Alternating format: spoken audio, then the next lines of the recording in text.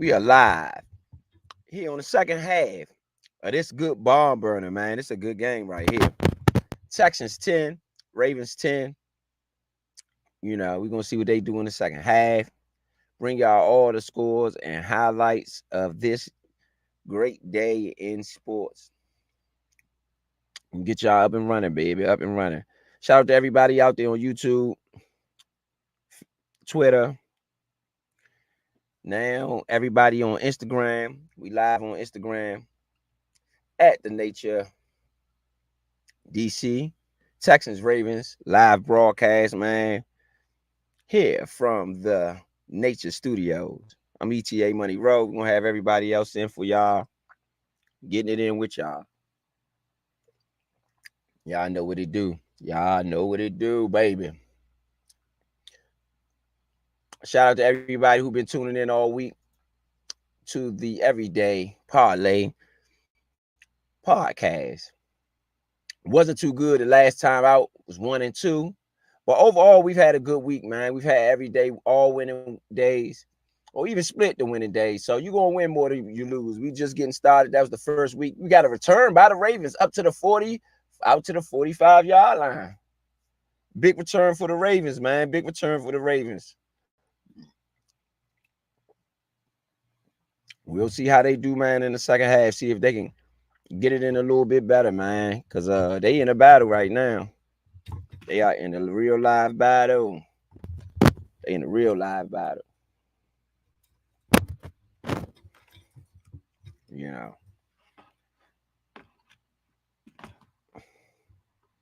Again, shout out to everybody out there listening. It's the Nature Sports Podcast. And we bringing you the Ravens. Bringing you the Ravens today. It's a catch over the middle. Lamar Jackson cross the 50-yard line. It's a good throw by Lamar. Trying to move his Raiders ahead, get them in field goal range. You dig?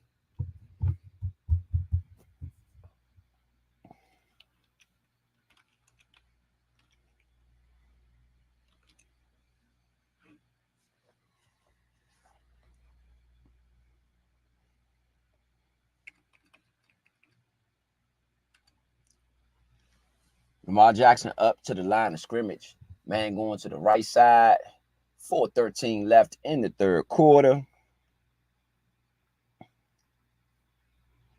It's a throw and catch. Up to the 26-yard line. Woo! Ravens moving the ball. Ravens moving the ball. Seemed like they got their swag back after a tough first half, man. Tough first half.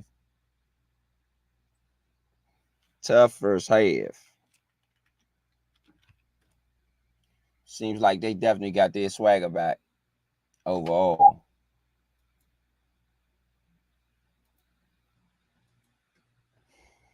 They are moving the ball. Lamar Jackson and company on a 10-10 ball game. First possession of the second half.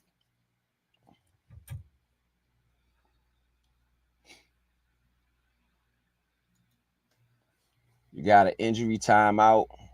48 for the Texans. Christian Harris is leaving the field. 6'2", 232. In his second season, third-round pick in 2022. Christian Harris, 5 tackles in this game. 1 quarterback hit, 1 tackle for a loss. He is going to the sideline. Seems like he has an injury.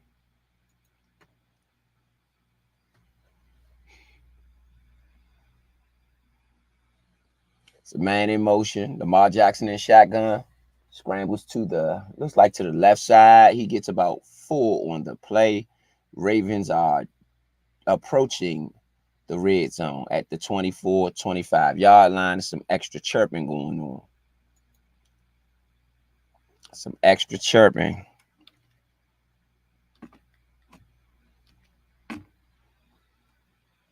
We're going to get you caught up on all the drives for today. So you know what you're looking at. You know what it looked like.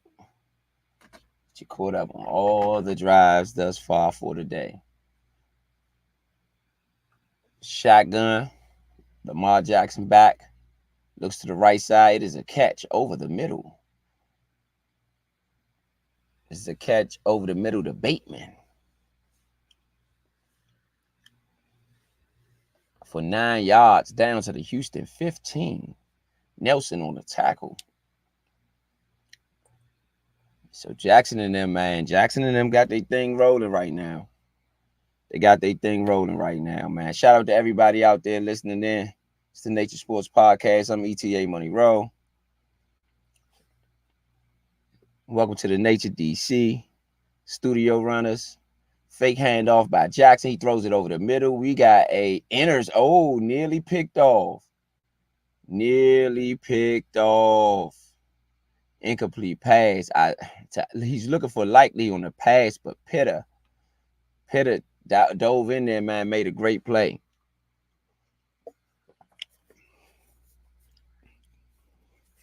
You know what I'm saying? Pitter jumped in there, made an excellent play, man. Excellent play. Excellent play by Pitter, man. Almost got the pick. You got a 2nd and 10 on this play. Lamar Jackson doubles out. He looks, he scrambles. He's up the middle. It is a touchdown. Baltimore Ravens. Lamar Jackson with the 15-yard scramble up the middle. Justin Tucker with the field goal. That is a touchdown for Lamar Jackson. 6 plays, 55 yards, 2 minutes and 56 seconds left. Off the clock on that drive. Baltimore came out steaming, man. They looked good on that first drive. Baltimore came out steaming, man. Steaming. Can CJ Stroud and company answer? Can they answer? Shout out to everybody out there listening. This is the Nature Sports Podcast. ETA Money Row. Y'all know what we doing. Giving it to y'all how we know how to give it to y'all, man. Ravens, Texans. I'm going to get y'all ready for San Francisco tonight, later on tonight. Y'all know what we do, baby. Yeah, man. So just to give y'all an update on what happened earlier in the game. As far as the possessions earlier, the Texans thus far, they started out with a 3 and out and took off 1 minute 29 yards on the clock. The Ravens then took that 3 and out with 9 plays for 41 yards. With 9 plays for 41 yards after that one. Then there was a seven plays, 26-yard drive by the Texans. So essentially they had 2 drives, no points. The Ravens then took the ball, went 3 plays, 3 and out. And then they had to punt. Then there was an 11. Then the Texans took 8 plays, went 23 yards, and essentially got a field goal out of that drive, a 2.5-minute drive. Then the Ravens from there was down 3-3 after that one because of the 9-play drive earlier. And the Ravens then went 11 plays for 76 yards, taking 6 minutes and 14 seconds off the clock for a touchdown. That gave you a 10-3 score. When the Texans got the ball back after the touchdown, went 3 and out on 9 yards. On the last play of the drive, they did a shotgun left in for 7 yards on 7 yards on it was a 4th and 1. They punted. It was 3rd and 1, and they did a no huddle Singletary handoff for no gain. Kyle Van Noy got the tackle. Ravens are really good in short yardage, so you might have to try something different, or stay out of those situations. From there, the Ravens got the ball back and got a punt return for a touchdown. The Ravens got a punt return. Sorry, the Texans got a punt return for a touchdown. After the touchdown drive, the Texans punted. Going back to what I said, the Ravens got a punt return for a touchdown. Sorry, for the Texans. And then the Ravens punted. And then the Texans got it back on a missed field goal.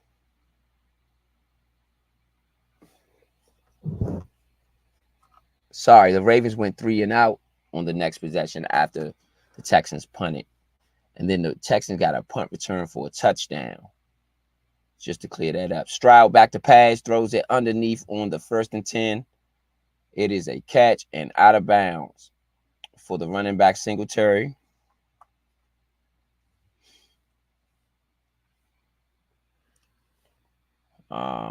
Then the Texans, after the punt return for a touchdown, the Ravens then went 3 and out. The Texans then took the ball, went 8 plays, 44 yards, and then missed the field goal. Ravens got the ball back, went 3 and out again, and then the Texans downed it. That was the end of the first half. And in the second half, Lamar Jackson took the ball on the first drive, went 6 plays for 55 yards, and scored a touchdown. This is the Texans' second drive. Handoff up the middle. Roquan Smith with the tackle. This is 3rd down and long for the Texans. The Texans thus far, first play, pass short to the right for Devin Singletary to the Houston 32 for 7 yards. Then he handed it off to Singletary, right tackle, -3. Then he hit Schultz with a 7-yard play on the 3rd and 6 for a first down. On the 1st and 10, Devin Singletary up the middle for a 1-yard gain.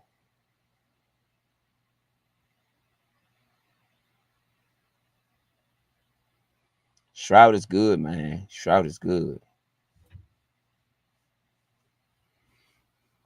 Stroud is definitely putting in work. Let me get Vito in here. Yes, back up a little bit. So cars can get in between us. Park behind the person. That's what happened. So many people did it that it was 4 cars on each side like that. MJ was at the front. VA got the big white van. VA was right in front of Chipotle. It was like, nigga, cars was behind us mad as shit. Nah, I got out the side door. I walked up to the car. I came out the car and got it. Yes, indeed. Hey, bro. Yep. Yeah. Yes, indeed.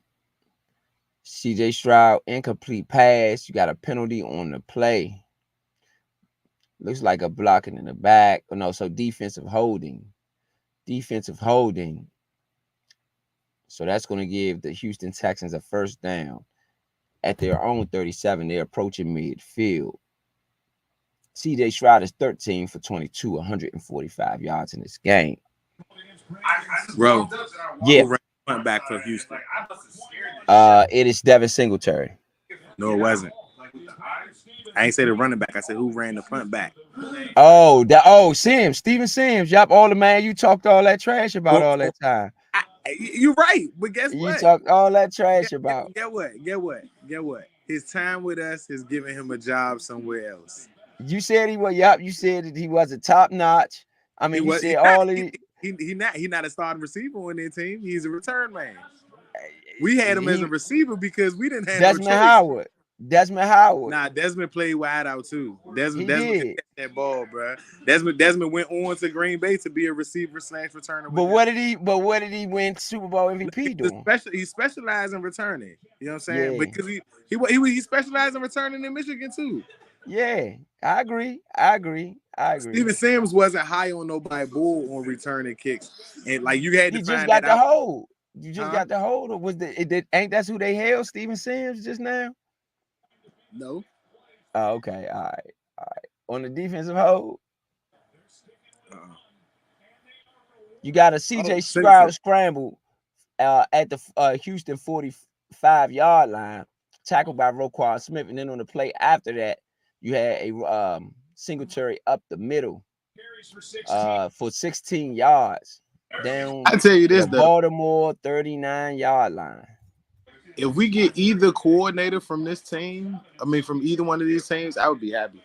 I ain't gonna lie, they just like got a better performance than Ben Johnson right now. Ben Johnson get a second shot, but Yeah, right now, the Ravens. This the Ravens' first game, so I already knew they was gonna be a little bit rusty just for having that break.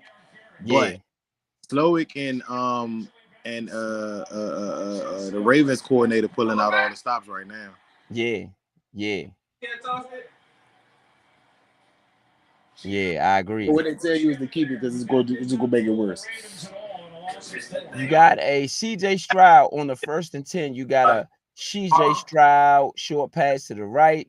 Hutchinson down to the Baltimore 44 for -5 yards. It looked like a screen pass or something. So then on the 2nd and 15, CJ Stroud incomplete pass to Nick Collins. It'll be too far. That's Williams on the coverage. Now the thing is, you got a 3rd and 15 from the Baltimore 44. Does Houston play for the field goal or does Houston go for the first down? I would play for the field goal here. Yeah, they can do that. They can do it back. They can't do it forward. See, but did you see the info that came up on Slowick? Like this is his first season as a coordinator with the Texans. I don't like this. Is just me around the league. Period. I don't like how free agency and in the interest of another coach comes in so soon. Finish out your contract. Don't I agree. be seen as a head coach option 1 year after you didn't I prove agree. enough. This team is You, not going to be the next team you're going to get. You're not going to get all of these same exact pieces with other teams. And I don't like coaches having relationships with players that can take players from other teams because I want to play for this coach. Like that just messes up too many dynamics. yeah, I agree with that. I agree with that. How I am is if I was if I was a general manager, I would have my coordinator sign an exclusive deal for a certain amount of years where you can't go anywhere. No trade clause almost for my coordinators. That would just have to be minimum. They would have to give me a certain amount of years to build whatever it is I'm trying to build. Um, in my opinion. You got on the 3rd down and 15, a short pass to the right for 1 yard. It was a screen pass. I guess they tried to get it for 1 yard. Um, Weeks, yeah. So Baltimore will have to punt it. Sorry, Houston will have to punt it. That's a bad drive, man. That's a bad. They needed to get something out of that drive. This is just where I felt like the Ravens was a little bit better. Like Yeah, when you need a stop, the Ravens can get it, but CJ got to be special almost every drive to beat the Ravens. I agree. They don't seem to be handling the pressure well Yeah, either. the tag because I didn't know if you was gonna trip all the $5 or not. I ain't hear back from it. Hold Yeah, on. Houston's offensive line don't seem to be handling the pressure well, in my opinion. It's Baltimore. It was a 9-play drive for 32 yards. Baltimore, Baltimore's really keeping everything in front of them. I think on the defensive end. 9 plays, 32 yards. There's forcing Houston to really go underneath and tackling really well when Houston does that.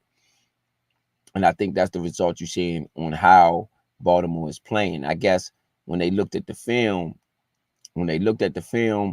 in I guess when they looked at the film last week for the Cleveland game, they saw that Cleveland had a lot of chunk plays in their passing game. They had the 76-yarder, they had the 19-yarder. They saw that they had chunk plays. So what Baltimore did was give Houston a lot of respect, played back a little bit, and saying, hey, if you're going to beat us, you're going to beat us dinking and dunking. And I think that's working so far. So I also saw that the Ravens secondary plays a little bit differently than the Browns do. The Ravens create pressure from different methods, and the Browns were creating pressure this year from a lot of their line. A lot of base, a lot of contain, a lot of keep everything in front of you. And if you hold the ball too long, they make a play. With the Texans, you didn't need C.J. Stroud to hold the ball that long. C.J. Stroud was making Yeah, I agree. as I soon as agree he with could. that. Anything that was open, he was making the right reads. And like I said, when a quarterback plays perfect, that it doesn't bother me because that's what you need in the playoffs in a sense. But you got to play perfect against the best teams. And the Browns with Joe Flacco didn't present enough offense to know if that was going to be a bigger challenge for the Texans. I knew that with Lamar Jackson having the MVP on his head, he's already had that voice or had that stature already. Like he's already been in the runnings for the MVP. I think if I'm not mistaken, he's already won it before. So it's not a new award. I'm already past that award. I'm really focused on the Super Bowl and the Ravens have had drives like this early in the season. My nephew's a really big fan of them. He's in the building right now. Shout out Debo. Yes, He's indeed. Yes, there. indeed. He's there at the game, and he's been a big Raven fan for a long time. But he's been a big Raven fan this year, and a lot of their games that they lost was them playing to the competition. I don't think that they're doing that today because I think there's a lot of respect out in the league for DeMeco Ryans as a defensive coordinator. Yeah, he's doing a wonderful job. I mean, the Ravens If did he's have playing the way I think the 49ers are going to try to approach him. yeah. That's Again, if they get there though. That's if they get there. He still got one more game. Very true. Yeah, definitely. And I think that even today, I think that the San Francisco gonna struggle a little bit against Green Bay. I don't know. So my same Depending thing. on what happened in this game, though. Depending on Nah, what happens in this game. I still got the same outlook right now. The young quarterback got to play perfect. If Jordan Love plays the way he did with the Cowboys, they're going to win. Because I think that the Packers can make Brock Purdy struggle at times. And if Love can have a perfect game, man, I don't know if they're going to beat them, man. I agree.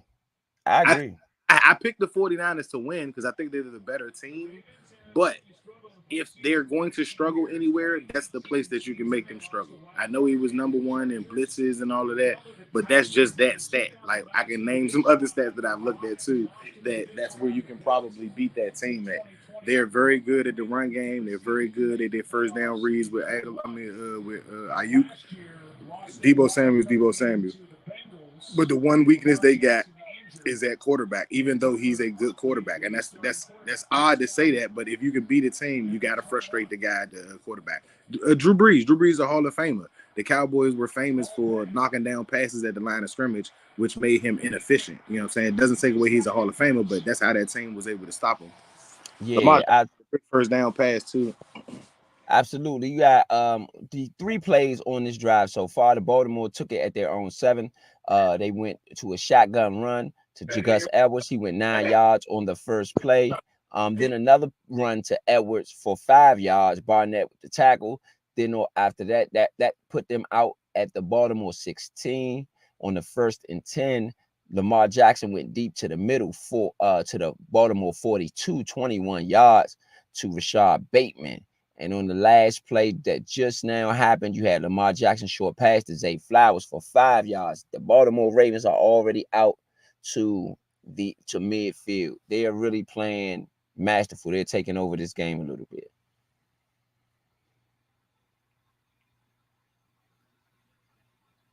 Taking over this game. You know, it's cold out there. It's getting colder. You got a Justice Hill run for 3 yards. Cashman on the tackle. Yeah, they've really taken over this game a little bit, for sure. And I like how Lamar Jackson is passing the ball. Despite it being cold out there, he has a lot of accuracy. I think, we got to give him a little credit there. He has a lot of accuracy. Got to give him a lot of credit, man. It's a throw. Again, up the middle, left tackle run to Justice Hill. And the Baltimore Ravens are already out to midfield. You got a shotgun play to Justice Hill to the Houston 49. They have just broken Houston territory, even though they are around midfield. On the 3rd and 2, Justin Hill gets tackled for 1 yard. You got a 4th and 1. What will they do? Harris on the tackle. It's a great tackle, man. It's a great tackle. What are they going to do? 4th and 1 for Baltimore. This could be a momentum swing for either team. Baltimore really could use it to be able to put some move. Lamar Jackson, he runs 15 yards on the play. Baltimore is in field goal range with the 4th down, 15-yard run to Lamar Jackson. They put it in the hands of Jackson, man. Put it in the hands of Jackson. The Baltimore Ravens is averaging 156 rushing yards in the season per game this season. They have 130 already with a whole quarter left to go. Hey, we gonna see some of the best quarterback play we've seen all season. These playoffs, man. Yeah, Lamar Jackson with a beautiful run. yeah, yeah. Or the fourth down, or the 4th and 1. Yes, indeed. Yes, indeed. Grind it up, man. Grind it up. Shout out to everybody out there listening, man. It's the Nature Sports Podcast. I'm ETA Money Row. That's Uptown Vito. Man, we giving y'all this live Ravens and Texans for the divisional round of the playoffs. Great play by Jackson. Great play by Jackson. First down. You got an incomplete pass, short middle to Nelson Aguilar on the 1st and 10. They are at the Houston 35. They are in field goal range. It is cold out there, though. So I'm not sure if they could hit it from here. That's a 52-yarder, but they are in field goal range.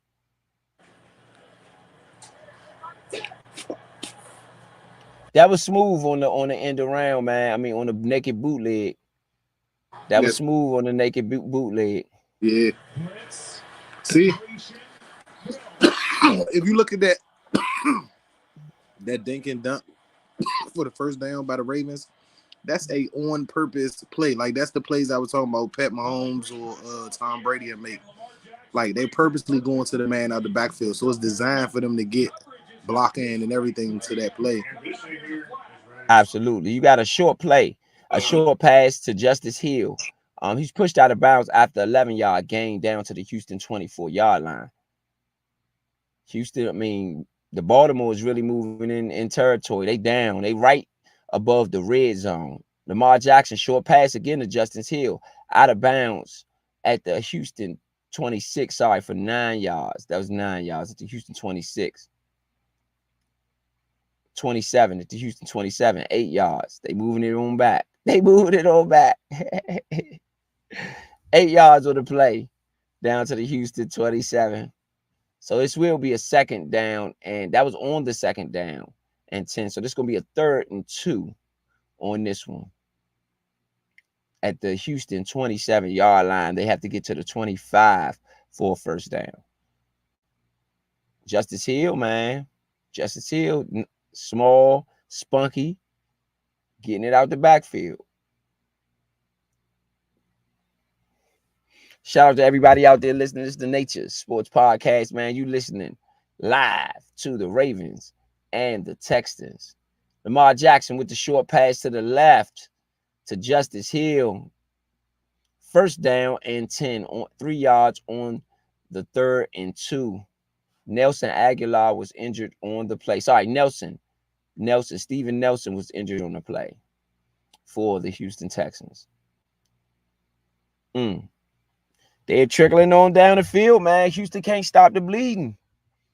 Houston can't stop the bleeding. Lamar Jackson and his company taking it short, body blowing them, man. Body blows all the way down the field.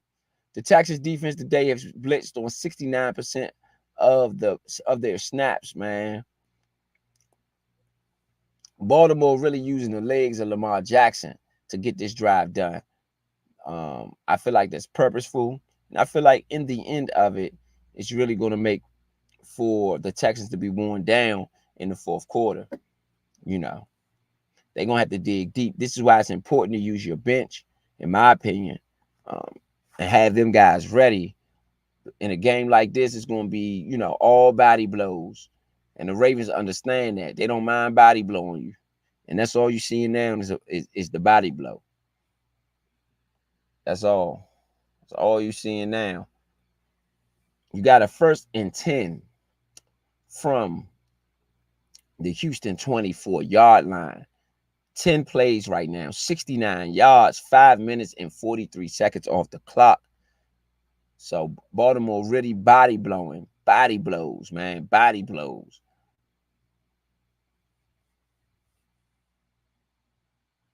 Body blows. That's what they doing right now. All body blows. That's all they doing right now. We live here on the Nature Sports Podcast, man. I'm ETA Money Row. Got Uptown Vito in the building, man. Y'all know what we doing. We giving y'all that good Ravens, good Texans. Steven Nelson, he's injured, but he looked like he's up. On the 1st and 10, you got a penalty by Houston off neutral zone infraction. So now they get it at the 19. 1st and 10 from the 19. Into the third quarter, man, on a 17-10 ball game. Houston. Baltimore won that quarter 7-0. Houston didn't even really have the ball much. That's just the inexperience from the Texans. He wasn't even gonna call the play. Yeah. That was terrible, man. That was a tough penalty. It's a tough penalty. But again, essentially Baltimore gets the ball in the beginning of the fourth too. So they might end up with just more possessions and more opportunities. Again, remember that you said the Texans had more possessions the first game. Yeah. And as a coaching staff, as anybody watching the film, that's what you got to say. We got to win. We got to win the possessions. Yeah. If this kid is playing special, we want him to have the ball the least amount of times. When he does have the ball, as long as he don't get in the end zone, he can have as many plays he wants, especially on the green. As long as he's not getting in that purple, we got to be okay with that. You know what I'm saying? Yeah. That punt return is not him getting in the end zone, so you still got to say that he got to be on the sideline salivating trying to make a play. But if you can't get on the field because your defense on the field, yeah, okay, you're really just anxious. And then when you don't make that play or make that touchdown, it's even more frustrating because you're not getting another opportunity. Yeah, I agree. That's the veteran team. That's why I said that the Packers, Jordan Love has to play. He has to play like Matt LaFleur's coaching. Like he can't play like whatever everyone thought he was or anything like that. Like he's got to play out of his body. And based on what he's done this season, he just has to have the same type of game that he's had this season without any mistakes. He can't make because here's the thing: the 49ers have to play. They don't have to play perfect. But if Jordan Love's playing perfect, they have to play perfect as well. And the thing is, if you're a young team and you're not making mistakes, you put the pressure on the veteran team because they're the ones that had the break. They're the number one seed. The pressure will start to flip to be on them if you can play perfect. But you got to play that way. If you can show them any weakness or show them any way that they can beat you, then I feel like Shanahan is going to be able to take his time. Like he'll be able to pick it apart. It's like McVay, like how McVay was able to do with the Lions, like changing up that offense and like McVay knew what he was doing. I just don't think, I don't know. Like you said, maybe he may be looking at picking more pieces to run that offense next year. Because if he does, I ain't gonna hold you. I'm not picking against them with that. Yeah, I don't think you can. You know what I mean? Just to be honest. I really don't think you can, because that offense, at least last night against one of the better offenses in the NFL, against one of the better offenses in the NFL, that offense looked pretty daggone good. So if that's what McVay going into the season at, I think you got no choice but to pay it attention, at least. Yeah, I'll definitely be keeping an eye out on the Rams to see if that's something that they're going to be doing. Again, with Stafford being the quarterback, I actually have them as one of the teams that got looking at a quarterback in the draft as well. And if McVay can get his hands on somebody that can run that, especially with finding a running back outside of the ones that they got right now, they already got a pretty good wide receiving core. That I'm telling you, man, that offense scared me, bro. I'm not even gonna hold you. Like I don't even want him to try to hold. First of all, that's an excellent way of coaching for him to even be able to make the playoffs before really pulling that John out. Right, but I agree with that too. A season like that, he could run the same shit in the playoffs, and I really think it's gonna be a problem. Like he didn't have one play behind the line of scrimmage during that time of running it. The only time they had bad plays is when they got out of that offense. Right. I agree with that. And I totally agree with that. Like that was a master class. That's what I'm saying. Coaching wise, with just his two quarterbacks like that. Like I said, these players is gonna have master classes at quarterback. They throwing that. They throwing it. Touchdown. Got a touchdown. On the first, it was a Gus Edwards run up the middle. Then you had a Lamar Jackson pass to Isaiah Likely for the touchdown. Isaiah Likely should be a Pro Bowler this year. I think so too. I mean, he didn't play the whole season because of Andrews was there. His number, Andrews was hurt a lot though. That's what I'm saying. Like his numbers, like would have been what Andrews' numbers would have been, but he's faster. Like Yeah, he was based on their offense and how they played. Like he's a Pro Bowler in their offense. I agree. But let me ask you this: do they bring Andrews back? Yes, of course. First of all, Andrews is a household name. Number one, number two, you can't replace what he does in the run game. I Not agree. Isaiah Likely may be able to give you a different. And remember, when Lamar Jackson first came in, they had Mark Andrews and they had another tight end as well that was heavy offense. So I think they got a 2 offense standard anyway. Like they run 2 and 3 tight ends sometimes. So I don't think bringing Andrews back is a bad thing. Yeah, I'm with you there. It gives you an advantage. I'm with you there, but you got to pay him. Here's the thing. You got an actual quarterback. Does he want Super Bowls or does he feel like he can get that from another player that they draft? Like, you know what I'm saying? Looking at people, you know what I'm saying? That's what you got to ask your coaches. Is there somebody else that we can draft that can do the same thing that Andrews did? You know what I'm saying? If we can, then we can save the money there. If not, you might got to bring back my top receiver when I'm in trouble. You know what I'm saying? What if we lose an offensive lineman, we got to keep Andrews because one, the extra pass protection and run blocking, he's already familiar with. And when I'm in trouble, he may be able to hit the pockets a little bit easier than Isaiah Likely, who might be trying to go for the big play because now he's going to be playing for a contract. You know what I'm saying? Like this one year, not going to big money, but another successful year with the same type of numbers, you can look at getting paid.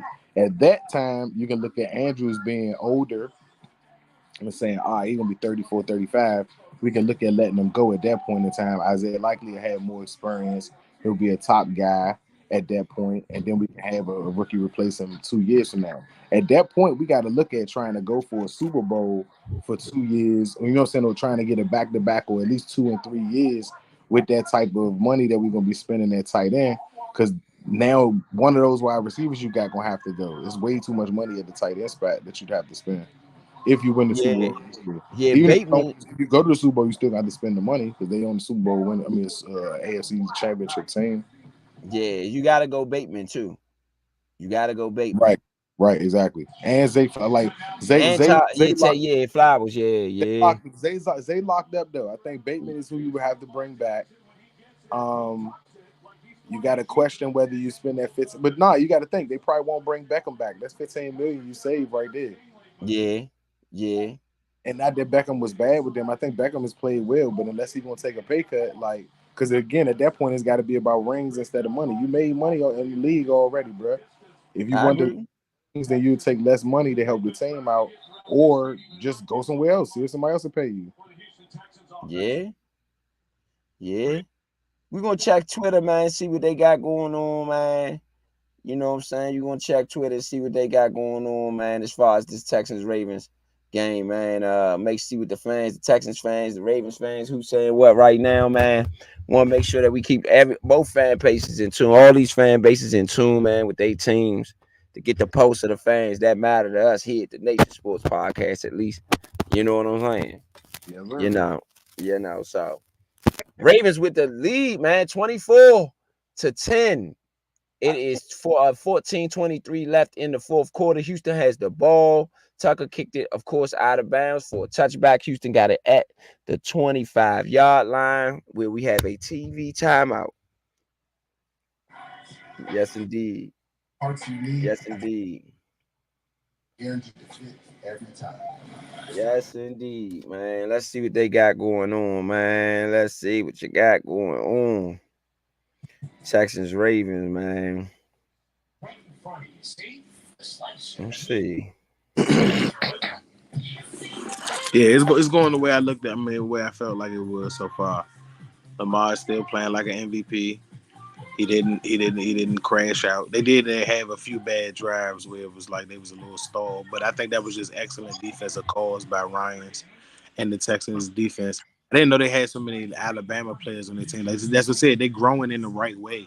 Like they kind of like replacing the players that were basic with a couple of players that got names. But they like the Colts. Like they one of those teams that their jersey doesn't like scream for you to recognize the player more than it does the entire team.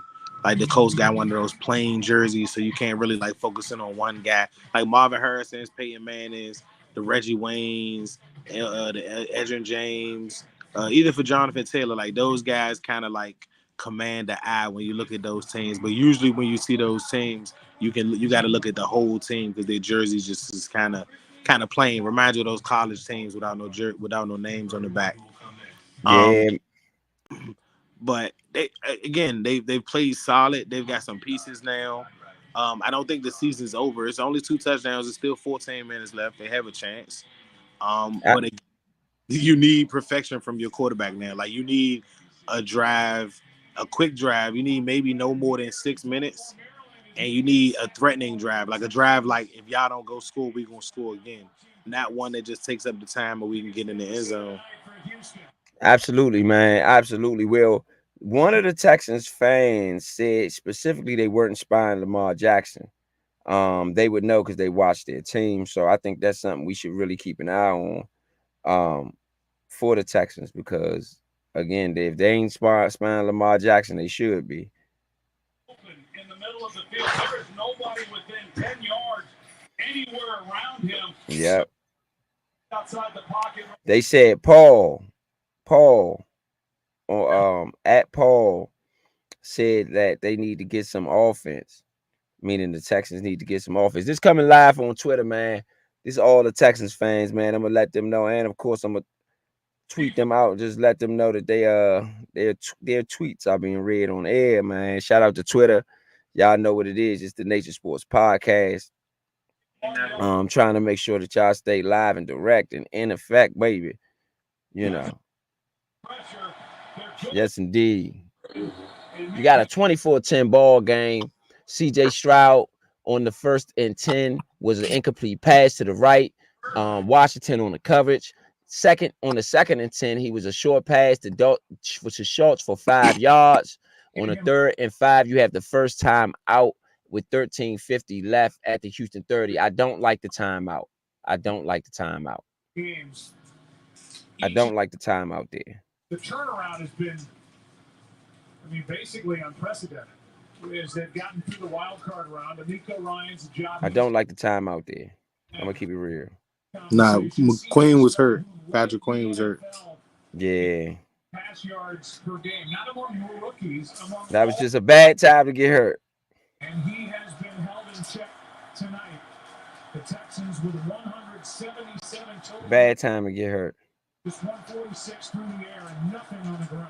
Yeah, and this has been an offense. Oh, you call it the timeout for him to stay on the field? Right. Oh, it's the timeout by the Ravens. Sorry. Yeah, I don't yeah. mind for the Ravens. Okay, I thought it was for the Texans. Yeah. Oh. Okay, sorry. On the 3rd and 5, CJ Sprout incomplete pass to Robert Woods. Told you, I'm calling it right, bro. I'm calling good money, bro. You frustrate the hot guy, and you taking him off the field. You limiting his chances to be special. Yeah. They better figure it out. Texas not gonna have but so many possessions left, and then even with now when the Ravens scoring, you got to stop the Ravens from scoring. Yeah.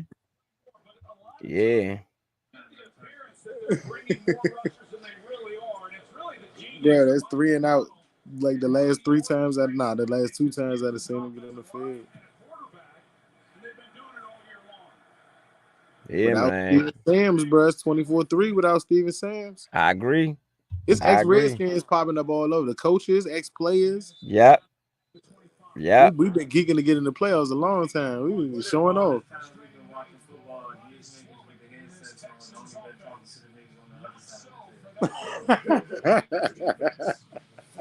What y'all about to run?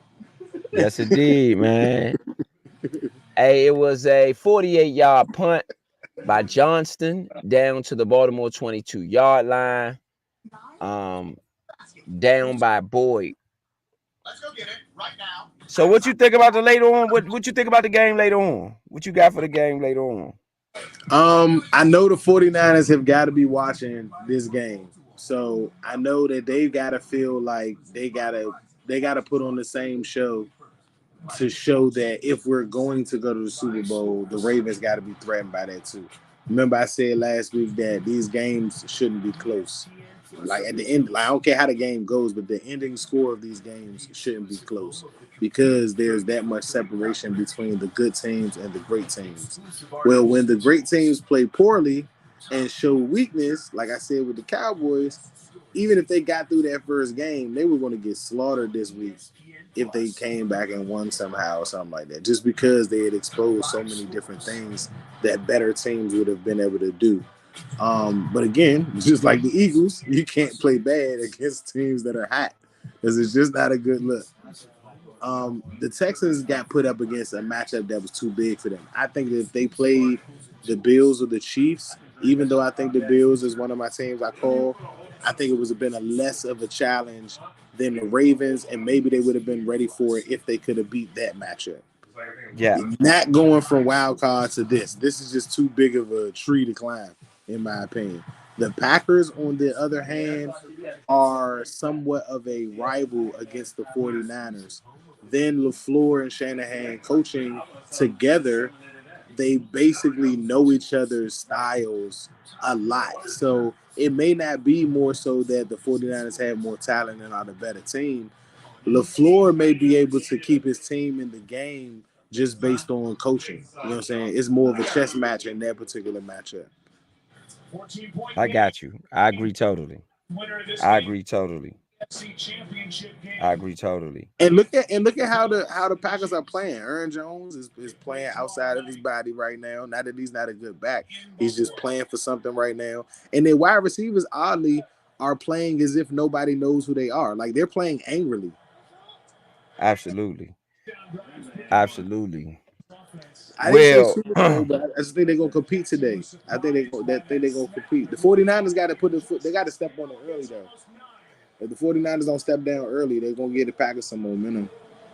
you got a shotgun run. Run out the shotgun of Justice Hill to the right side. He gets about 9 yards on the play. Green, you're with the tackle.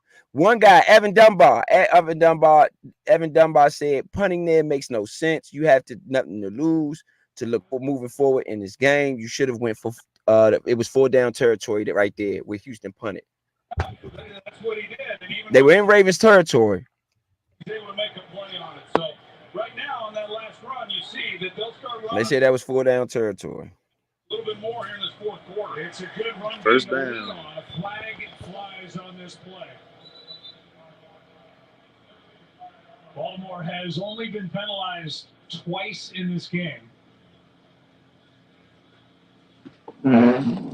Until we're going to shift. Bullshit call. Yeah, I agree with that. So you have an illegal shift on Baltimore. They're at their 31-yard line. It's a 2nd and 1. They're at their 31-yard line. That moves them back 5 yards on the 2nd and 1, makes it a 2nd and 6. They are up 24-10 with 12:46 left in the fourth quarter, and they are at the Baltimore, their own 31-yard line, approaching midfield. What's the name in the door? Yes. Didn't touch it. Yeah, I thought we might see a little bit more of him. Yeah. Talk about maybe getting the ball to him. Whoa. Here's Jackson. Pulled it out, gets the first down. And Perryman. Oh man. Is injured. Trying to hurt the You quarterback. gotta hurt. Yeah, you have a injury on the field. Perriman is down with an injury on the play. Lamar Jackson to the left side for 10 yards scrambling. 1st and 10 for Baltimore at the 36-yard line. At the 36-yard line. Got Will Anderson, the Texans do on their sideline. They're looking at his leg. Defense starting to get Man. So the Texans, we knew that the time of possession is so key too, because in the fourth quarter, you really wear a team down, man. They don't really have nothing come the fourth quarter to be able to compete. Oh, They ain't got no legs. and this is the way the Ravens have played for 3 years in a row. Like, Yeah, yeah, this is the time that this Harbaugh brother does not give games up. He do not be trying to let people come back like that. He will run the ball. yeah. I agree, man. And this is why I said that Lamar was the best player in the league this year, because in previous years when they tried to pass the ball in certain situations, if you could stop the run, this is where you could beat them at, because he wasn't able to make the passes or make the extra plays without being able to be a runner. And now he's not forcing the run, and he's trying to make the passes, and he is making those reads. This is a tough team to beat. Yeah. Right now, Baltimore has taken on them 2 plays. They've taken 1 minute and 10 seconds off the clock, so you could tell that they really slowed it down and trying to really keep the Houston defense out on the field. I think Houston might have maybe 3 possessions left at the most, maybe 2. And I'm not sure if they're not 3-and-outs again, unless Baltimore just don't. Nah, Baltimore defense is averaging what, 17 points per game. Yeah, they're top 10. Yeah, They're it's top top end. They up in the haven't given up 300 yards in the season, on the in the 17-game season. They yeah. haven't even given up 300 yards yet. So they were at 280. They were at 280 when the season ended. One of the best defenses of all time, believe it or not, based on numbers. Mm-hmm. Based on And numbers, they had one of the best defenses of all time. and with the extra game, it helps them out too, because Yeah, the average even better. they average even better, right? Right. So based on numbers, we are watching one of the best defenses of all time. Now I will say this: they're playing a rookie quarterback tonight. They won't be paying a rookie quarterback next week if they get past this game. Nah, not at all. you Vets know, will be building next week. Everybody gonna have vets next week. yeah, Packers the only one that can change that story right now. yeah, man. They won't be playing. That's not what will be happening next week. They got 32 yards in the second half, Mo. They haven't had the ball. 12 plays in the second half, man. Yeah, it's pretty bad. It's pretty bad. That's excellent from the best team in the league. That shows dominance. Yeah, that's And pretty remember, I bad. said you can't show no weakness to the Chiefs or the Bills. You gotta have them so focused on you that they mess up this. They gotta mess up the game that they playing. Yeah, I mean, That's what I so said for how the do you, 49ers. so Like how the do you, 49ers gotta how do you go ahead. go ahead? No, I was gonna say, how do you think they match up with the Chiefs and the Bills? What do you foresee in both matchups? They gotta come to Baltimore. That's true. Do you think that the Bills will have a problem coming to Baltimore? I don't think so. I don't think No, weather's a factor no. with the Bills. You know what I'm saying? Well, I think so with Patty. Not You think that so? it'd be his first road game. Like just like right now, like it's his first road game in Buffalo. Oh, good run. Oh my gosh. See, that's what I'm saying. Like I love Harbaugh, bro. He is a coach's coach, bro. Why are you passing the ball up 14 in the fourth? I Run the agree. So you had on the 1st and 10, or after the TV timeout, you had Gus Edwards around the left side to the Baltimore 37 for 1 yard. Then you had Justice Hill to the right side to the Houston 49. After a 14-yard gain, they are now in Houston territory. Then you give it to Justice Hill again around the right side to the Houston 47, 2 yards. You got a 2nd and 8 coming up.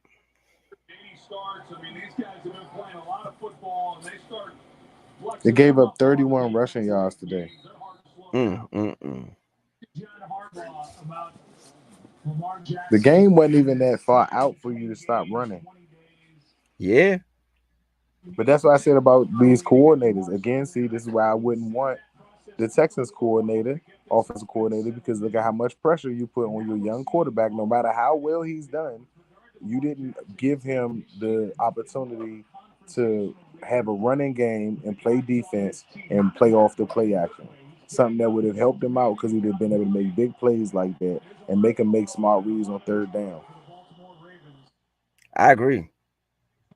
Don't get me wrong. If you got a hero, that's cool. But oh my God, another big run, man. Dalvin Cook. Dalvin Cook around the right side for 19 yards. Oh, him and his brother, they're left. But him and his brother both left. I didn't know that. That's very interesting.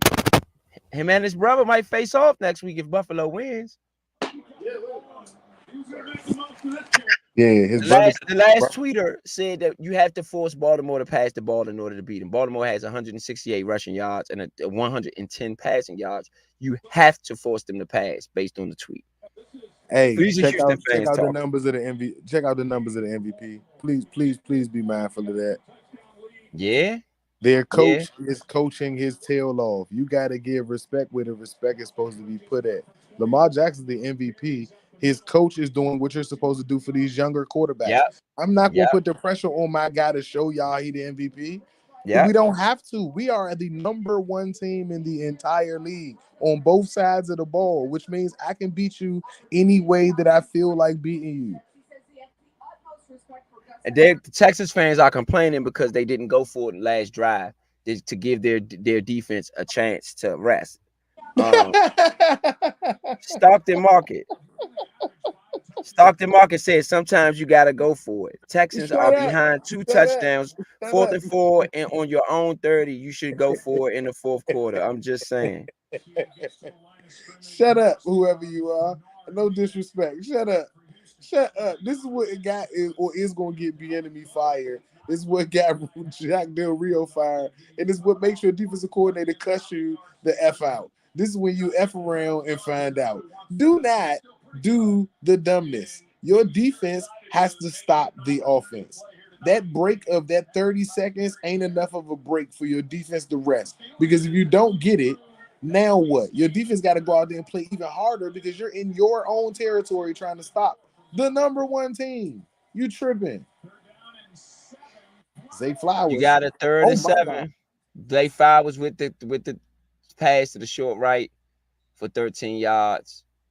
Sorry, to the Houston 11 from the 13. I think I'm getting a little feedback from you on your end. My bad. Yeah, for the. Oh my goodness. Oh my goodness. To Desmond King on the tackle. Houston is really taking over this game, man. I mean, sorry, Baltimore has really taken over this game. Baltimore is already up 7-0 in this quarter already, and they are deep in Houston territory down at the 13-yard line. Justice Hill up the middle to the Houston 8 for 5 yards. Houston has seemed to lost their legs. They're tired, man. They're tired. Baltimore just ramming it down their throats.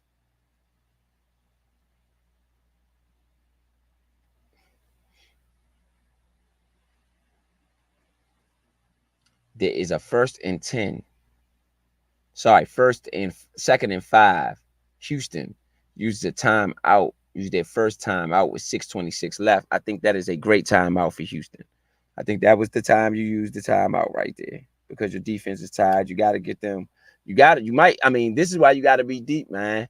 This is why you got to be deep. You got to be deep because when you're not deep, it shows up, man. And you don't have the right rotation, it shows up. You knew that you would have to play Baltimore a certain way. And to Vito's point, Houston had more possessions than Baltimore in the first game. So Baltimore might have made it a point to keep their offense on the sideline. And in doing that, I think that Houston should have been better prepared for this type of game. And that you really got to do that with your bench and having your bench ready because it's clear that their front 7 has pretty much lost their legs. The legs is gone, especially on their front 4. The legs are gone. And if They you don't remember, have no legs. started the season real hot as far as scoring, trying to keep up with Miami and them shootouts Miami was putting up in the first half of the season, as far as scoring and stuff like that. So they may have actually just went up against the Texans, expecting that DeMeco Ryans was going to lay down and was trying to be fancy, and ended up giving the Texans more possessions than they normally would have. But because even with Stroud having 3 turnovers means just that whatever they was trying that game didn't work out. Harbaugh took it like I said, obviously made it a point that your team is not better than our team. We got to show that. Right, right, right. You got a touchdown by the Baltimore Ravens, Lamar Jackson on the left side for 8 yards, 30-10. Baltimore dominating. He just ran in the tunnel. Baltimore is dominating this one. They've run away with this. 31-10. They showed the superpowers that they are. They showed the superpowers that they are. Let's get word from the Houston fans on Twitter, man. We're gonna get y'all up, all the Houston fans on Twitter, man. I want to see what y'all got to say. Y'all been watching this team all year. I want to get your word. Want to get your word. Shout out to all the Houston fans out there, man. It's been a heck of a run. I tell you that much. It's been a heck of a run, man. Look like it might be over unless a miracle happens. Unless y'all get some type of miracle, this might be it. All she wrote.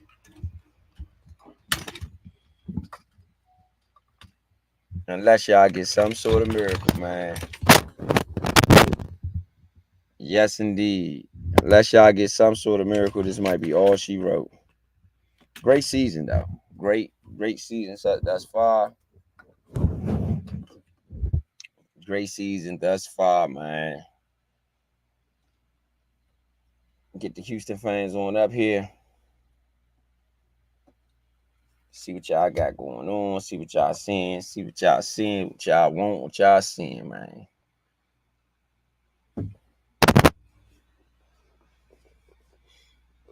You know. Shout out to everybody out there listening. This is the Nature Sports Podcast. We are bringing you the Baltimore Ravens and Houston Texans. Baltimore coming off an 11-play, 78-yard drive, 7 minutes and 10 seconds off the clock. It's 6:20 left. So whatever you do, you're gonna have to do it pretty fast. If you the Houston Texans, because your season is dwindling down. You're down by 21 deep in the fourth. I'm still playing it out personally because I've seen crazy things happen. Even with a whatever type of game, you still got to play it and try to win it, in my opinion. You still got to play to win. And if you're playing to win right now, you go for chunk plays. You go for some chunk plays. You try to get back in the game fairly quick. We're gonna bring Point B in the building, see what Point B got to What's say. good? Point B. What's What you good? What's think? good? What you think? I mean, we all said Baltimore. I said Baltimore last week, but for the most part, all of us said Baltimore. Though nobody really thought um, Big that. time with the Texans. Yeah, Big Son did Yeah, like the Texans. yeah. But that was his, I guess, shot in the dark because it was no way in hell that the Texans was going to come out there and beat the number one seed. It ain't even about them being they're the number one seed for a reason. They've been balling the best throughout the year. So we didn't. I didn't expect it. I don't know about everybody else. Well, the Texas fans, they say most Texas fans say, they proud of their team. You know what I mean? Yeah, They say I I was mean, pulling. look, a rookie quarterback, uh, a rookie quarterback, a first year coach. He definitely rookie of the year. They won in the draft. Tank Dell, who was hurt, I believe this game, but Tank Dell is a baller. They got a bright future ahead, so they should be proud. Yeah, yeah. Sean Brennan. Let me repost. Let him know. Sean Brennan says, "Man, I was pulling so hard for you to be right. The Texans, the Texans are such a great story, such a great future going forward. But Baltimore is truly a great team. You Yeah, I know." mean, we So the all Texans expected that. fans, yeah, the Texans fans really the game isn't over yet. Ask the Dolphins fans. That's what they said. That's what they said on there. Man, this game is over. It's 21. They got 6 minutes left. You know, uh, that's a big deficit. You got to score 24 points to come back and win. You need 21 to even tie to send it to overtime, and that's without Baltimore doing anything else. Yeah, yeah. That's a lot to ask for against Baltimore.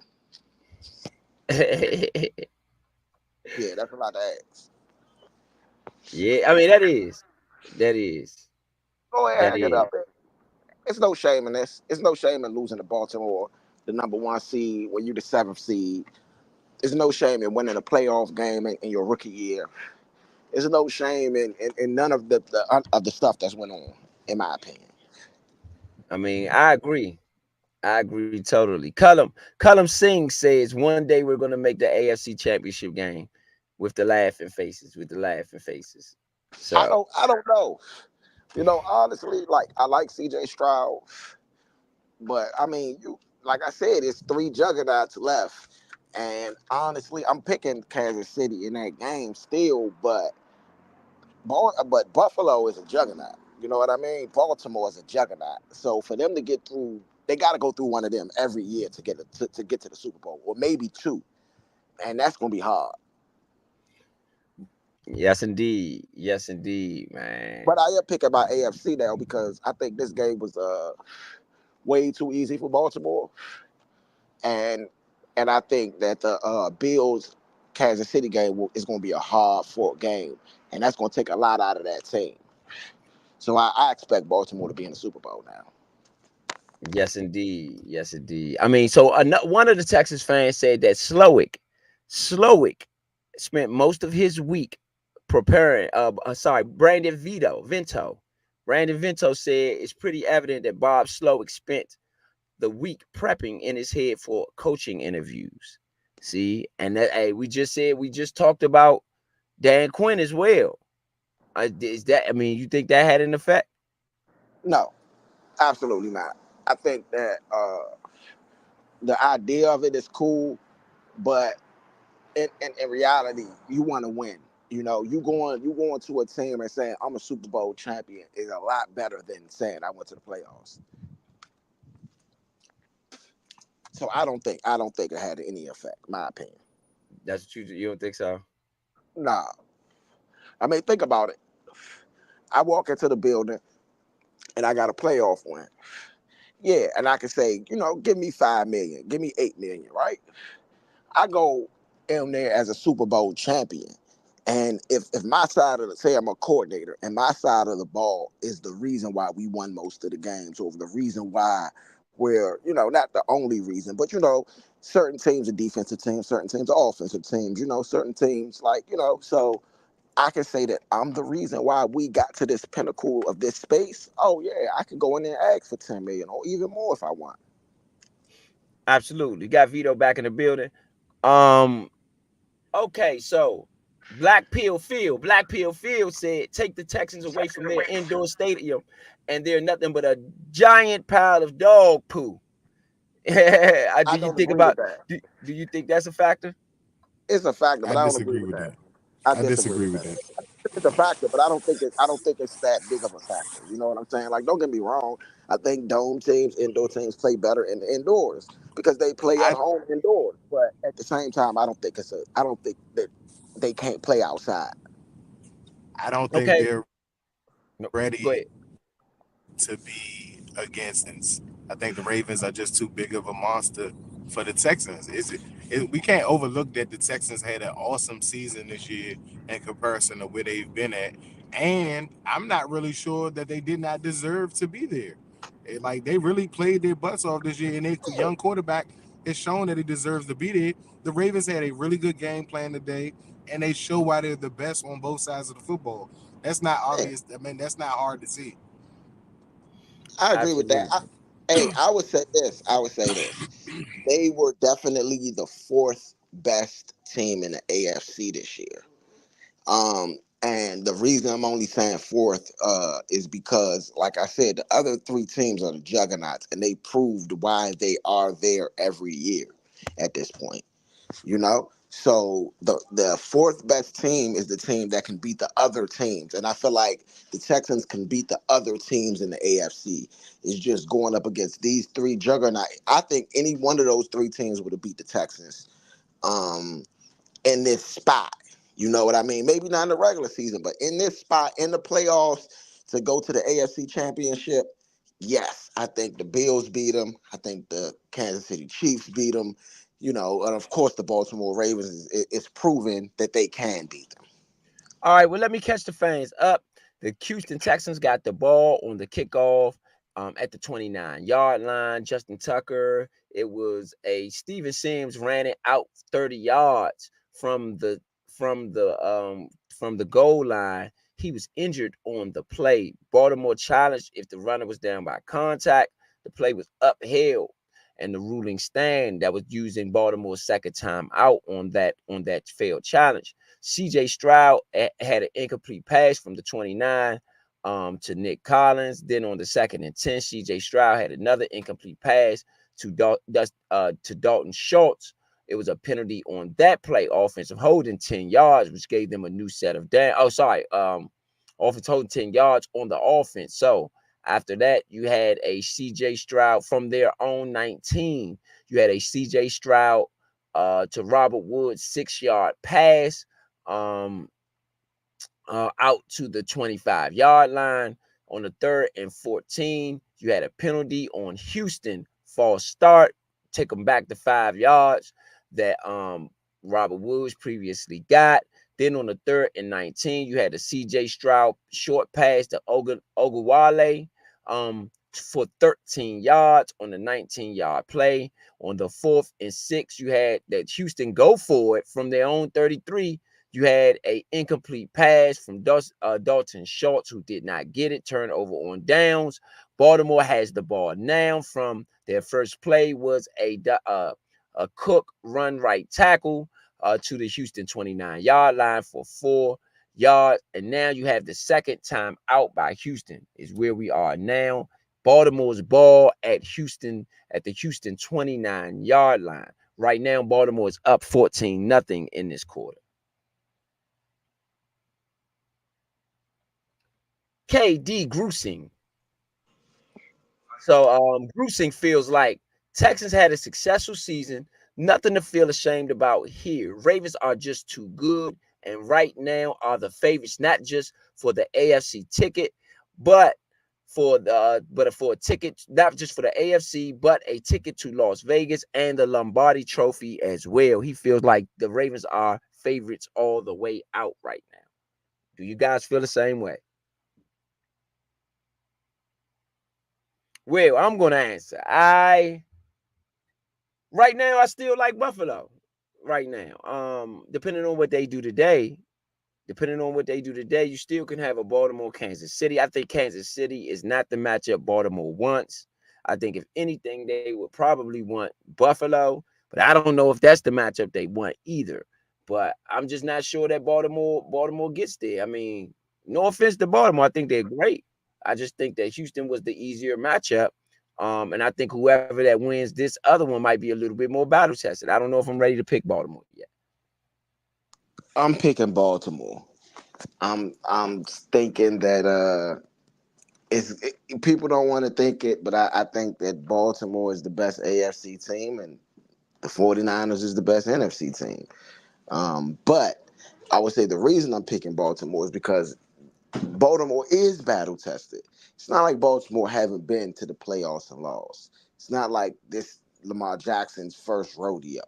This is like let's be real. Lamar's been there. It's not like he ain't been there just like Josh Allen has been there. It's not like, he hasn't been there like Pat been there because Pat had been to bowls and Pat has excelled. But I like Baltimore because you want that Kansas City Buffalo game is going to be a hard game. It's going to be cold. It's going to be brutal. They're going to play their best. I think that's probably going to maybe the best game in the playoffs. And the playoffs has been great so far. You know what I mean? I agree. Absolutely.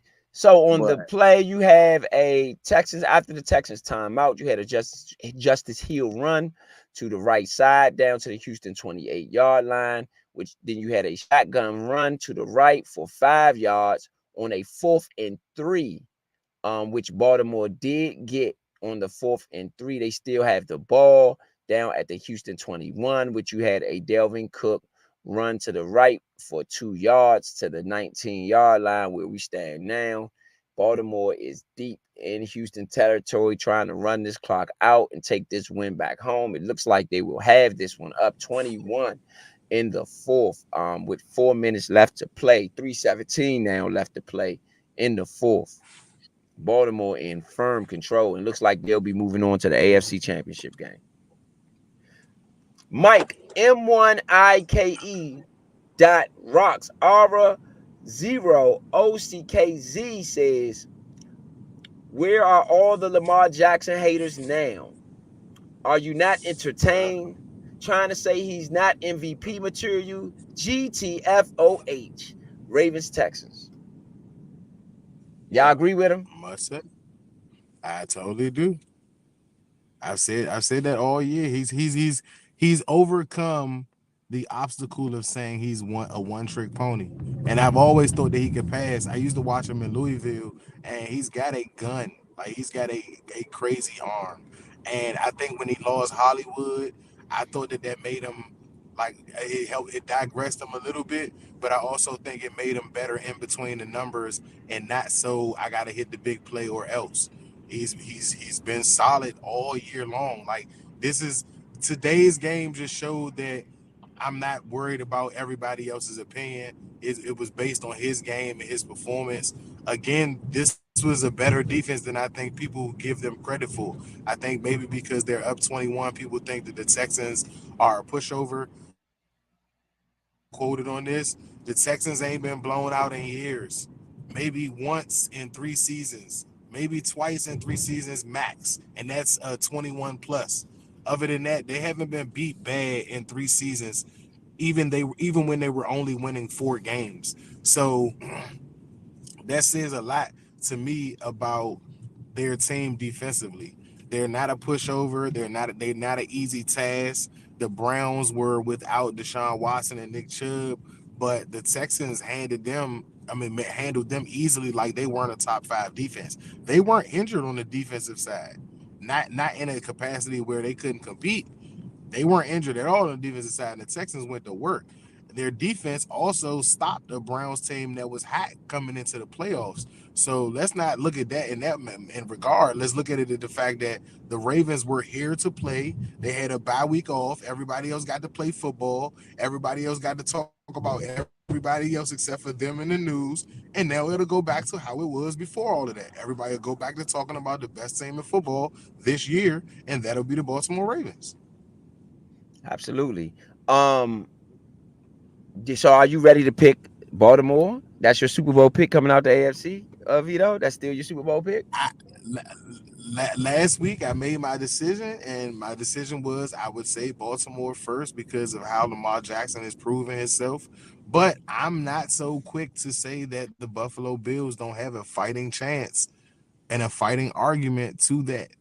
I'm not gonna bet that game if it comes down to it, because that's what I see. I see Ravens Bills in the championship game. The only way the Bills don't go to the Super Bowl is if the Bills lose today. That's what yeah, that's what I'm thinking. I mean, so you are picking them. That means you picking them to beat the Ravens if they do see the Ravens in the AFC Championship game. I think it's the Lions and the Bills. It's the oddest combination, but I really think that both of those cities deserve it. One, it'll be an exciting Super Bowl. I really don't think people are giving credit to the fact that both of those teams are really good. I do know that Baltimore will be disappointed if that happens. I might be disappointed as well because I am a huge Lamar Jackson fan.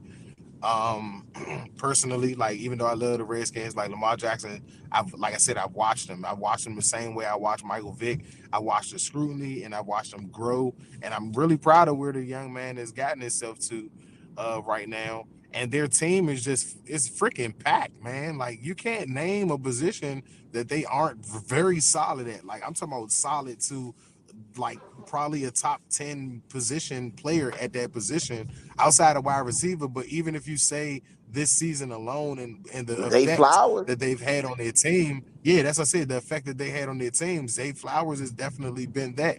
Isaiah Likely is definitely a top 10 tight end in the league this year on what he is for the Ravens. Their With line, I mean, and we even can Mark go on and on. Andrews, Like, because he hurt. yeah, that's what I said. We can but that's why I say Isaiah Likely. If you go to Isaiah Likely numbers, they're crazy for a number 2.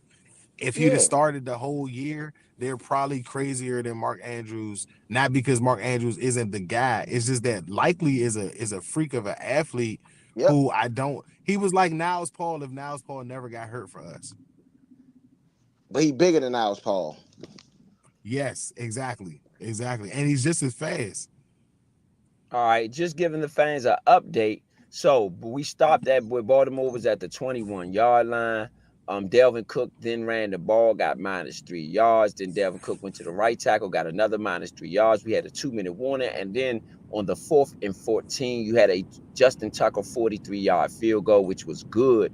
Baltimore up 24 in this one with 1:56 left in the fourth on that 8-play, 8-yard drive. Of course, it started deep in Houston territory after Houston went out on the 4th down, which they did not get it.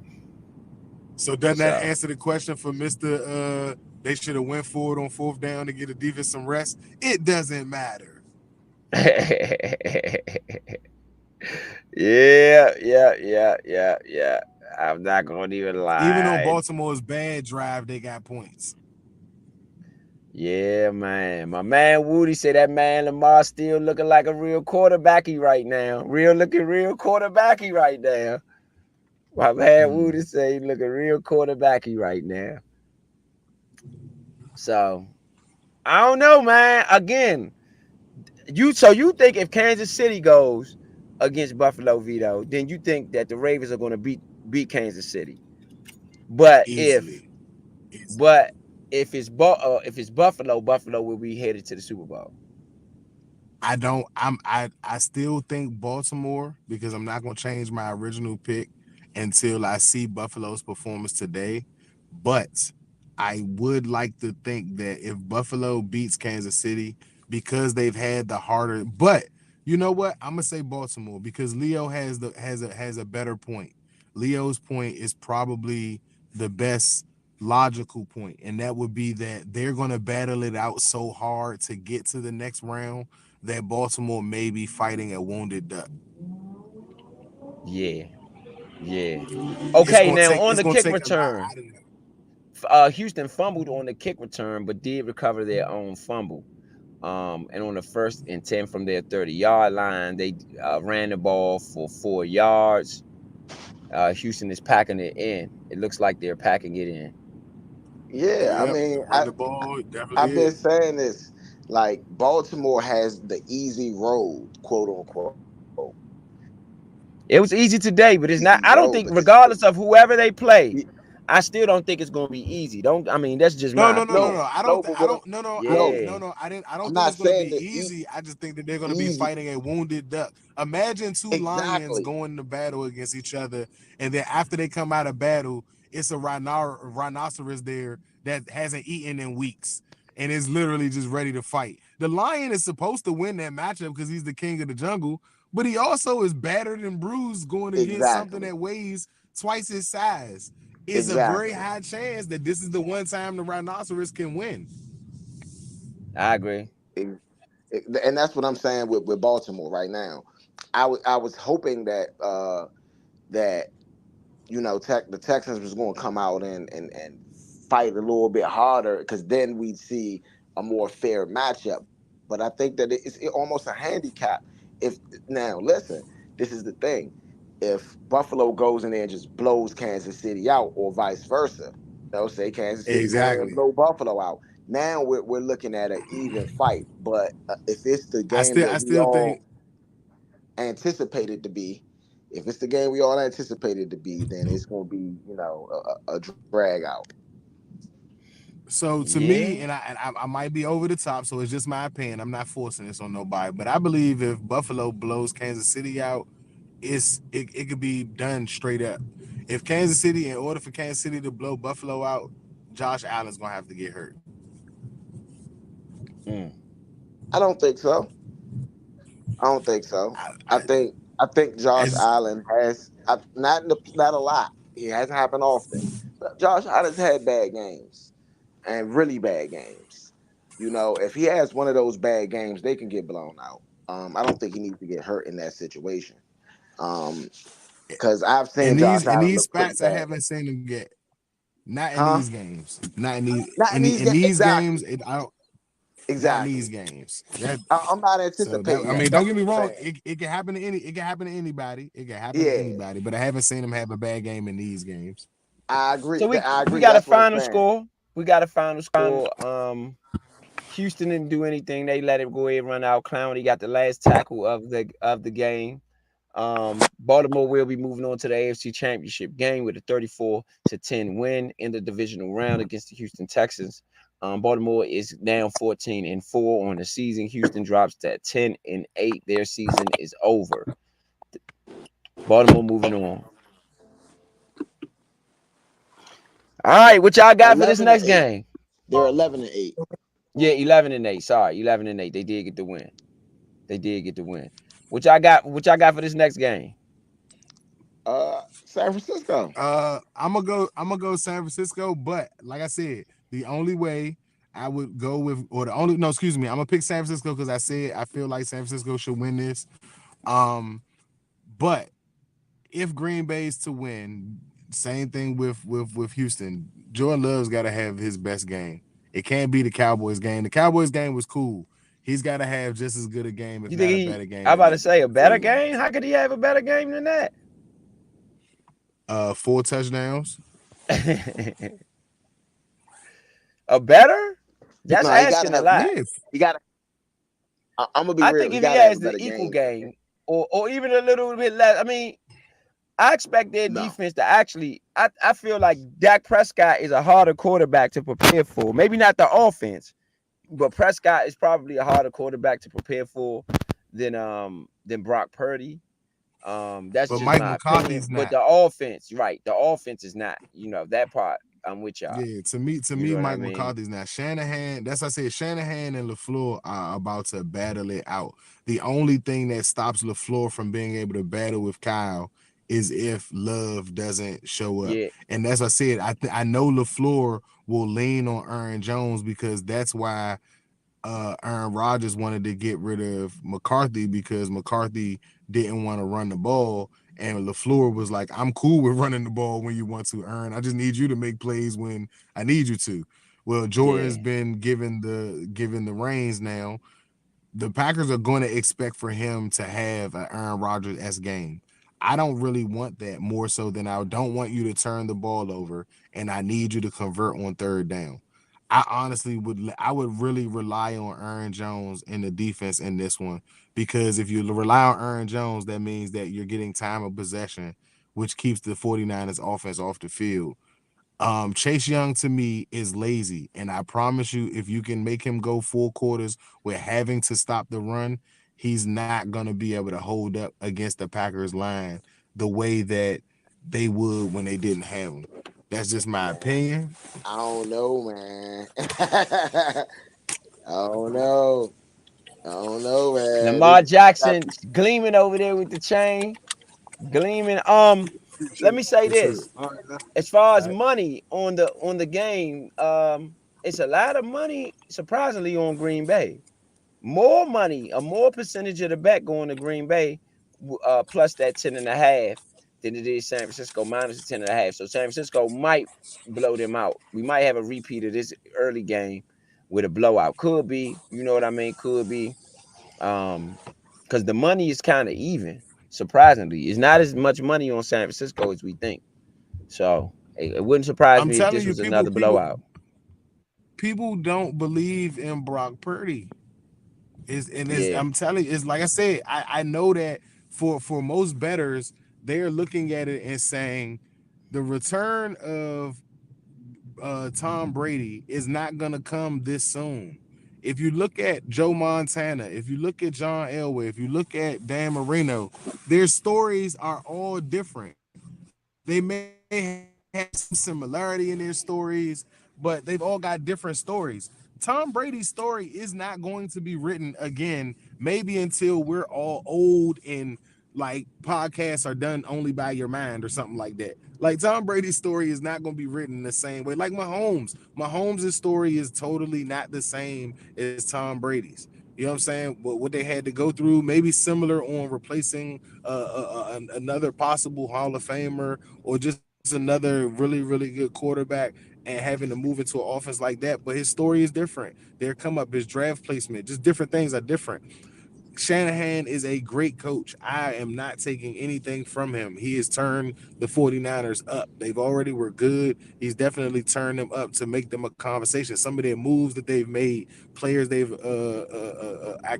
accumulated during the time that he's been there, how well he's coached the team in certain situations, the dealing of Trey Lance, how he handled that, and understanding that they needed to move on to be able to be a top contender in that spot.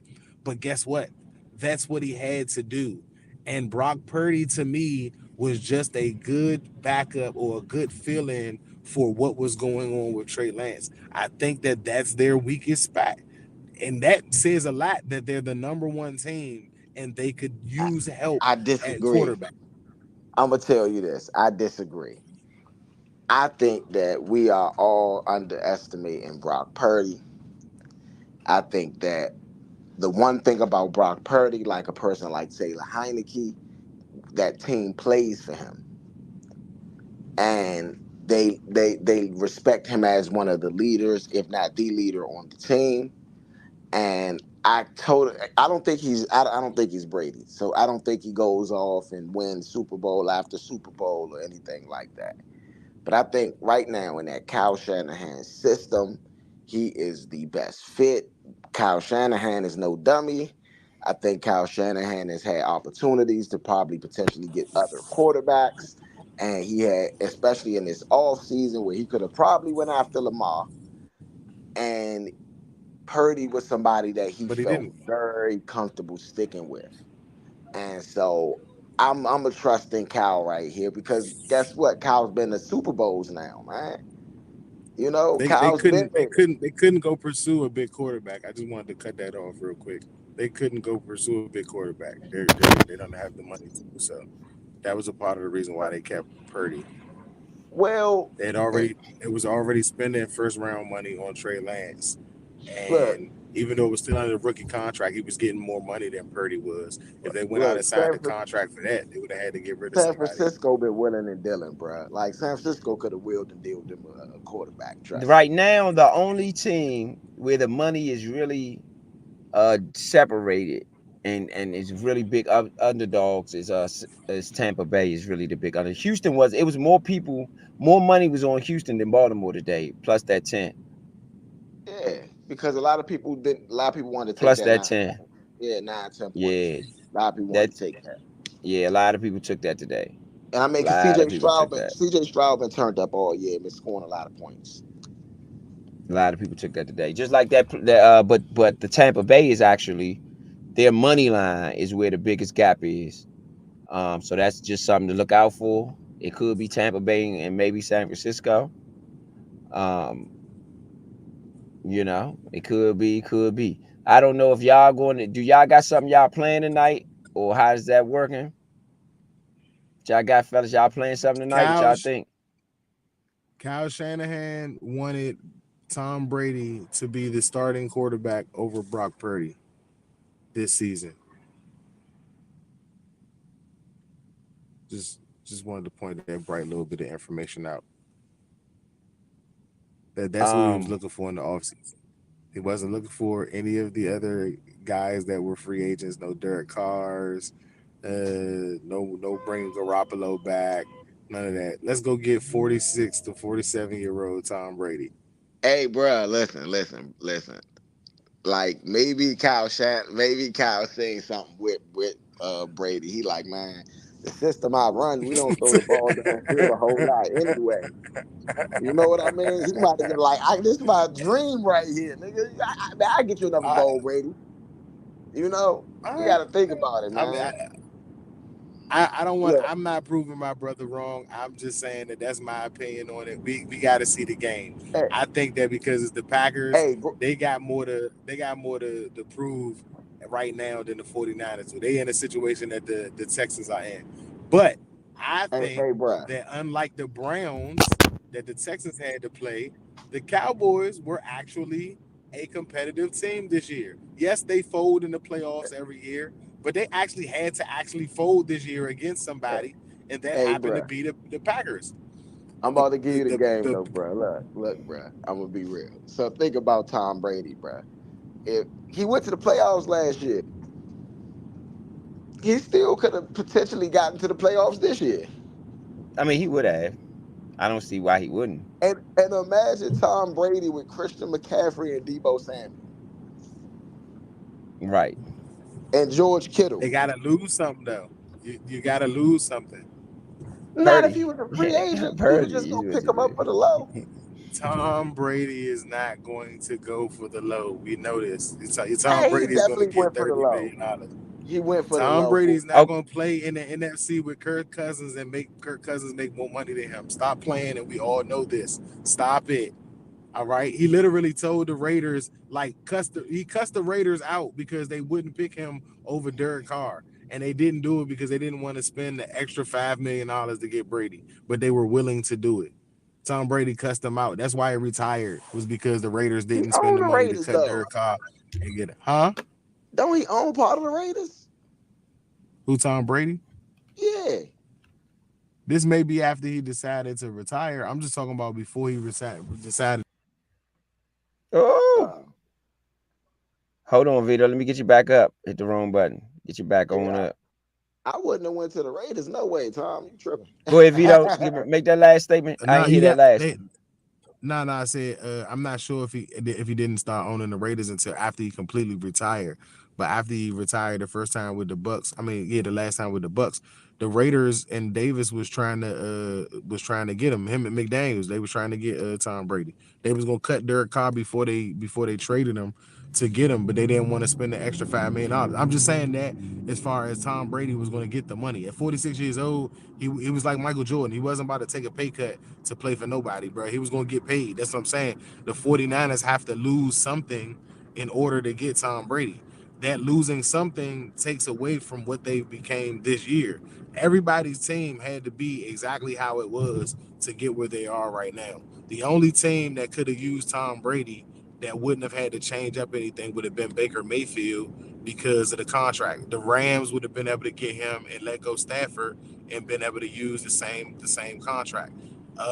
The Texans wouldn't have been in that situation because they would have had to give up that draft pick, but they would have had, yeah, they wouldn't have had the money at certain places because they got a quarterback under rookie contract that's paying 15 to 20 something more $1 million for that position when you need other players in those other spots.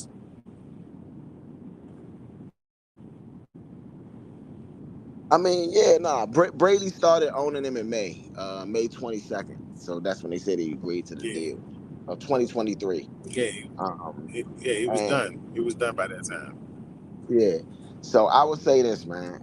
But I was just speaking on Kyle Shanahan. You know what I mean? Look, man, they might have had to pay him a little bit or whatever for that 1 year, but you can't get mad at Kyle Shanahan for saying, man, look, Brock, you can sit down for 1 year behind Brady. I mean, Brock is obviously his guy. You know how we had Brock's not getting any money. That's what I'm saying. Brock would have been able to do that because Brock's not getting any money. I'm saying that yeah. you lose Armstead, you don't lose No, Bosa, they you lose signed they somebody else. signed Hargrave. I think when did Hargrave they signed this year?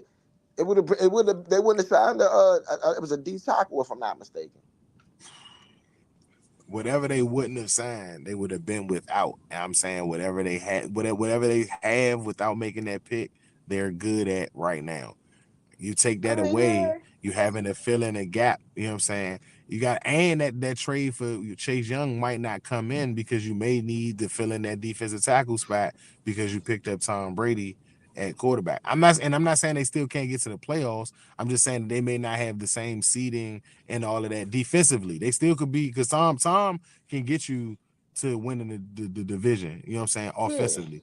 You know what I'm saying? Because he's just that smart of a quarterback. But I am telling people that Father Time does exist and it doesn't work forever. And same way with Flacco.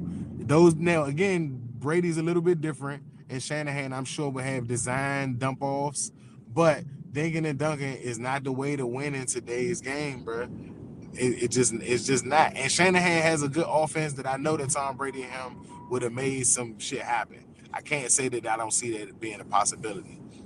But that's where I would have said they had another weakness to be You able know, to try to beat them, and it wouldn't have been at Tom Brady. Brock Purdy is their only weakness on offense, bro. Like I just don't see it. It's not on the offensive line. It's not at tight end. It's not at wide receiver this year because Ayuk is having a really good year, and Debo Samuels, Christian McCaffrey. Even if you shut him down out of running, he's still a threat out the backfield catching the ball. I just think that if you ruffle Brock Purdy's feathers, that's going to be where the issue is. When they've lost because he's had turnovers. yeah, I mean, but that's every quarterback. I don't know any quarterback that didn't have a The couple C.J. bad games. Strouds and the Jordan Loves didn't lose games like that. That's what I'm saying. Well, The C.J. not Stroud yet. lost one game like that against the Raiders. He threw 3 picks and didn't have another game like that the entire season. Well, not like, but what I'm saying is that this is Purdy, what, third season? He Yes, sir. yeah, so he's had a lot of time to make those mistakes and show those flaws. You know what I mean? CJ Stroud and Love ain't necessarily had that Yes, time yet. yes. So I'm just saying, like, me Well, personally, I'm not saying, I say Jordan Love hasn't had that time because that's who he's going against today. yeah, yeah, they haven't had the time to do that to mess it up yet. You know what I mean? So uh, But I, you I don't think that the Cowboys are a better test than the Browns were? um. Not really. A little bit, maybe a smidget. Not much. I think you got here for that over preparing. No, I'm saying the Browns. You gotta think about it. The Browns had one of the best defenses in the league this year. You know what I'm saying? Right. The Browns was hot going into the playoffs.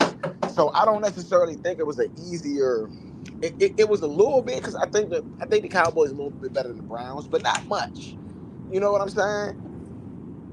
I'm not even willing to bet that the Cowboys beat the Browns this year in the playoffs if they played each other. You know what I mean? With Joe Flacco, yeah, I'm going with the Cowboys. I'm not I betting with Joe Flacco. It's guess like Andy Dalton for me. It's like Andy Dalton for I'm me. with you. I'm with you. I'm with you on that. But are Because the you Browns that not going to be able to confident that score the 30 Cowboys? points. You got to score 30 points against the Cowboys. I don't think the Browns would have scored 30 points. I don't know. David Njoku was balling the rest of the end of the year with Flacco. He just like unlocked him. Yeah. Yeah. And Kareem Hunt was looking good a couple games. So I No, mean, it don't scare me. and Amari Cooper. Listen, and Amari Cooper is still on the Browns. So Amari Cooper probably would have had a field day on the Cowboys. It's who throwing them the ball though, bro. That's what I'm saying. Joe Flacco can't throw the ball more than 20 yards. Amari Cooper a slant route And nigga that, anyways. You know? yeah, and the just the way the Texans was jumping those routes and picking his ass off, the Cowboys would have been able to do that in my opinion. Because if you only one dimensional, you know what I'm saying, with the Browns. That's what I'm saying. Like you got to run the ball and try to control the clock and win by defense. If the Cowboys get up 2 touchdowns, the Browns got to change their whole game plan, and Joe Flacco's got to save you. He's got to come back and win the game for you. And that's just not something I see Joe Flacco doing a very lot. Like, you know what I'm saying? We've covered too many games with Joe Flacco is the dink and dunk king. Like, bro, he averages 5.9 to 6.4 yards a play. That's one of the worst historic Super Bowl.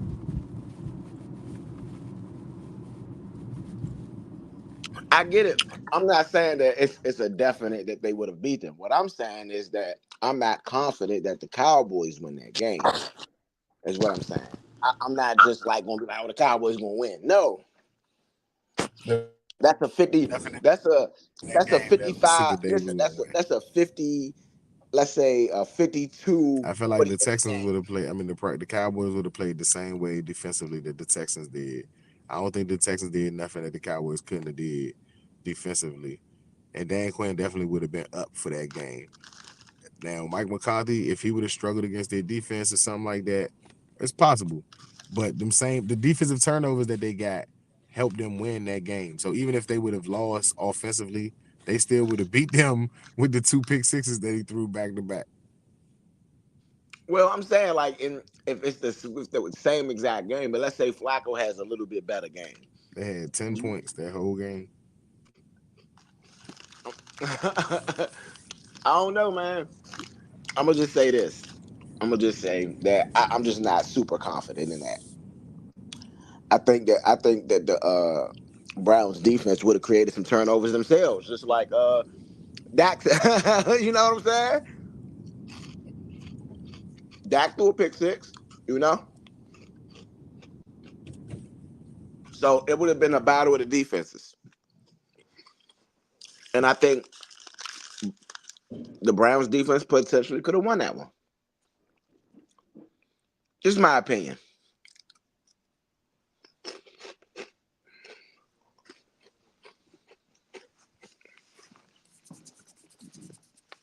So, question: if it is, who do you got going out of the NFC? Because we talked a lot about the AFC. Who you got going out of the NFC? The Lions.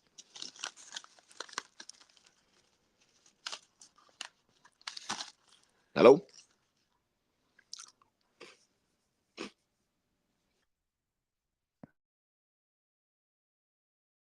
Hello.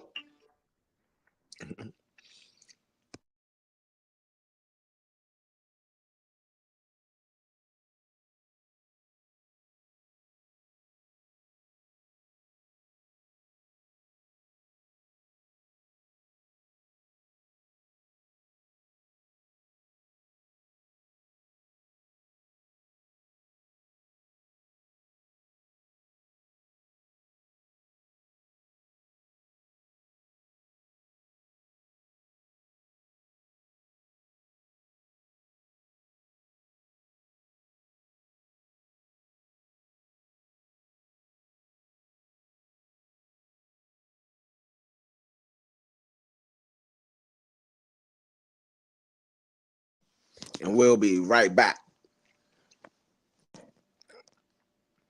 here on the Nature Sports Network.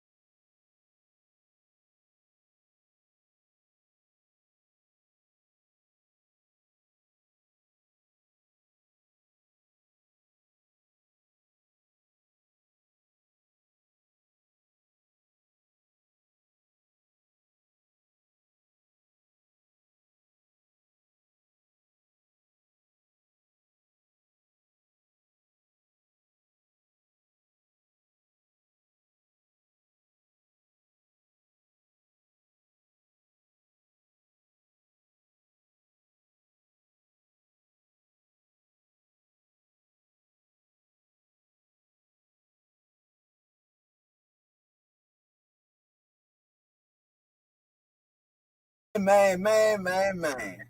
I No never Cowboy fan expected I know 41. is gonna answer the phone after this.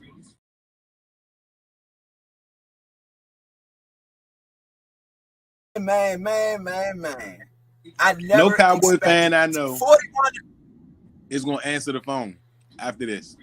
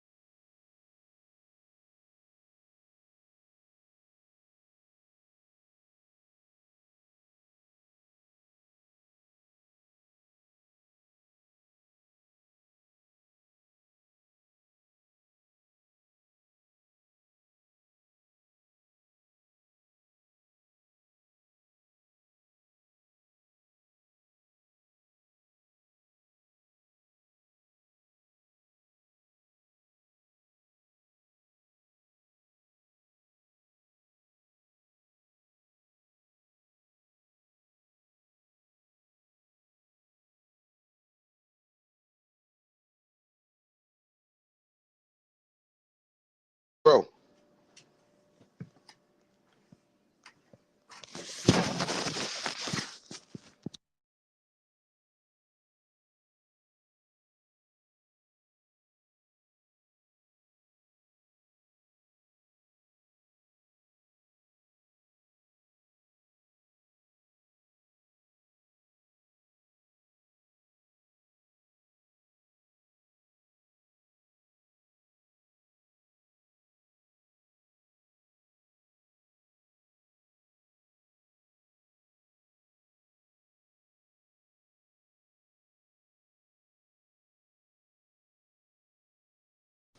Bro.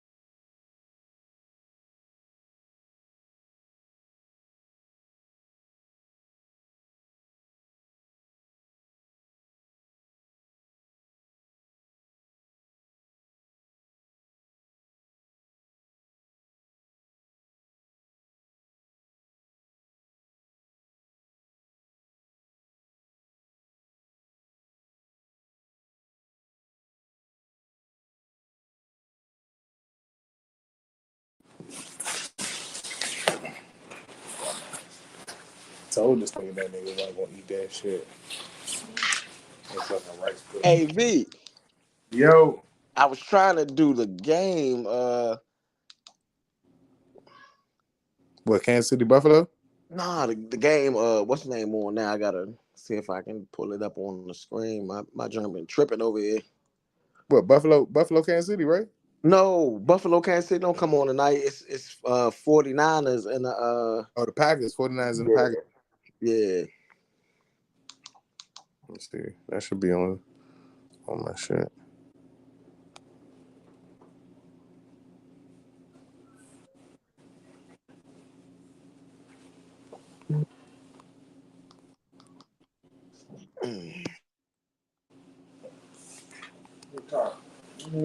Just make the fucking order or get the fuck on there.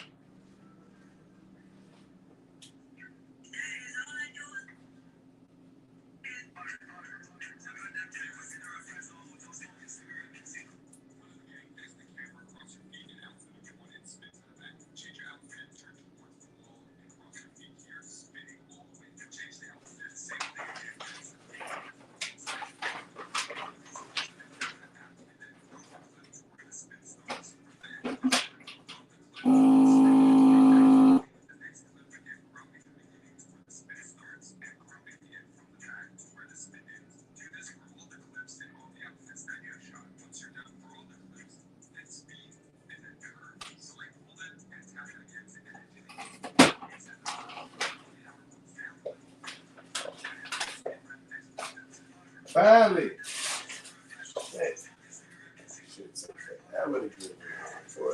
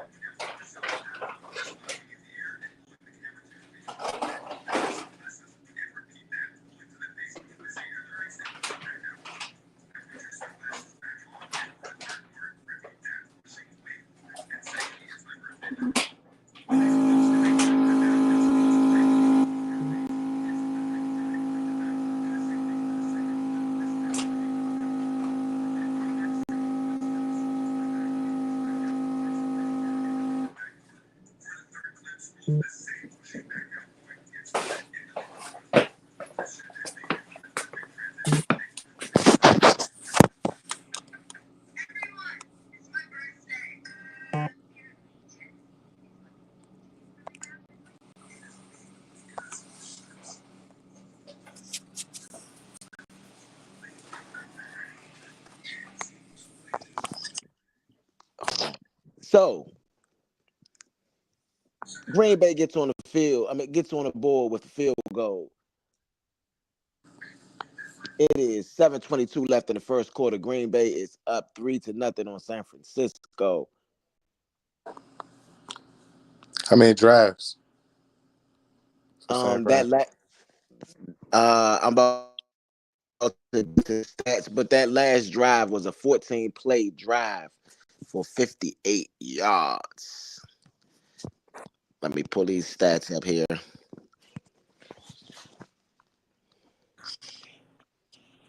I mean, I think that's pretty good though. Getting on the board first, regardless of the situation. Yeah. As I said, did San Fran get on the field already? But that was I'm the pulling first up drive. I'm pulling up all of the stats right now. I mean, 14 plays is a long drive, so I would assume that ate up some of the clock. But we're gonna go to these team stats, and yes, that was the first drive. Yeah, that was the first drive. Right now, um, Jordan Love is 3 for 5, 15 yards. Aaron Jones, 6 carries, 26 yards. Emmanuel Wilson, 2 carries, 4 yards. Luke Musgrave, that's a bet because I bet on him today to get some receptions. He got 2 receptions, 11 yards, and 2 targets on that last drive. There was a 24-yard kickoff return on that play, and yes, the time of possession is 7:38 for Green Bay so far. They were 66% on third down efficiency on that drive, so that's a really good thing.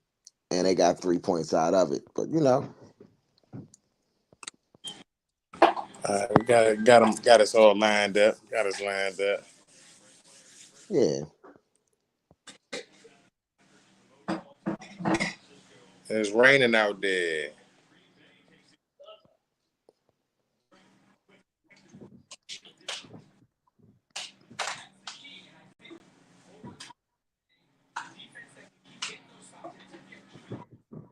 I mean, what do you think is gonna occur in this game that will help either side win? So what do you think that Green Bay needs to do to pull out this game? What do you think San Francisco needs to do to pull out this game? Both defense. As you can see, that's a 14-play drive by the Packers. So I think what the 49ers want to do is try to keep them from holding the ball so long or having so long of possessions. Um, Also for Green Bay, I think again, just to me, the key would be to stop McCaffrey first. But I feel like it's shaking up Purdy. If I can shake up Purdy and I can get him uncomfortable, let's see what kind of quarterback situation.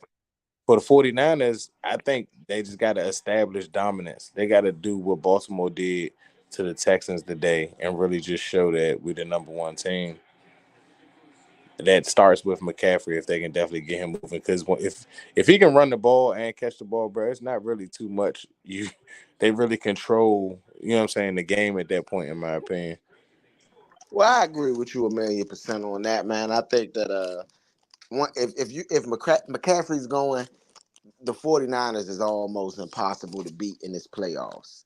Not saying that they will be impossible to beat, but that's gonna be a tough.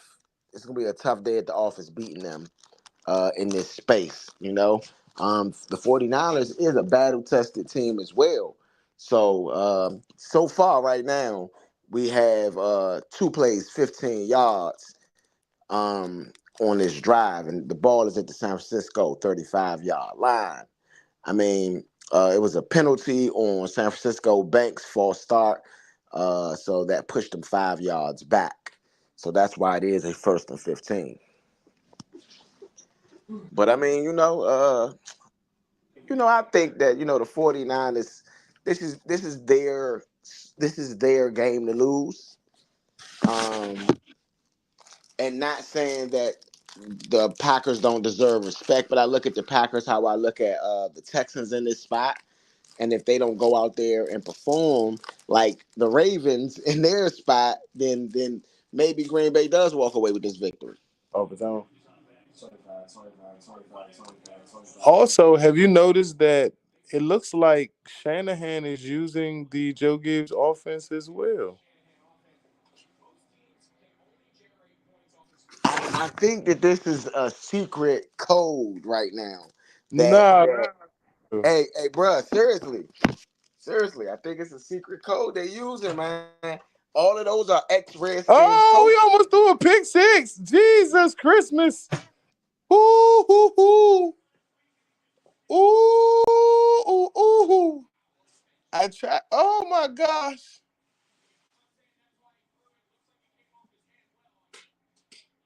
I, Mm. I know you're being pretty hard on Purdy right now. I'm just saying, man, it ain't gonna be as sweet as I think. That was Uh, he almost threw a pick six. I understand that was Hey, Brockport Purdy. hey, bro, peep your man Shanahan is trying to run his own little impression of the Gibbs offense as well, bro. I can't hear you. He went and watched film. He went and watched some film. That's why he watched film of San Francisco. I mean, of Green Bay, and saw what he watched Nah, they film. Sorry, of Detroit. yeah, they was You know, doing that. yeah, he got to prepare for advance too. You know what I'm saying? Just in case he True. played him, you prepare two weeks in advance. This injury So he right here, probably saw it on film. maybe a big injury right there. Who's that? Debo? Nah, it That wasn't is Debo. Debo. That's Debo. That's Debo. That is Debo Samuel. He is down. Debo Samuel was injured during the play. It was a 9 yard pass to Debo Samuel. It looked like Quay Walker was in on the tackle, and Debo Samuels is down. Can they beat him without Debo? I think they still win this game without Debo. But I don't know if they win the next game without him. I just want to point that out. Not saying they're going Detroit going to the Super Bowl? Y'all saying Detroit going to the Super Bowl or Tampa Bay? I actually might like Tampa Bay tomorrow too. I might to. upset the world and pick Tampa Bay tomorrow. You tripping, bro? Chill out, I'm just saying. chill I out, might. bro. Somebody gotta get upset. Somebody's gonna get upset. It's All the happening favorites right ain't now. winning. It's happening right now. You think this is gonna be the upset? You Brock calling it? Purdy is not that good, bro. I'm trying. All right, Are you calling the upset? y'all Are don't you hear me. calling the upset tonight? Y'all don't hear me till it happens. So you calling an upset then? This is the Yeah, Vito's officially. So you okay? All right. Vito got this being the upset. What you got, Point? What you got? Man, I got the 49ers winning this game still. With or without Debo. Brock Purdy gonna have to show you he a winner.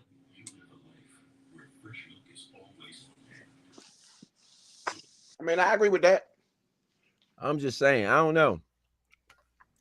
No Brock gonna have Debo. to come. No Debo. Yeah. I don't know if they can win this game without Debo. Because as far as I see, it's on the first possession. Green Bay went 14 plays, 58 yards, 7:38 off the clock. So Green Bay should be able to move the ball a little bit. I'm just saying, I look at it this way. Debo is definitely their top player. So their loss, the Debo loss is going to be immense. But I mean, you still got Christian McCaffrey, and you still got Brandon Ayuk, and you still got George Kittle. Like I said, you put pressure on him. He is not. Never mind. It's the first quarter. As I stated, they got a punt. And I'm gonna say to add on to it, especially since Shanahan pulled out the Gibbs offense this early. McVay didn't do that till the second half. This is the Green Bay Packers. I think that Shanahan may be more worried about this matchup with LaFleur than I stated earlier. I told y'all it's a matchup between them two. He's not coaching as if they're going against the 9 and whatever Packers. He is coaching them like he's coaching against LaFleur. And I think that that's a mistake by Shanahan in this particular instance, because if you got the better team, you should just coach your team based on, you know what I'm saying, what you're going up against matchup-wise. Don't get me wrong, that coach should be able to compete, but you coaching it the wrong way. Preston Smith for the sack. I must add an ex-Redskin. Preston Smith gets the sack on the play. I said that Preston was going to beat Trent Williams. I said that last week. But Purdy held the ball though. Purdy held the ball a long time. Because he's a Wait till it's over. I'm just saying. Now I'm not. Listen. Hold up. Though. If you want to be technical, this is just the first quarter, so it's a long time to go. Hold up. It's a long time to go. It's a long time to go. But remember what I said last week. It's hard to beat a team 2 times in a row. 3. I mean, he's beat these people over and over again. You're not going to beat a team every time like that. I said that last week when the game ended. You know, when we looked at the schedule, I said you're not going to beat the team every time like that. And I believe I picked Green Bay. We'll go back and check. I'll go back to last week's and I'm gonna play it from last week's show. I'm the only I'll play all. I'll be the only one that went with the 49ers, Leo. No, yeah, I believe I picked them. I'm the only one with the 49ers, and I still feel confident about what I said. Yeah, I'm not saying no. Don't get it twisted. I'm not saying that the Green Bay is gonna win and all of that. It's early, but I am saying that it wouldn't surprise me if they did. I'm saying that if the 49, like here's the thing. This is just to me, and again, just my opinion, and based on how I watch the game, especially in the playoffs, because teams are bringing a different angle in the playoffs. If the 49ers have trouble in this game and still get the win, the Detroit Lions, even if the Buccaneers get the win against them, even the Bucks may beat the crap out of the 49ers because you're showing weakness, or if the 49ers make it, we might be watching a 90s Super Bowl in one team getting 50 something and the other team scoring 2 touchdowns or something like that. Because again, you can't have this many problems, and not that they're having that many problems. It's the first quarter. Now I don't mean to overstate it as if they're falling apart. But for a number one team, if you do not show dominance to lower or lesser rated teams, the other Wolves are going to smell blood in the water. You know what I'm saying? I mean, what are other Sharks for that matter? They're going to smell blood in the water. Yeah, I agree with you there. So and I said this the only way to attack the 49ers is through Purdy, to me. That was 5 plays, 17 yards on the drive, 3 minutes and 13 seconds off the clock. The first play of the drive from the Green Bay 20-yard line, 18-yard line. Jordan Love with an incomplete pass looking for Musgrave on the play. To me, this is where you get it, where you get a little bit of help, Leo, because if he makes that play, that's the perfect I'm talking about. He's got to make all these plays. That's too open for you to miss that one. That's true. Very true. Even if Purdy played bad, you can't give Shanahan too many chances for them to stay in the game. He is a good coach. I mean, I look at it like this. There's going to be a lot of mistakes in this game. Yeah, one on the 49ers right now. First down. Packers. Yep, you got a Jordan Love first down incomplete pass in the middle to Watson. It's a penalty on Gibson. Pass interference. Shotgun pass to the middle. Jordan Love to Reed to the Green Bay 25 for no gain. Fred won on the tackle.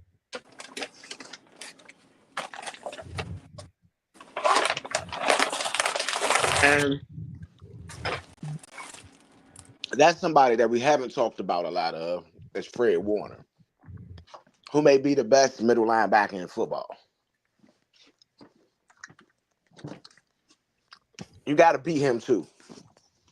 He talked about Chase, but you got to beat Fred Warner too, and that's a problem. I agree with that.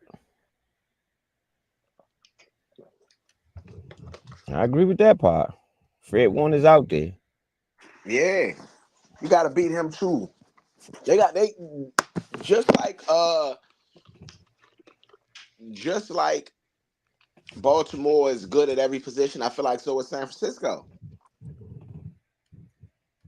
You'll say Purdy ain't that good, but I mean their whole team good.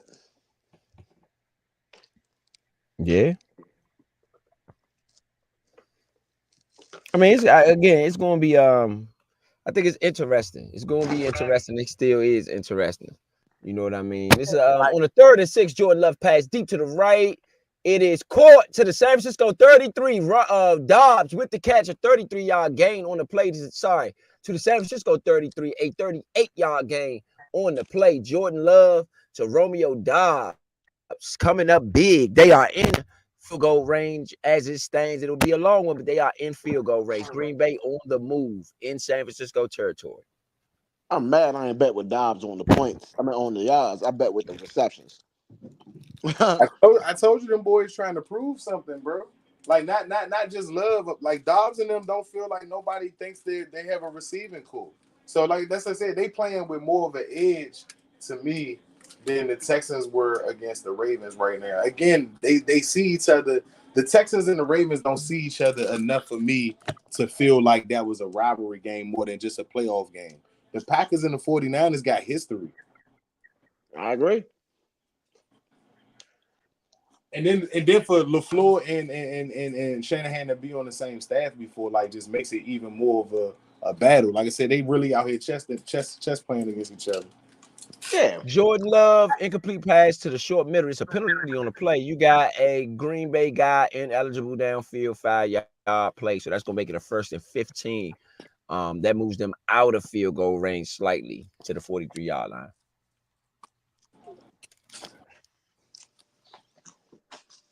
Man, I don't know, man.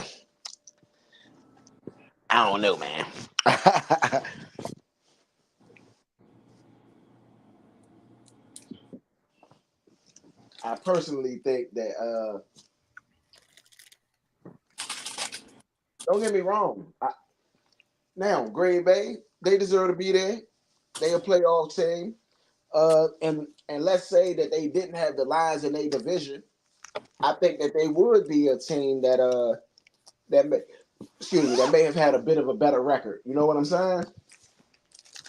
You The got Lions, a first down run to Wilson off the left side to the San Francisco 34-yard line, 4 yards. That moves them back into field goal range. Fred Warner again with the tackle.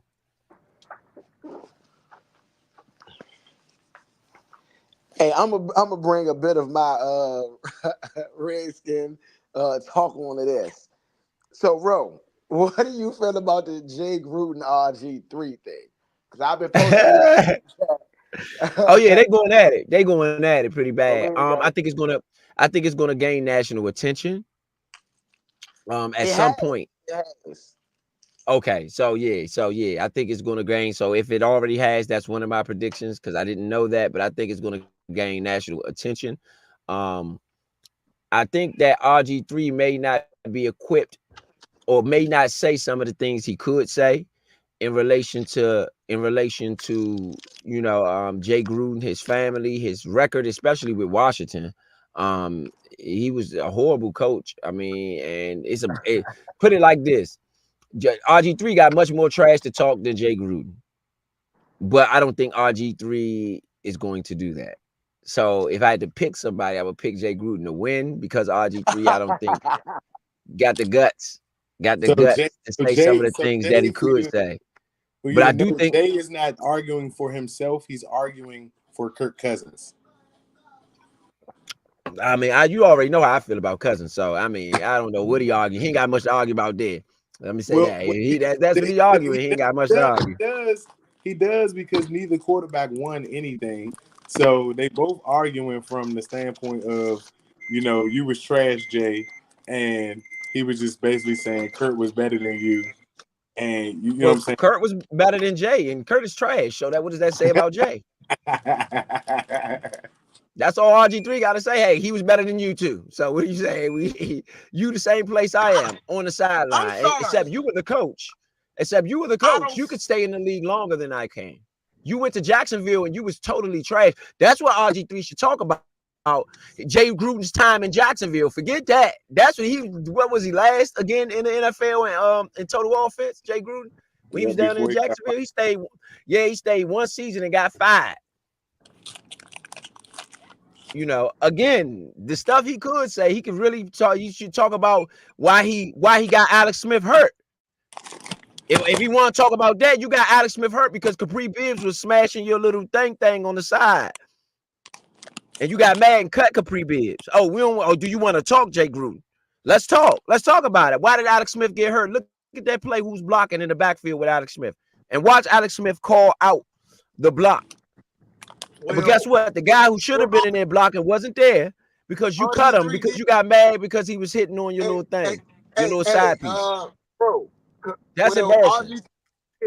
RG3 did say, "Hey, I know where the bones is hidden," and so that was some type of threat that he said to Jay Gruden.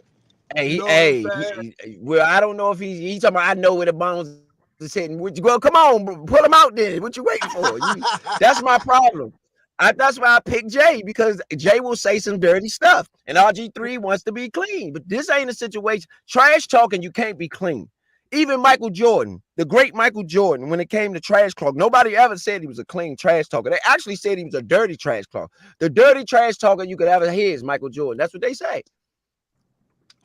So I RG3, mean, you have no point of being clean here. nah, I think it's a lot of people in the NBA that they said is wild trash talkers. Larry Bird, KG. You know what They I said mean? Jordan was a they said Jordan would talk some trash to you while he beating up on you. That's another thing Yeah, too. yeah. So, but that's He what I'm saying. Some of the greatest of the greats talk trash. You know what I mean? RG3 gonna have to be willing to really get it in. He gonna have to get dirty. It Get ain't too dirty many with it. Tim Duncans. It ain't too many Tim Duncans with the greats. You know what I mean? Jordan Love, back to pass, out of bounds. You had a first down. They're at San Francisco 23 right now. They are in San Francisco territory. Sorry, after the run, Jordan Love had a pass to Wilson, who was out of bounds at the 23 for 11-yard gain on the 1st and 10. Jordan Love had an incomplete pass to the right on the 2nd and 10. It is a right in road run to Jones to San Francisco 14 for 9 yards. You got a 3rd and 1. That's the end of the first quarter. 3-0 Green Bay, and they are threatening on an 8-play 68-yard current drive. Down, they are at the San Francisco 14-yard line with a 3rd and 1.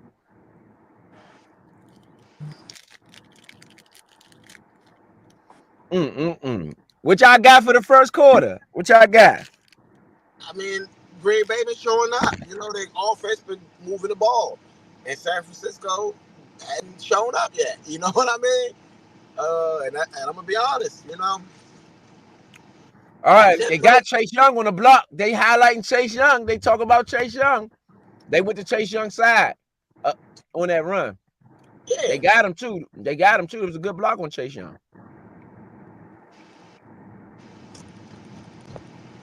yeah. Now Uh-oh. the thing. Uh-oh. False start. Chase Young. False start. Chase Young. Oh, no, that's end of the Uh-oh. half. End of the half. No, it's all right. No, I mean, I was trying to say false start. I meant to say offside, but no, it was end of the half. It was end of the half. I was about to All say right, Chase, your first playoff game. Second. second. Oh, second. Oh, yeah. Second playoff game. It sure is. His second playoff game. The first one, he didn't really show up yet. I can't lie. He didn't show up in the Tampa Bay game. Well. Actually, to give them credit, they went back to show film. Tampa Bay was holding that whole game. A whole lot. A whole Yeah. lot. A whole heck of a lot. So I give him a little bit of credit on that. He was not. That was before he was injured. He was everything that I was expecting him to be before he was injured. Yeah, yeah. So that's Chase Young. We get to see Chase Young. I mean, at the end of the day, that's if nobody else we should be analyzing right now here on the Nature Sports Podcast. We watch Chase get drafted. So that's somebody that we I need to mean, be. We've analyzed his whole career. So we have to Trent, get it in on Chase tonight. we gotta get it It's on been a Trent lot of too, man. Trent and Trent too, but it's been a lot of Chase Young talk around here and lately. Preston Smith. You know, all of And these are Redskins. yeah, Preston Smith. Hey, You know, Kyle too. Kyle and LaFleur. To be yeah. honest. So we got a lot of Redskin representation, but no Redskin team in the playoffs. Yeah, that's crazy. But again, it's Chase Young's second playoff game. He back in the playoffs. And honestly, I think that this is why I think that them trades this year with Sweat and Young moving out of here, especially Young playing today, it's no way that Johan Dotson and Jonathan Allen and Deron Payne are not looking at Chase with just a little bit of envy today. Just a little bit of envy saying, hey, I wish that was me out there playing. Y'all gotta win here, man. Y'all not gonna be able to get by with the get by. We're gonna have to make a playoff run. These guys deserve it. You're not That's gonna true. be That's true. yeah. That's true. It's a very good point. Yeah, man. So what's his name? My man out there, Josh Hurst and Peters that they just brought in. Y'all better understand these guys are hungry and they're not going to want to be around if you're not making a run. They don't want to just play just to build anymore. These guys want to win now. I mean, Terry even said, you know what I mean? He wants to win now. Yes. Everybody said they want to win now. But honestly, Ron Rivera, in my opinion, was horse trash. All right. So like now that we got him out the building, who can we bring? Like, can we bring somebody in that's going to be able to take the talent we got and go forward? Okay, so we have some developing news. Aaron Jones went up the middle on a 3rd and 1. Did not get it to the San Francisco 14. Then he went again for Jordan Love, tried the sneak on the 4th and 1. Did not get it. Turnovers on downs deep in San Francisco territory. San Francisco gets the ball back.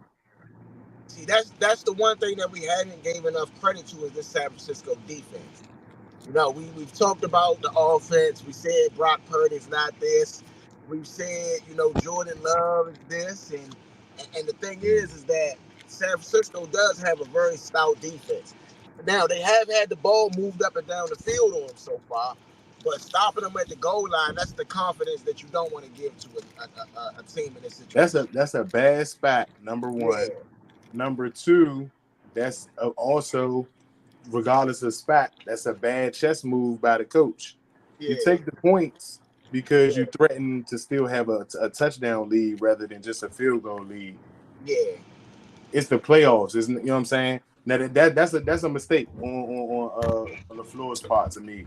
I can agree with that. That is definitely a mistake on LaFleur's part. Yeah, I think you take And the I'm point. giving it to Aaron Jones before I'm giving it to Jordan Love, which is why I probably would have kicked the field goal. And I'm gonna tell you something. The tush push, I think it actually hurt them because it knocked his knees down quicker than had he not been pushed from the back as he was moving forward. He may have had a every team is fit for the tush push. No, I don't either. yeah. So I don't think I think it hurt them on that one.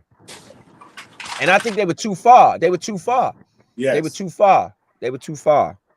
He should have asked for that's what I said measurement. about the bad spot though. I think they was either giving bad spot information or said that they had less to go, and then they went for it because it seemed like they was like a full yard and maybe a little bit more than a yard to actually go for it. All right, you have a throw to Kittle out of bounds after a 9-yard gain, and then you have on a 2nd and 1 at the San Francisco 23. You have a Brock Purdy. He's a run up the middle for 2 yards. And that's on the 3rd and 1. He gets it. It was an incomplete short pass before that to McCaffrey. And San Francisco with the first down at the 25-yard line, their own.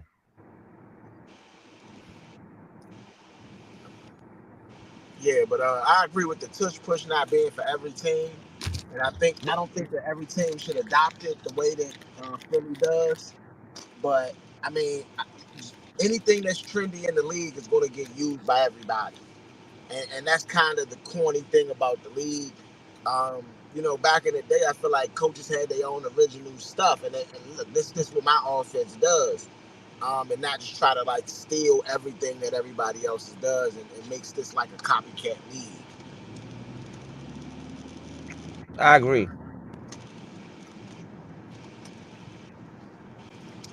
I do think though. I do think that. Oh, he did it the better. Purdy did it the right way on his. That's how they got it on the 3rd and 1. But they did it at a time where Green Bay wasn't expecting it.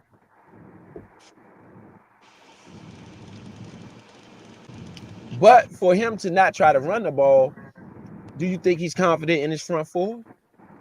I mean, his front seven? I mean, his front five. Sorry. Shanahan confident in his front five.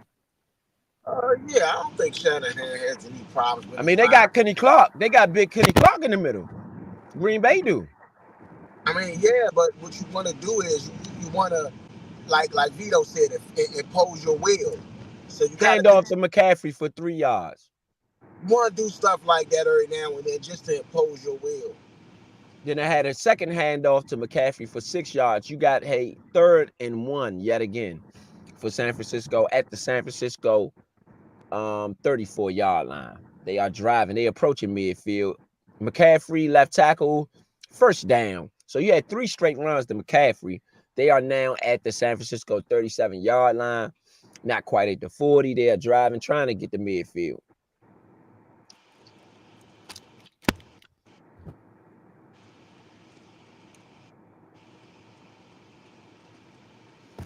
Yeah, man. I mean, I guess you go McCaffrey here. You settle it down.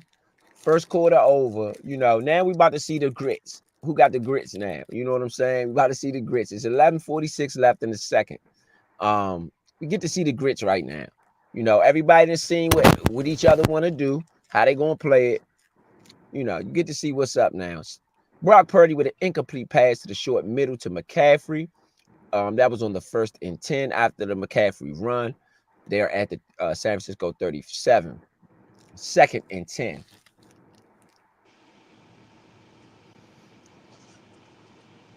I mean, Yeah, right. I think that this is, I don't think this is going to be an easy game. I do feel like San Francisco is going to eventually walk through Green Bay. I think they're going to wear them down by the way that this game is looking.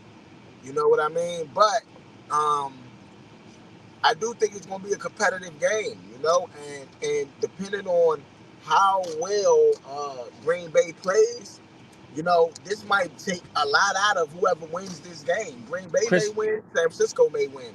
This may take a lot out of this team. You got to think about like tomorrow. Let's say if either team is in the same situation like Baltimore, where they blow the other team out. You know, you got a if deep pass to the middle. Jennings with the catch to a 16-yard pass to the Green Bay 47. San Francisco is now in Green Bay territory. Darnell Savage with the tackle. I mean, that looked like a clean pass to me. You know, they've been talking about Purdy, man. They've been saying Purdy ain't got it. They were saying Purdy ain't got it, man. Brock Purdy, short throw to Brandon Ayuk, down to the Green Bay 37. They are in field goal range, 10 yards. Valentine with the tackle. I mean, right now, Brock Purdy 5 for 8, 59 yards. I think that's decent. It's not the best, but it's decent. Yeah, he seemed to be getting in the rhythm. He getting in the rhythm now. And that's what you don't want. You don't want Purdy to get hot. Incomplete pass to Christian McCaffrey. They've been working on Christian McCaffrey throughout this game, doing something with his legs. I don't know if he's injured or what the deal is there. That's something for y'all to keep an eye on throughout.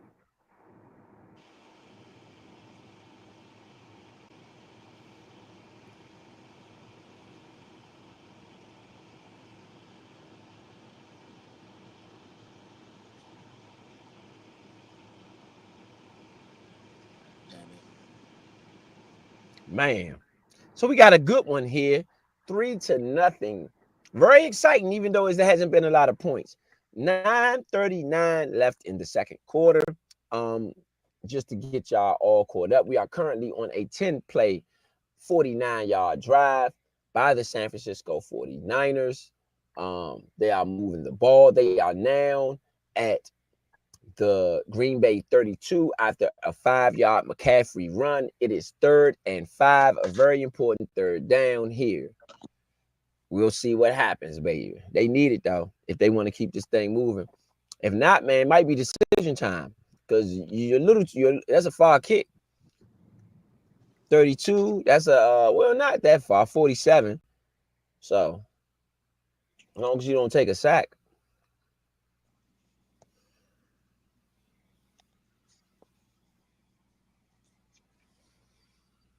So, you got the 3rd and 5 on this one coming up for San Francisco. Deep pass catch to Kittle. Touchdown, San Francisco 49ers. Brock Purdy to Kittle, 32 yards in the end zone. Try to tell him, man. Try to tell him, man. Brock Purdy showing out his gun. I keep Jumpy telling gun, y'all, man. Purdy, all right, man. I don't know what the Purdy. I don't know what they don't like about Purdy, man. But I think Purdy a pretty decent baller, man. I think Kyle made a good choice, and I think Kyle showed that it's really about the player. Don't get me wrong. First round pedigree is very good, and it works out in the long run. I think, especially if you got a guy that is willing to work his butt off at that first, like being a first round pick. Somebody like Alex Smith, I like because he was one of those guys that was a first round pedigree, didn't do so well coming out, injuries, stuff like that, not being on the in the right situation, and then he just kept working until he got it right.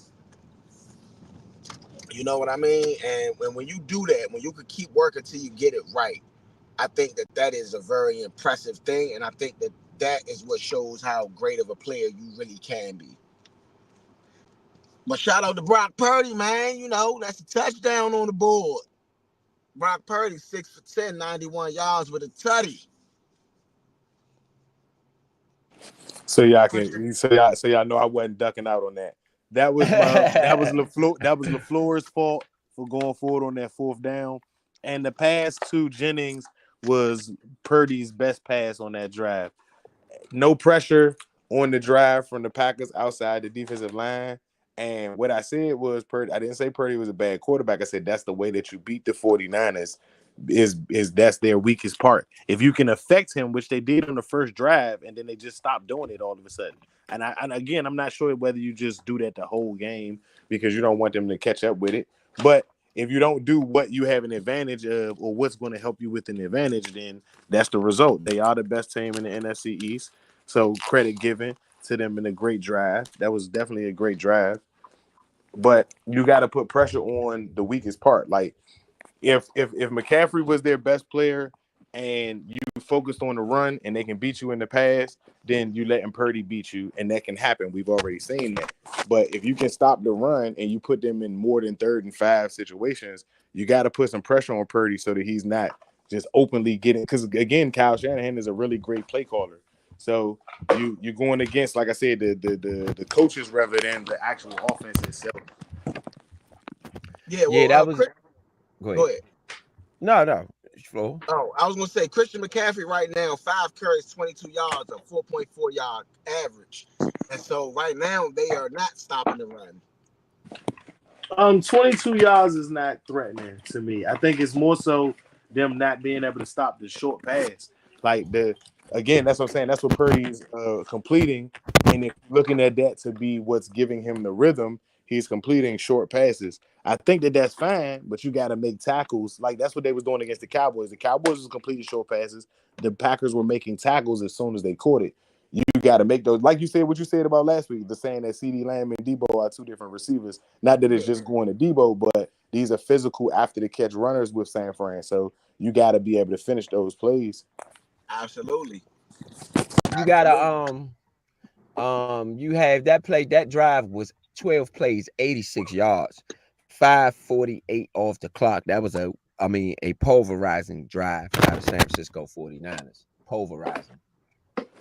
Can't lie about that. I mean, I think Aaron Jones is doing just as well though. They both averaging 4.4 yards on the game so far. Aaron Jones is 8 carries for 35 yards. Let me say this. I think that Green Bay, in order to win this, they're gonna have to shoot it out. They have to shoot it out in order to win this. I don't think that's Jordan a Love, smart deep move. pass to the right, caught out of bounds to the San Francisco 48, 27 yards. Ward with the tackle. They coming right back. I I think mean, they LaFleur should. realizes that too. You got to shoot it out with these boys, man. You ain't gonna be able to. This ain't gonna be no look. If we gonna stay in it, we shoot it out with these boys. We have to be ready to play football, man. It was the safety that got caught. I mean, the safety came up because he kind of moved away looking for Purdy because Purdy could have, and he got beat on over top. It was the safety on the Green Bay side. He was in the cover two, and he moved when Purdy on the naked bootleg. He moved, and Purdy went right over top on the Kittle. That's how they got the touchdown. Fakes the handoff. Purdy back. I mean, that was that was the play. Yeah, they're coming right back, man. They're coming right back. No huddle. Aaron Jones to the left. 9-yard run. Out of bounds. They are at the San Francisco 28-yard line, already in field goal range.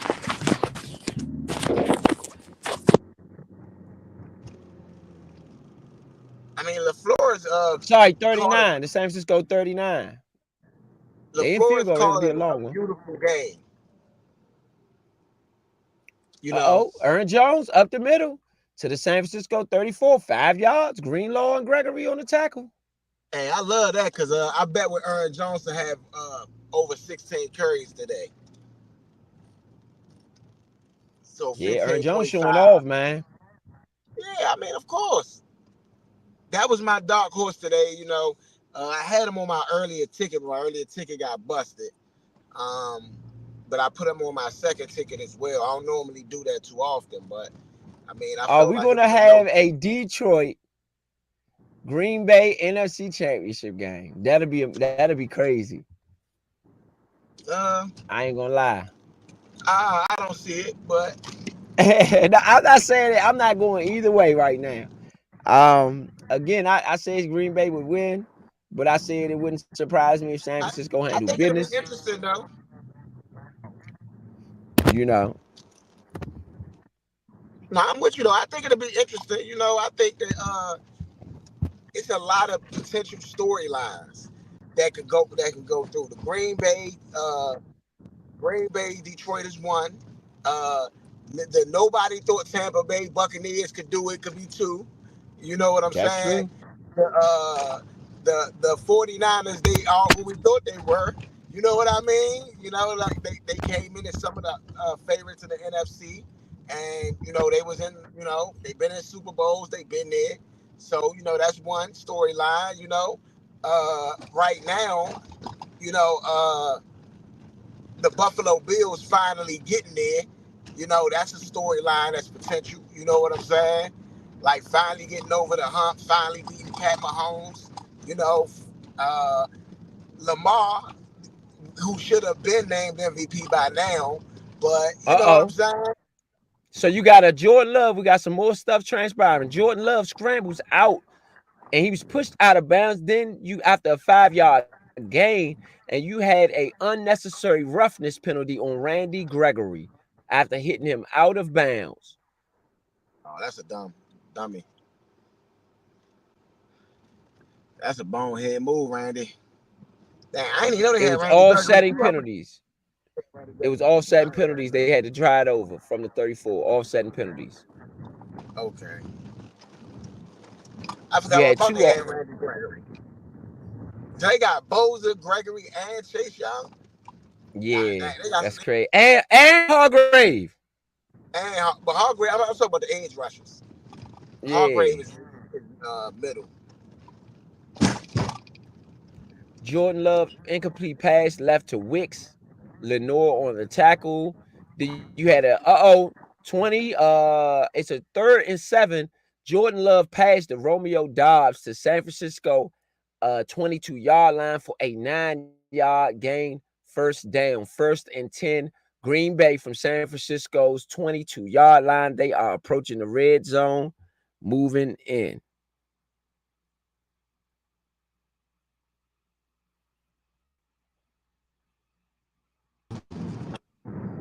Yes, indeed. Yeah, I mean, I look at it like this, man. This gonna be one of those games, man. It's gonna go down Uh-oh, to the nine wire. yard run, 9-yard run to Aaron Jones down to the San Francisco. Sorry, at the San Francisco 9-yard run to Aaron Jones. He's at the goal line on the 1st and goal. They are at the goal line, about to go in. I mean, nobody thought the Packers was gonna come in here and lay down. I know that's for sure. No, But I do Dobbs has think looked good. Dobbs looks good. I'm not gonna lie. They can't. They don't have nobody that can keep up with Dobbs. yeah, I bet with Dobbs, Dobbs is I bet with making Dobbs himself on the a superstar. Jordan yeah. Love pass to the right to Aaron Jones to the same -2 yards. Greenlaw on the tackle. Chase Young on the tackle. Big play for Chase Young. Big play. Big play for Chase where they I needed it. should have bet with Dobbs with the yards, man. He only his yards was 61. And I had man bet earlier on him with the yards, but I bet with him on receptions for having 4 receptions. He got 2 so far. And this is the first 2 quarters, but he got a third. He's averaging 30 yards of reception. He has 2 receptions for 60 yards. Very Already. impressive. Very impressive. Jordan Love pass to the right to Aaron Jones to the San Francisco 11 -2. Then a shotgun pass incomplete to Kraft on the 3rd and 11. So looks like Green Bay gonna get 3 out of this one. Green Bay cannot keep getting into that red zone and not putting up points. They can't keep doing that. That's a dangerous game they playing. I agree with that. That's a dangerous game. You know, 29 especially yard field goal is good. It's got a 67 ball game with 4 minutes and 9 seconds left in the second quarter. San Francisco's ball. right now it should be 21-7. They've driven the ball down the field 3 straight times. And they only got 6 points out of those 3 times, which is not, to me, not very good. Yeah, it's just not good at all. It's I just mean, not don't good get at me all. wrong though. They are moving the ball though. I gotta give them credit. You know what I mean? I gotta give credit where credit's due. They are definitely moving the ball up and down the field, like they, like LaFleur got them prepared. The offense, but that red zone offense, man, it's got to be effective. It's got to be getting in the end zone. You can't keep coming up short right there. Yeah, I gotta agree. Just not something that's gonna work. That's definitely not something that's gonna work. you know. Shout out to everybody out there listening, man. It's the Nature Sports Podcast. ETA Money Road, Point B. Man, we got the San Francisco 49ers and Green Bay Packers going at it in this divisional round playoffs. A 6-7 ball game with 4:09 left in the second. Whether you're listening on Facebook, YouTube, make sure you subscribe. Make sure you hit the like button, the share button, whatever you got to do, man. We're going to get y'all the whole game and bring y'all these NFL playoffs, man. Y'all know how we do. Got a good one. Got a good one in San Francisco. Got a good one.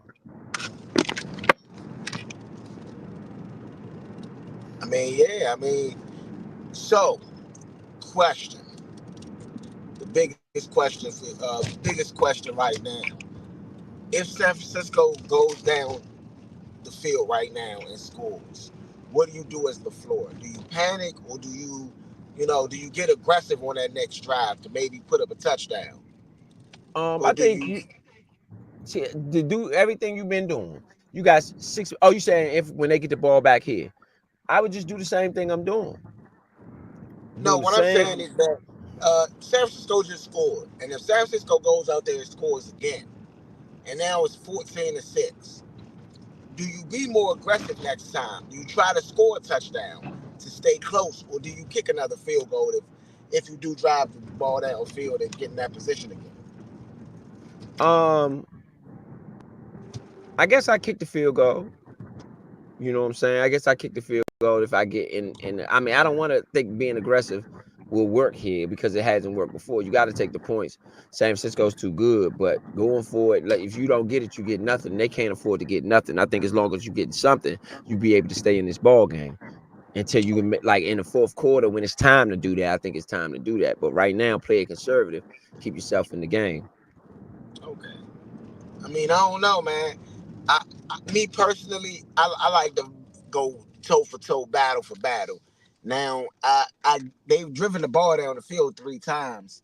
One time being on a turnover on downs unsuccessful, but I mean, just my opinion, man. You gotta score. They gotta score a touchdown. If San Francisco goes out there and score right here a touchdown, they gotta score a touchdown. If San Francisco kick a field goal, then kicking a field goal is fine, 10-9.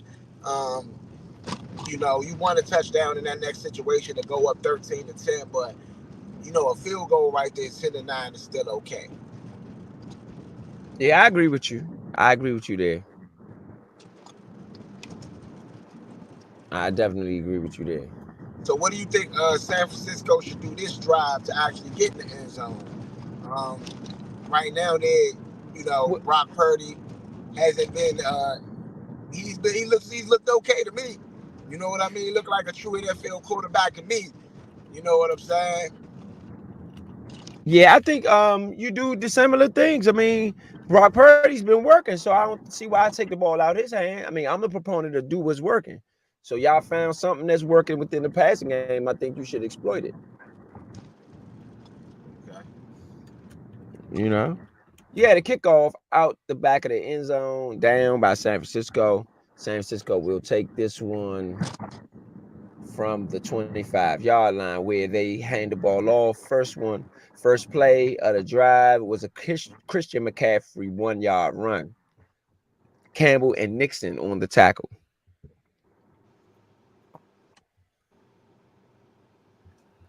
Yeah, I mean, I'm a proponent to do what's working. Put it in, put it in the hands of Purdy. If Purdy is working, McCaffrey, they've been working on McCaffrey all game, so he's gimpy to some degree. So I would really try to rock out with Purdy as much as possible. I mean, you got like I said, they got weapons over there. They got Debo, who what I'm saying was a little gimpy early as well, but then they still got Kittle, who scored the touchdown, and Brandon Ayuk. They got some weapons to their disposal out there, and they got what's his name, Elijah. I can't think of his last name right now. Elijah Mitchell. Mitchell, yeah, Mitchell. There we go. Um, yeah, they still got him out there balling. So I think that they got a really good lineup over there. Mitchell could do a lot of what McCaffrey can do. Not saying he's as good as McCaffrey or anything, but he can catch the ball out the backfield. He's a solid option. Absolutely. Okay, so you have after the run, the first down run for 1 yard, you had Brock Purdy left pass to Jennings for 12 yards to the San Francisco 38. And then you had another McCaffrey run to the tackle for 2 yards off tackle to the left side. Clark on the tackle. And you're down to the 2-minute warning. San Francisco is at their 40, approaching midfield on their side of the field. Mm. Well, you got a good one, man. Right now, San Francisco's on a 3-play, 15-yard drive. They did not go 3 and out. It's a 2-minute warning, so they can go hurry up or do anything that they want. Debo Samuel has not re-entered the game. He is now coming back to the sideline. They've been doing all this without Debo Samuel the whole time. That's what I'm saying, bro. They got a lot of weapons at their disposal. A lot. Kittle is A in lot motion. of They got weapons. 4 up top.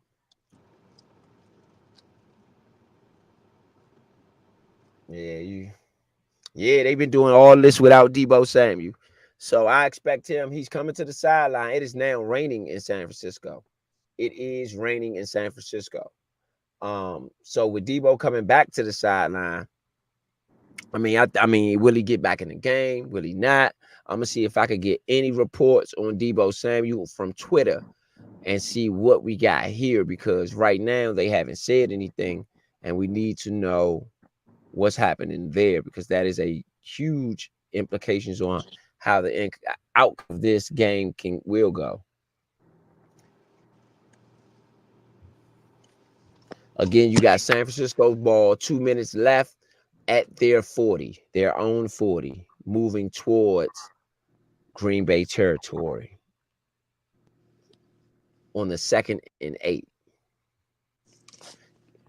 Purdy's played good. Purdy has played good. Man, You know, I mean, people can say what they want, but Purdy has really played good. I mean, man, I've been telling people, man, Purdy nice, man. I can't take nothing from him. we really can't. It's hard to say he's not playing well today. It's hard to say he's not playing well today, especially when you look at his numbers. Let's look at his numbers. What you read off his numbers, but I can go back and check them out. I got you. I You got said, oh, okay, yeah. Brock Purdy, 7 for 11, 103 yards with a touchdown, no interceptions. Yeah, so And he has one carry for 2 yards as well. yeah, so I mean, Purdy's playing good. I mean, Yeah. so And Jordan Love's playing well too, good too. 10 for 16, 115, no touchdowns, no interceptions. see, yeah, Jordan Love playing good too. And he has 2 carries for 3 yards. Yeah, yeah. So I mean, that's just something that everybody has to really just think about. I mean, when you're thinking about what's going down, man, because at the end of the day, both guys are playing good. You know, both guys are playing good, and what more can you ask for? I think Jordan Love might be playing a little bit better. I mean, let's get Vito back in. I think Jordan Love might be playing a little bit better, but both guys are playing good. I think Romeo Dobbs has really been one of the players of the game here too. LaFleur was supposed to kick that field goal. The first one, yeah. Yes, you put your team. With the second one, they hit the first one. But you can't take away from your team in a situation like that. Y'all drove that far for something. The drive's got to end. You know what I'm saying? The drive got to end with something in mind. And again, this game is too important. So as a Redskin fan and as one that's watched this dreading season the entire year, we can all say that we've seen games where we blew an opportunity to stay within a game within a score of a team that we probably could have beat, or playoff teams, because we made the wrong move on the fourth down. That's I just, you I can't agree with that. leave points on the field. I agree with that.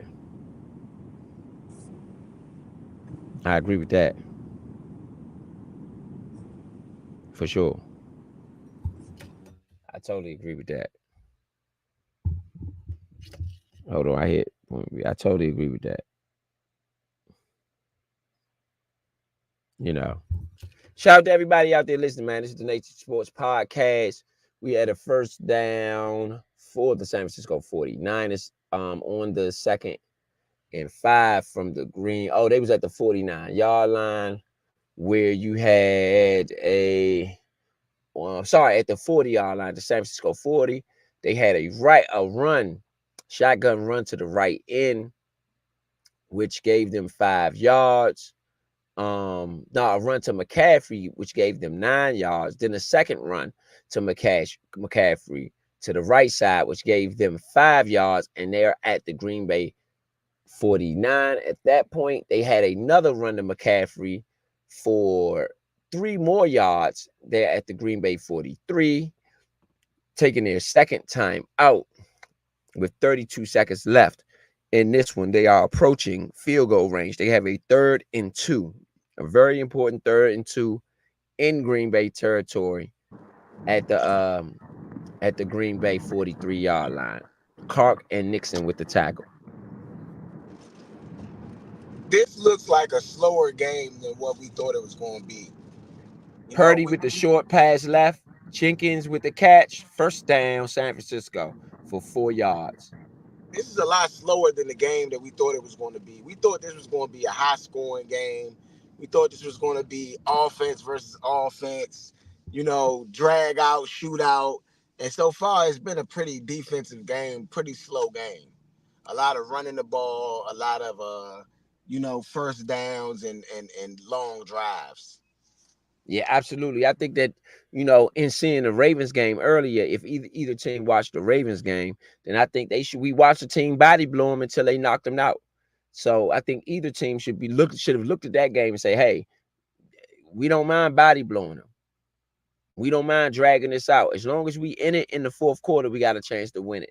And that's all you really want at the end of the day. Even if you play it slow, cool. Play it slow. Well, I think that's a different situation. I think that Houston is still a new team, still young, so they were susceptible to the body blows. You know what I mean? I think that both of this Green Bay team and the San Francisco team, they seasoned. They've been all both of these teams been to the playoffs. You know what So I you mean? saying Both you these couldn't body blow either team? not the same way. They built a little bit different. They didn't been body blowed before. You know what I'm saying? So LaFleur been to the playoffs, been put out by Cal before. Cal been to the playoffs several times. He done been to a Super Bowl. Both of these teams is built not to be susceptible to the body blow.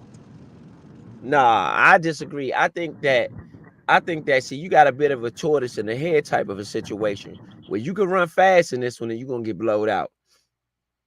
You know, so I think it's a bit of a tortoise in the head situation on this one. I think that you really gotta consider, in my opinion, you really gotta consider body blowing them here, especially if you Green Bay. Well, Green Bay has to do it, but I think that because I don't think Green Bay can score fast enough. So if I'm San Francisco, I think with Debo, with Christian McCaffrey, with Ayuk, these are big, and even Jennings, these are big play type of people, type of receivers, running backs, whatever the case may be. And so y'all should be going full throttle. I feel like what Vito said earlier, where he said, Baltimore just kind of asserted their dominance. And San Francisco not doing that right now, which is to me dangerous because that means Green Bay can come back at any time and necessarily take the game over. I agree with that. I agree with that. So you got 28 seconds left in the first half. San Francisco timeout. You got a short pass to McCaffrey to the Green Bay 30 for 8 yards on that third down. First and 10. You had a 5-yard play to Jennings, which got the first down. Brock Purdy, no huddle. He spikes the ball with 15 seconds left on the clock down at the Green Bay 30-yard line. They are in field goal range. Yeah, man, I told you, man.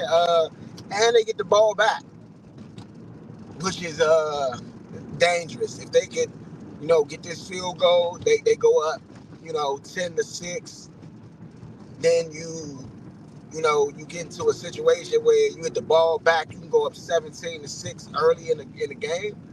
I mean, would that be the body blow to knockout? Um, I don't know. That's a good question. No, it wouldn't be 17-6. I don't think so. Green Bay can score pretty fast, especially with Dobbs playing the way he's playing in this game. I don't know, man. I don't know. I I I think the more you have to go with the more you have to go with Jordan Love in here, I think that benefits Green Bay. I like their passing game. I think they got weapons that you can't key in on that you don't have a lot of film on. So I think they got an advantage by throwing the ball. Purdy looks good though. Purdy 125, 10 for 15, 125 and a touchdown.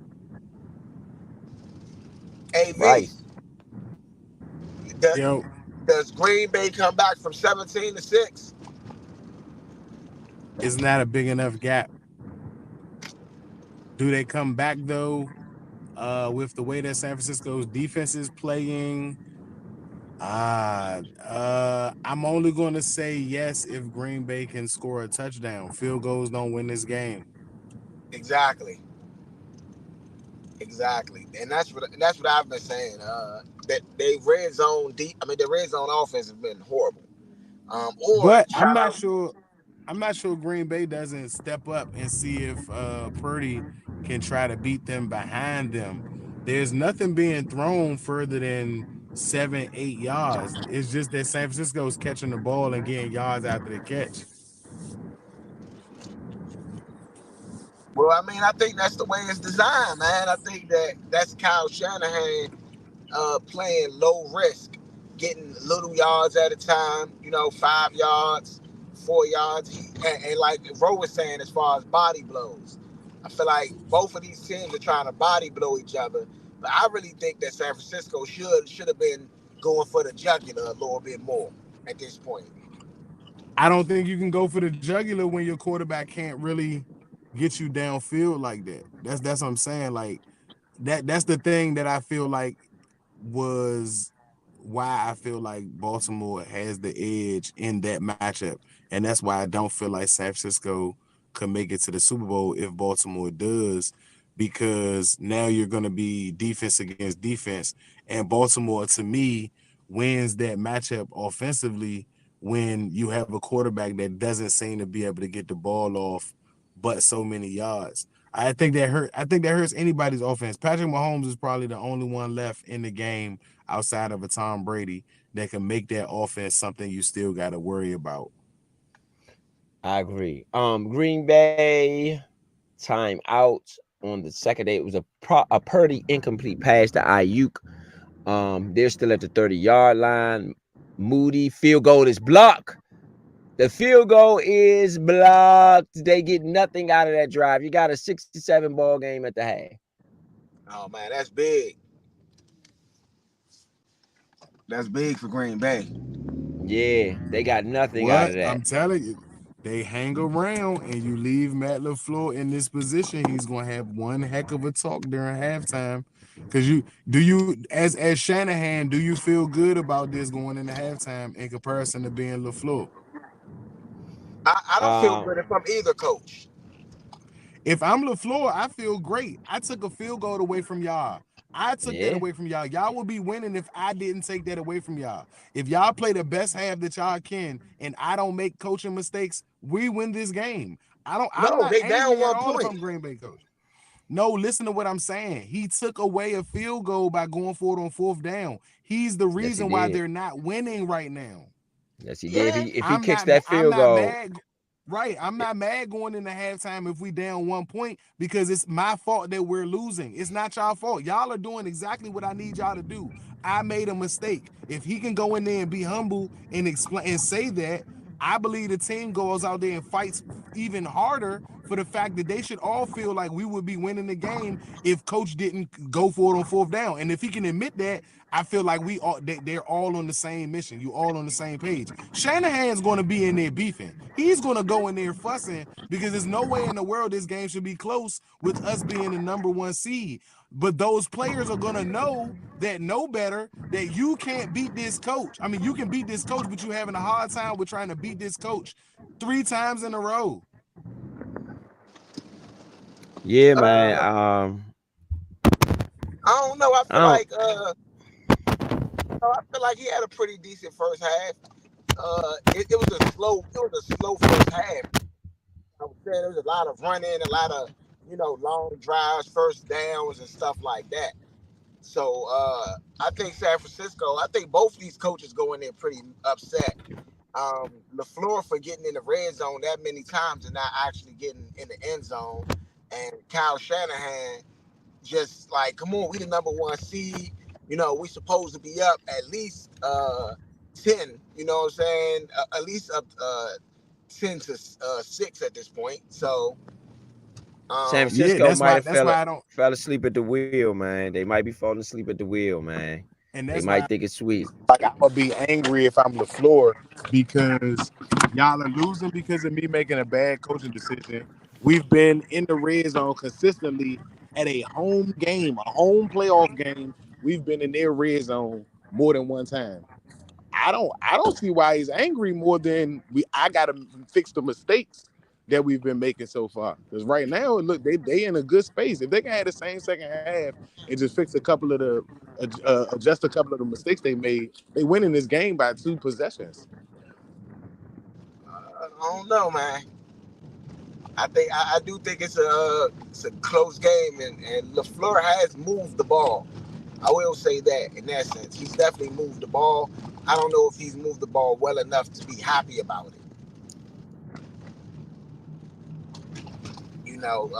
Aaron Jones been balling. Aaron Jones is killing them right now, and Jordan Love is having a good game. But like I said, you need a touchdown. Like you said, you can't win this game. Yeah, I like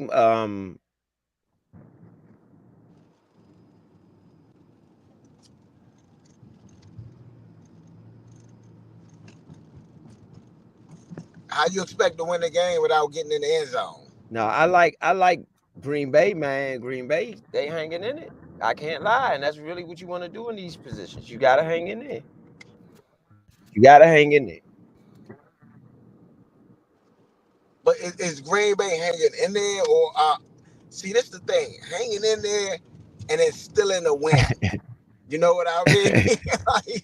Is that what the plan is right now? Because if Yeah, that's that's the how you case, still a win. That's but how if you that's the still a win. case, Remember? Do you remember what's the biggest upset in the playoffs over the last, let's say, 5 seasons? I could tell you what it was to me, and I'm gonna tell you how they won. It was when the Bengals went in there and beat Kansas City in Kansas City and yeah, knocked them out the playoffs in the division. That was the biggest upset. And what they do, they hung around, ended the game, they snatched it. I agree. Now, I think the Bengals has been a lot better team since Joe Burrow got there. But has the Bengals went back to that level of anything since?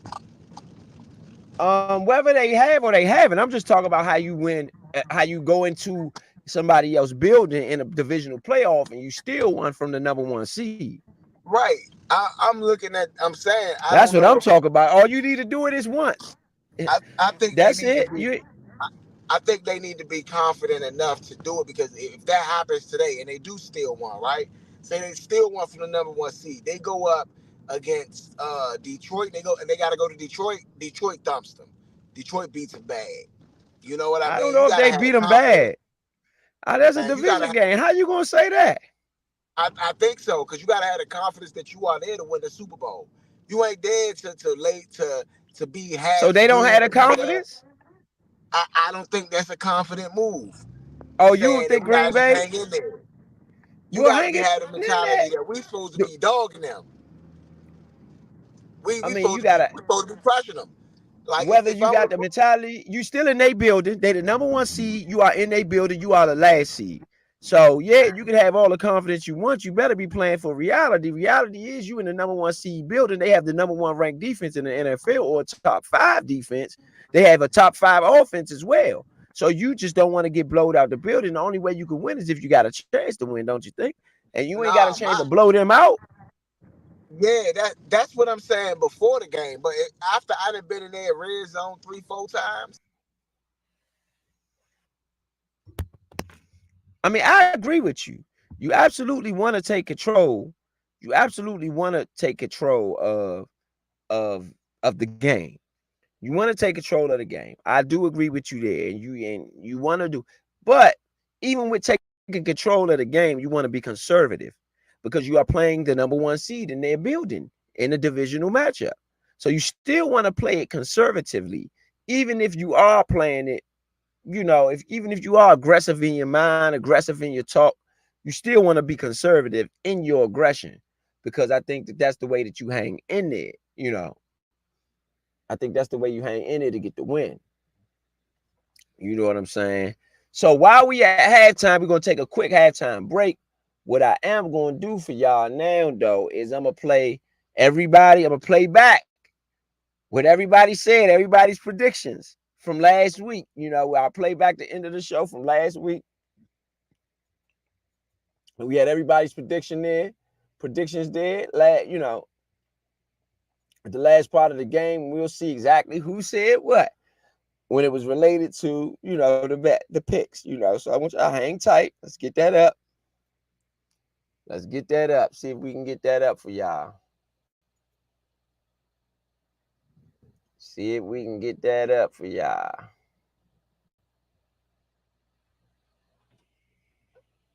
All right. But yeah, I mean, at the end of the day,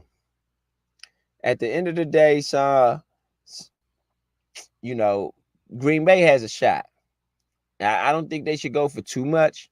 They should try to do too much. Not in my opinion. I don't think they should try to do too much. They should play it conservatively and try to keep themselves in a game where, they are heavy underdogs. They're double-digit underdogs going into this one. So why push it?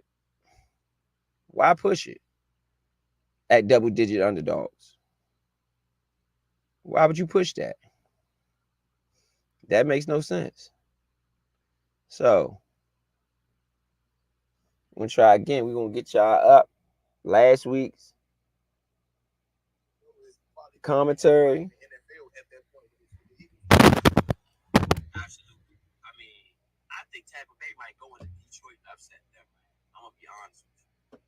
I mean, worse than the Dallas Cowboys. I'm gonna tell you why. Because they are the defending NFC champs.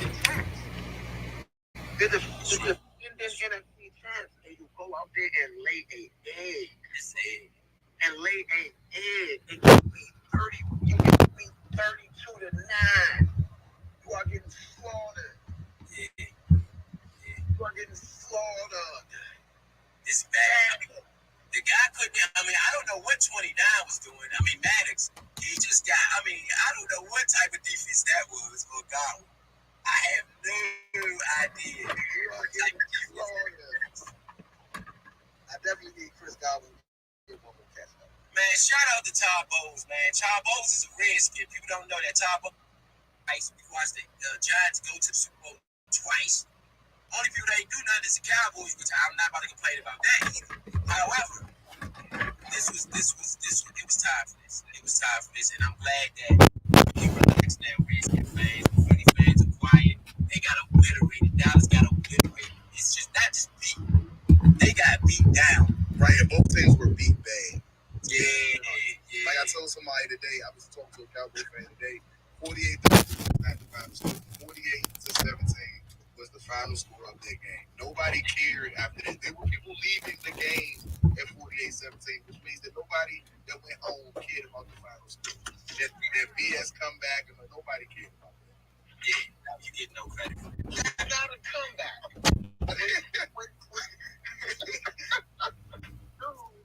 Right? When you consider yourself coming back, right? You consider yourself potentially winning the game. That was Mike McCarthy trying to save his job. That's exactly what that was. That was a scoreboard thing. A Vegas thing.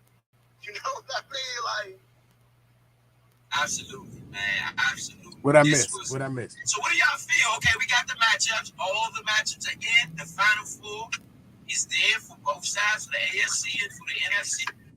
In the Final Four, you got Green Bay. They will be traveling to San Francisco to face the number one seed in all of we're not all of the league, the number one seed in the NFC, all of the NFC, the San Francisco 49ers. And then you have the Detroit Lions, who will be facing the Tampa Bay Buccaneers. What do y'all got on the NFC side? Do y'all see in these matchups? Going Detroit, San Francisco.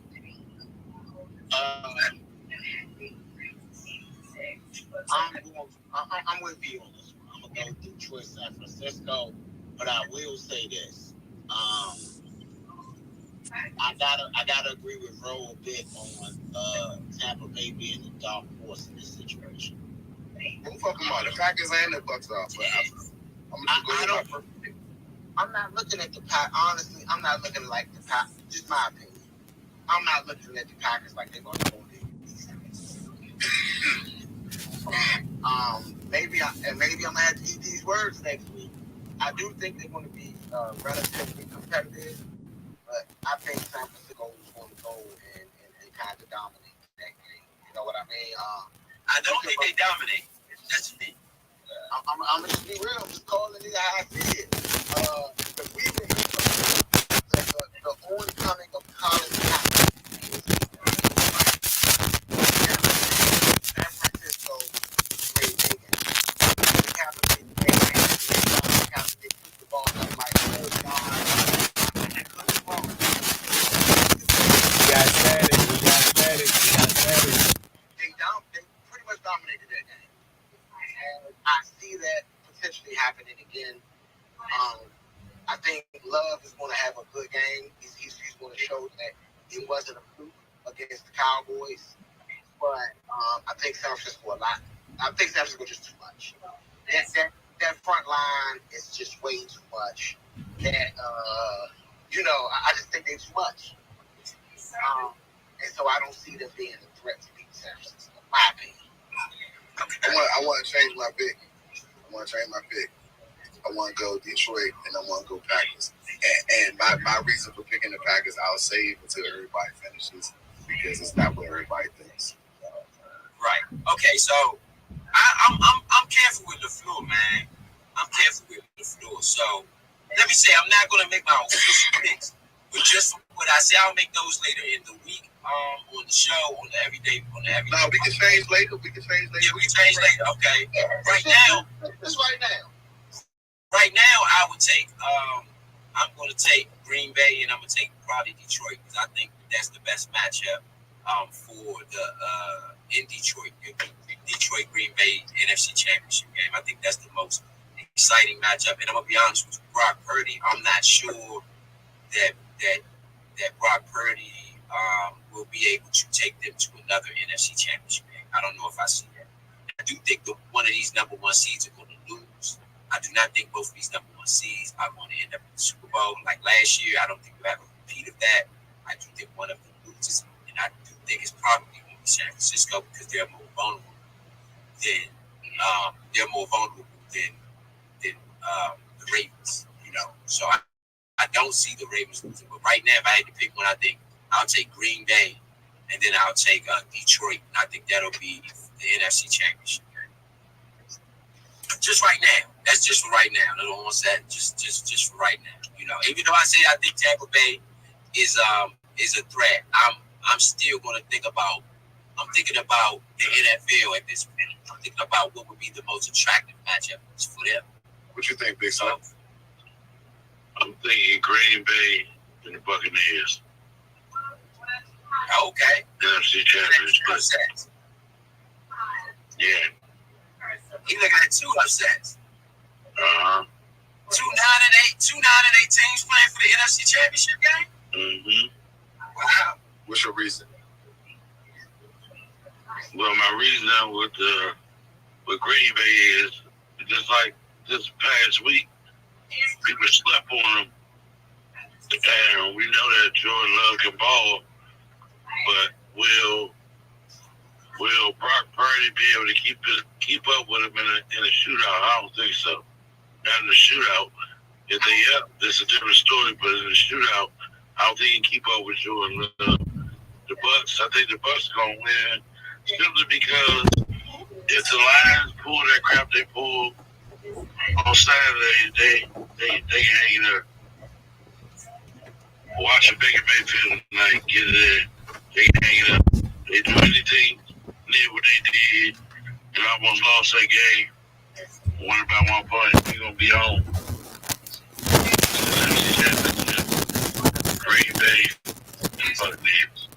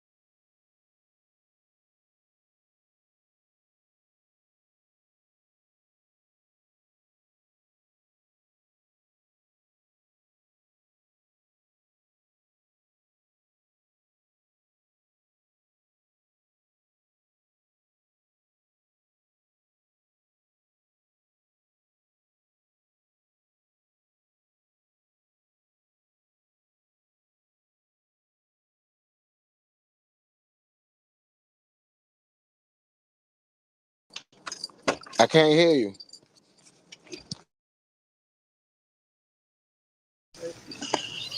Oh, so y'all didn't hear what y'all said, y'all picks? Y'all didn't hear none of that? Yeah, I heard when I said my picks. I just couldn't hear what you was just saying. Oh yeah, I wasn't saying nothing. Yeah, I heard the picks and stuff like that. Yeah. Okay. All right. Um,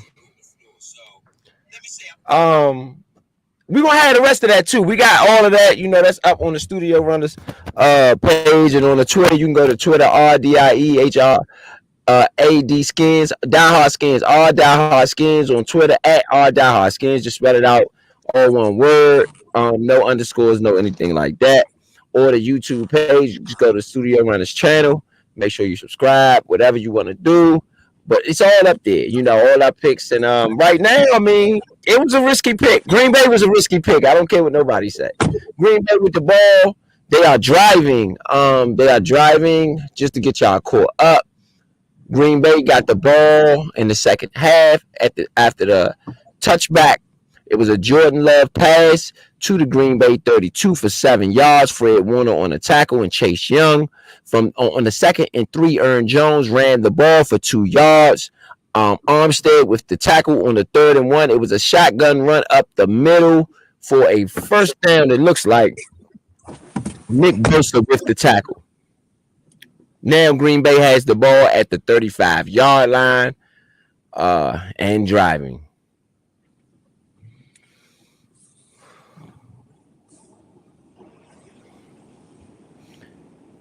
So Green Bay did get the ball first. That was unexpected. You know. So I mean, so what y'all think about what y'all said? I mean, right now, do you stick to your picks? Are you switching up? Same picks. Okay. Jordan Love right now has had 17 dropbacks and 8 pressures. You got a 9-yard run to Reed from the left end to the Green Bay 44-yard line. Green Bay is approaching midfield. This drive right now, 4 plays, 19 yards, 154 off the clock. 11:34 So left in got the the ball third. first? Green Bay had the ball first. Okay. So So they Green Bay, stopped San Francisco. yeah, San Francisco. Yep, they went 3 and out. Yeah, first half, San Francisco. They had a left tackle to Jennings, and then on the 2nd and 11, he was minus 1 yards off on the run.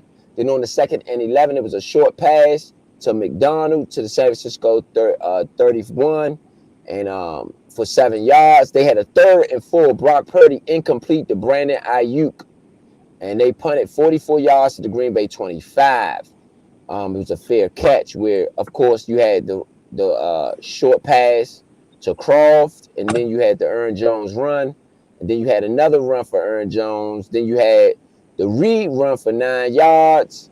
And then you got a Jordan Love incomplete pass to Aaron Jones on the left side. Now you have a 3rd and 1 from the Green Bay 44.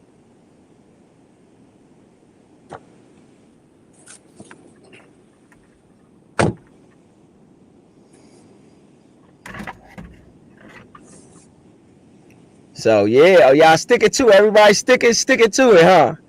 Stick it to it. Stick it to the picks.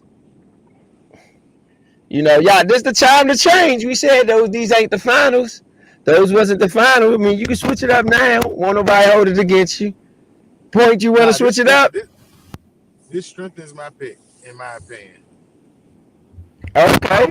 Okay.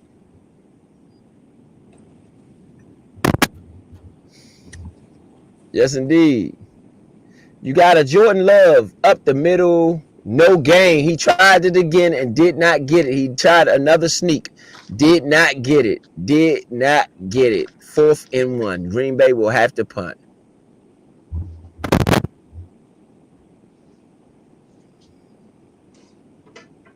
Man, y'all messing with Hargrave.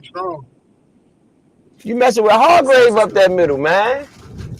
San Francisco defense standing tall. Hargrave comes from Got Play under where review. They are reviewing the play. They are reviewing the spot of the foul this time. I mean, the spot on the Har- play. They are reviewing it. Hargrave comes from Should have where? did it the first time. Philly.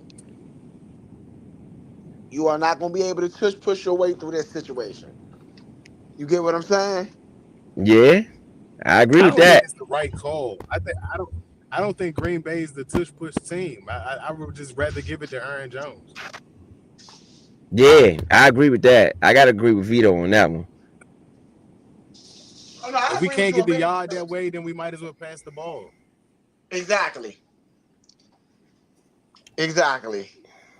But that I goes to couldn't what agree you with said you more. earlier though, Leo, about the copycat league. Like just once people see something, everybody start doing it. Like I don't like that, man. We need to have advantages at what we good at, not what everybody else good at. Exactly. I think it ruins the Um, identity of the team. You know what I mean? Each team got their own identity, and when you ruling on the copycat, Right. field reverse. Ruling on the field reverse. Green Bay gets the first down. shout out to Green Bay for calling that one out. Ruling on the field reverse. First down, Green Bay.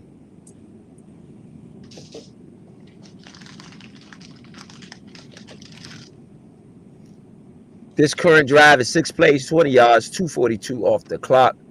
10:46 left in the third. San Francisco up 7-6 in this one.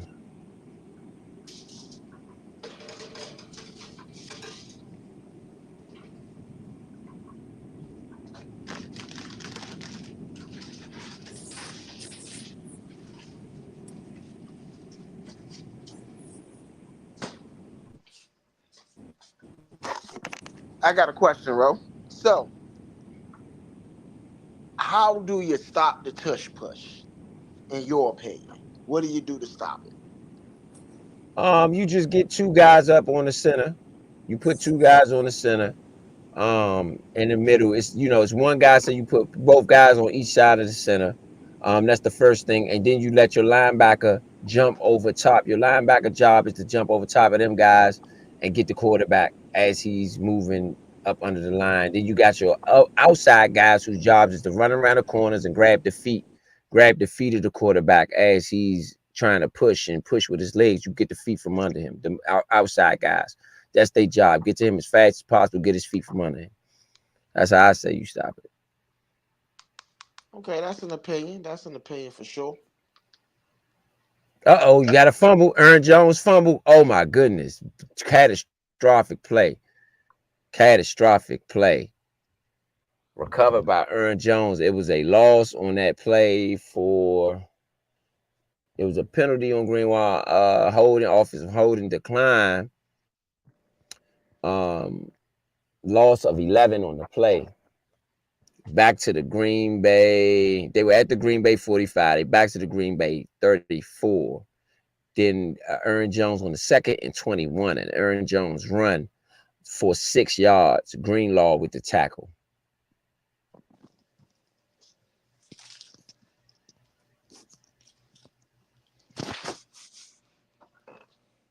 Sorry, Aaron Jones catch for 6 yards. And I don't even know how he got 6 on that. Shout out to Aaron Jones. He wasn't even supposed to get that.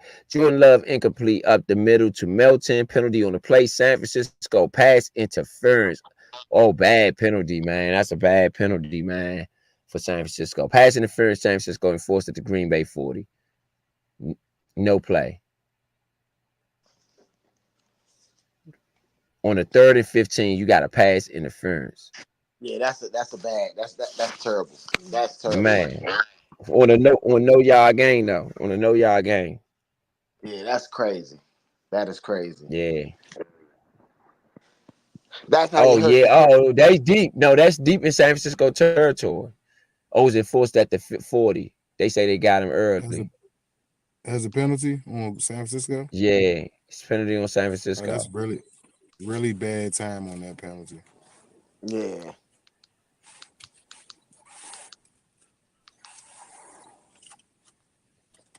Oh, my goodness. They are deep in San Francisco territory with the penalty. Touchdown, Green Bay. Jordan Love, right to Melton. Touchdown, Green Bay. The penalty was deep in San Francisco territory.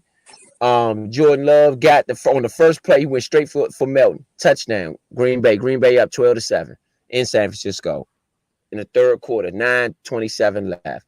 Green Bay is just taking the lead, 13-7. Green Bay But I Packers. tell you, it doesn't have to be the end of the game. I'm just saying that LaFleur ain't going there angry at halftime. LaFleur literally realized that I got him playing my game. He's trying to play on my level of a 9-8 team.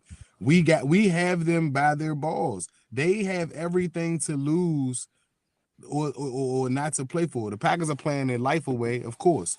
But San Yeah. Francisco is the one that's like Jordan Love almost missed the pass, though. It was deep in the back of the end zone. He almost missed it. Shorty made a heck of a catch. Melton made a heck of a catch back there. Gotta give Melton a lot of credit. That's why Love not gonna beat the Lions, because he overthrowing a lot of stuff for real. He getting some lucky passes off, but he's making the right reads. LaFleur got people wide open, though. It wasn't a man 30 yards wasn't within him. It wasn't nobody 30 yards within him. LaFleur scheming them guys open. Mm-hmm. LaFleur is scheming them guys open. And honestly, this is what I meant by the enemy. You get what I'm saying? If I got a receiver, I need to be able to scheme him open. You see what I'm saying? If he's a weapon, whatever I want him to be, I got to scheme him open. Or I got to scheme other guys open so much to where they start to pay them other guys attention and I free him up a little bit. That was not to talk about my Bulls, but that's what the Bulls were masters at. We got Jordan, right? We know you already scared of Jordan. So guess what? We're going to start off with Luke Longley going to get eight out the first 10 points. Ron Harper going to get 6 out the first 12. You know what I mean? Scottie Pippen going to start off with 8 straight points. Why? Now you got to pay him attention. You got to play Jordan honest. I'm going to say that was a very bad penalty. And without that penalty, I don't know, man. Like, cause that was horrible. Well, he schemed him open. It was a bad penalty. I agree with you. But again, he knew what to do at the time. I mean, LaFleur's calling a masterful game again. Oh yeah, no, I'm not talking about LaFleur. I'm talking about on the player. You know, LaFleur definitely is doing what he's supposed to do. And this goes the player. And this goes back to what I said. You stick around. You stick around. You stick around. You stick around. That's all you got to do. Hang in there and take your shots when you get them. Yeah, I think the night is still young, though. You know, the night is young. The night is young. Yes, indeed. I agree with that. Brock Purdy ain't gonna go away without a fight. San Francisco ain't gonna go away without a fight, man. They in their own building. They're not going out there like that without a fight. And if Purdy loses this game, Purdy probably knows that it's about it for him as the starting quarterback. They're gonna move on. I don't think he could lose this. I don't think they should move on, though. Purdy is proven to be, he got them the number 1 seed this year, the number 1 seed. Oh, no, the number 2 seed last year.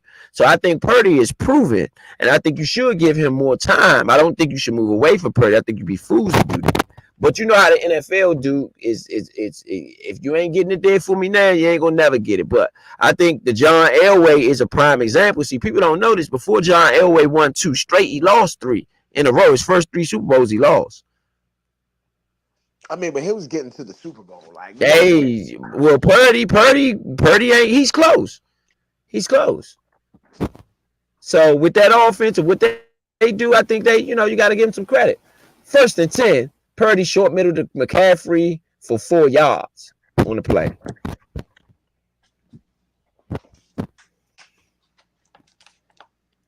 So I don't think you should get rid of Purdy. I mean, I think he's doing a good job. I like Brock Purdy, to be honest. Because if he's doing this in his first 2 seasons, imagine if you give him 5 with you. By all means, Brock Purdy is the guy for the job. Remember, I don't ever recall saying he's trash or he's garbage. That's not the word. And if I did, I definitely didn't mean to say that. I was smoking rocks if I said that. I just said that that's the way that you attack San Francisco if you're going to beat a team that's this good. You have to test them where they're most least experienced. And right now, Purdy, even though he's been in certain games, he still has the least experience at a high position. His position is valued very highly, and he has the least experience or at least has the least experience in this particular situation, being down, being the number one seed, having the home field advantage, and then going in against the underdog and then having to try to come back from it. Everybody doesn't play well in these situations, and Oh, again, he can't. It's just hard. not to cut you off, Vito, but we got somebody else, an ex-Redskin, Joe Burry. Joe Burry is the extra. I don't know if y'all remember when Joe Burry coached. He was our defensive coordinator for a couple years. He's the defensive coordinator over there for Green Bay. So Right. Joe Burry also a Redskin as well. I didn't know he was their defensive coordinator. That's what's up. Yeah. Linebacker coach. Yep. You had Brock Purdy on the 2nd and 6. Incomplete pass to McCaffrey on the 3rd and 6. Brock Purdy short pass, 39 to the Green Bay, 39, 32 yards to George Kittle. They are shaking. They are right outside of field goal range. They are not deep. They are in Green Bay territory, though, at the 39-yard line after the 32-yarder to George Kittle. Big play. Said Purdy wasn't going to go quiet. Hey, not at all, man. That's what they got going. That's what's working. The running game not really working for them today. McCaffrey is. I said he's a little gimpy. It's not working the way it needs to. They're gonna have to go. They're gonna have to go Purdy. Kittle has been a mismatch for Green Bay as well. Kittle broke a tackle. That's how he got the extra yards that got him down the field. Kittle has been a mismatch for Green Bay. Touchdown, San Francisco. McCaffrey, right 39-yard run for McCaffrey. I just talked trash. He showed me. Touchdown, San Francisco. Christian McCaffrey with a 39-yard run. I wish that was a pass because I got Christian McCaffrey for the receiving yards. I should have took him for the 14-13 yards. They had a fight on the sideline. It was a scuffle on the sideline. Jair Alexander and 15. I mean, these guys was going at it. This is getting ugly now. This the meat and the potatoes of this one here, baby. Y'all welcome to the Nature Sports Podcast. This is the NFC divisional round. Packers. San Francisco 49ers. Christian McCaffrey right up the middle, baby. Broke it right up the middle, man. Christian McCaffrey broke a tackle, went on in. I just was talking trash about him. He heard me. I tell you, the running game ain't working. Yeah, right. Touchdown, Christian McCaffrey. Christian McCaffrey was averaging 4.5 yards a carry before that play. Yeah. He broke a tackle, though. It was great blocking scheme, though. Great blocking scheme. He made the safety miss. The other cornerback took out another defensive back of Green Bay. He just dove at his legs. Christian McCaffrey jumped right over him and scored. When he was off to the races after he jumped over the guy right up the middle. I mean, come on, man. That's why I said San Francisco, even without Debo, I think it's still just a little too much for Green Bay. And I'm going to keep saying this to the end of the game, even if I'm wrong. 13-14. 13-14 in the third quarter. 7:39 left. Green Bay is playing one hell of a game, and LaFleur is calling a very, very sharp game. And I want to give a lot of credit to him because, man, if we could have kept that staff together for a couple years, you never know what we could have developed into. Talking about we had Kirk Cousins and RG3 and everybody, Deshaun Jackson. There was a lot of people on that team, on that staff. Snyder messed up when he went and hired Gruden. He should have hired from within. You could have picked anybody from that staff that you could have hired. Exactly. He should have hired from within. Exactly.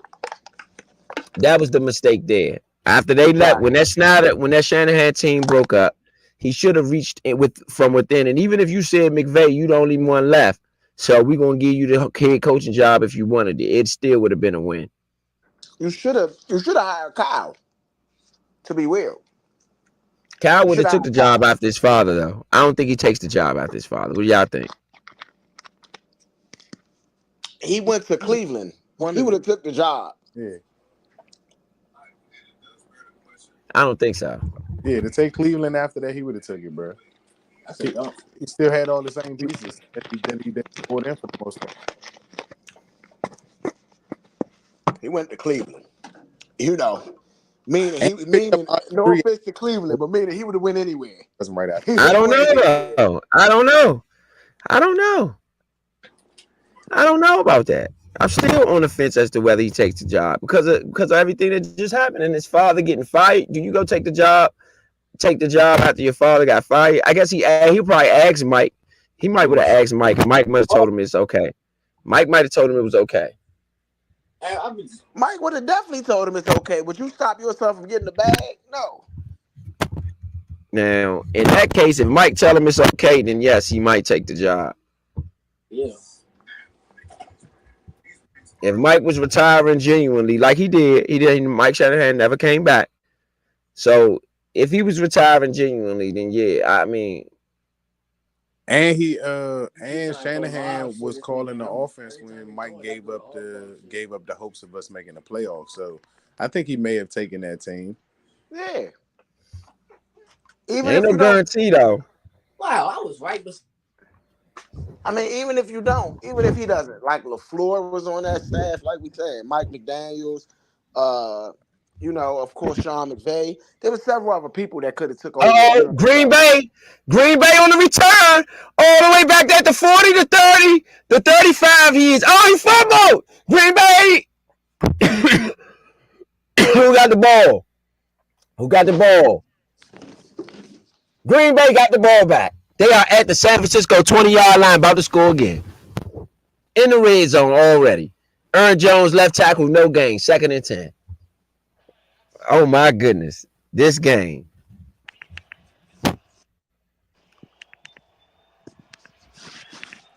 This is wild. It was a 73-yard return by Nixon, who fumbled and then recovered it. Wilson recovered it. Jordan Love, short middle to Dobbs to the San Francisco 7, 13 yards to San Francisco 7. Jordan Love. Pass. Shout out to Love falling backwards. Jordan Love to Romeo Dobbs to the San Francisco 5. 1st and goal from the San Francisco 5. Woo! Exciting game, fellas. Shout out to everybody out there listening, man. This is the Nature Sports Podcast, man. I'm ETA Money Roll. This is the NFC Divisional. San Francisco and Green Bay. Look like we got a classic on our hands. Look like we got a classic, baby.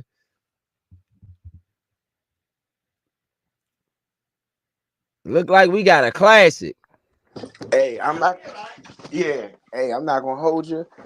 Dobbs, I just need you to get one more catch, my brother. Need you to get one more catch, my brother Dobbs. Help a brother kick it out. That was a hell of a run back, hell of a kick return right there. Though.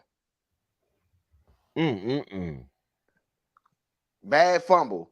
Run up the middle to the San Francisco 2 for 3 yards. You got a 2nd and goal from the San Francisco 2. Kinlaw with the tackle.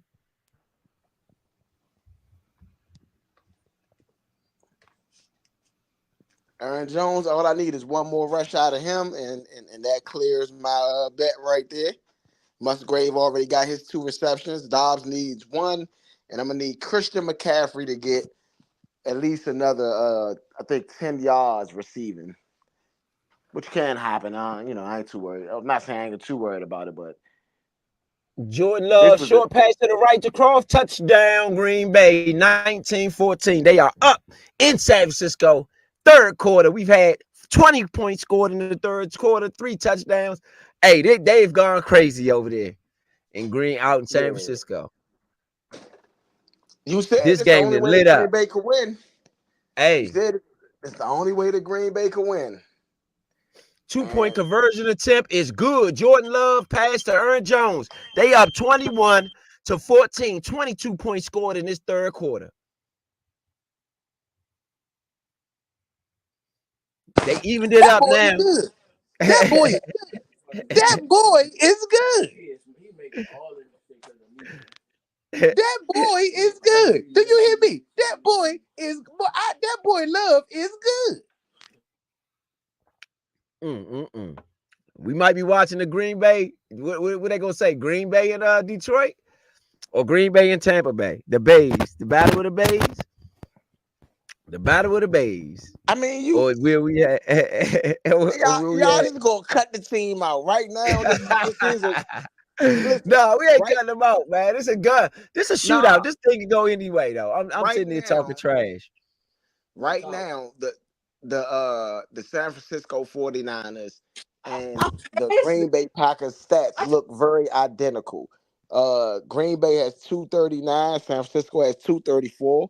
Green Bay has 164 passing yards, and San Francisco has 161. Um, this is a crazy game right now. You know what I'm saying? Very, very Yeah, this competitive, game done which lit I up. expected. This game done lit up. Which I definitely expected. This game done lit up, Rush man. yards, Green Bay has 75 and San Francisco got 73. But San Francisco's That about to get the drive was ball 4 back. plays. Sorry, go ahead. Yeah, but San Francisco about to get the ball back. So I just think it's going to continue to be competitive throughout, my opinion. LaFleur realized it was gonna be a shootout. Yeah, Just see, like every Leo, I mean, time. like Rose said, once they scored that first time, or was about to score. Once they scored the second field goal, he realized that trying to go for it and run the ball, and it wasn't gonna work like that. You gotta let your dog go. If Jordan Yeah, Love playing like a dog, you gotta let him Yo, keep playing like a dog. yeah. That was their yo, best bet. I uh, want to see what Purdy got, though. I want to see what Purdy got, Joe. Hey, he come down there with his guns ablazing. He try to knock you out the box, Slim. What you got? oh my goodness. What you got, Slim? Dude. They ain't playing. They came out there with their guns ablazing. Yeah, guns ablazing. 21 points in the last. 18 points. 18 points in the last quarter and a half for Green Bay. Guns ablazing. Y'all got 14. So guess what, San Francisco? If y'all gonna win, you gonna have to score some points on these boys. Y'all ain't gonna be able to tote it and goat it and play around and nah. If y'all are gonna win, you gonna have to score some points. That's how it's going down in this NFC divisional playoffs. Who got the most bullets? Who got the most bullets? That's how it's going down in these divisional playoffs. Who got the most bullets? Straight like that. We never thought Green Bay would even be in this position. They was 9-8 coming out the season. Jordan Love shocked the world. Can he go into San Francisco and shock the world? Or will Brock Purdy show that he's going to put that team on his own back and get the W? Since they said he couldn't do it, now he got to do it. They said he couldn't do it. Now he got to do it. This is on Purdy. This is on Purdy now. This is on Purdy. I mean, you still, yeah, but like, this is still a one possession game. Christian McCaffrey's still on that team. Still got Debo on that team, even though Debo's a little banged up right now. You know what I mean? So, like, I don't think it's all on Purdy. Oh, now it And ain't that's on the difference. Purdy now. Now it ain't all on Purdy now. And Nah, like I said, Oh, I damn. Right at he the has to end. win the game, son. I'm not saying you don't got to win the game. I'm Yeah. just saying that, like, it's all on Love. Say if San Francisco go out there and score again, Love got to be the one that drives them right back downfield. Purdy gonna have to put Aaron them on Jones is his But what, back. what balling. is that? Aaron What Jones is been that? running What the does that mill. say? What does that say about your team when the number one team has to try every option they have to win, and the 9-8 team is putting it on their rookie quarterback? I mean, I'm gonna be real. Love is balling, and Love got the keys to the car. That's what that means. Love Love got is the keys. 20. Love is 24, 23, and 1 interception to turnover ratio over the last 10 games. 23-1. 23 That's touchdowns, amazing. 1 interception over the That's last 10 amazing. games for Jordan Love. Yeah, that's amazing. First round talent. That's There's a run amazing. up the middle to Christian McCaffrey for 1 yard on the 1st and 10. Oh, Then you my have Brock goodness. Purdy short pass to the left to McCaffrey to the San Fucking Francisco 18. That's for 4 yards. You have a very important third down deep, and San Francisco's in their own territory. They really need a first down here. They are down 7. They're going to need a first down here. You don't want to give Jordan Love the ball back. Incomplete pass to Jennings, right to the short. They will punt it. San Francisco has to punt down by 7. Oh my goodness. This is getting tight for them. They're giving the ball to a hot Jordan Love. Gets the ball back. Uh-oh. Uh-oh. Are they in trouble? Are they in trouble? Are they starting to feel the heat? The heat is on. The heat is on. McCaffrey ain't going to be able to run you out of this one. I told you. Purdy going to have to do it. They tried to do a screenplay. That's why that didn't work. Purdy is going to have to do it. Purdy is going to have to do it.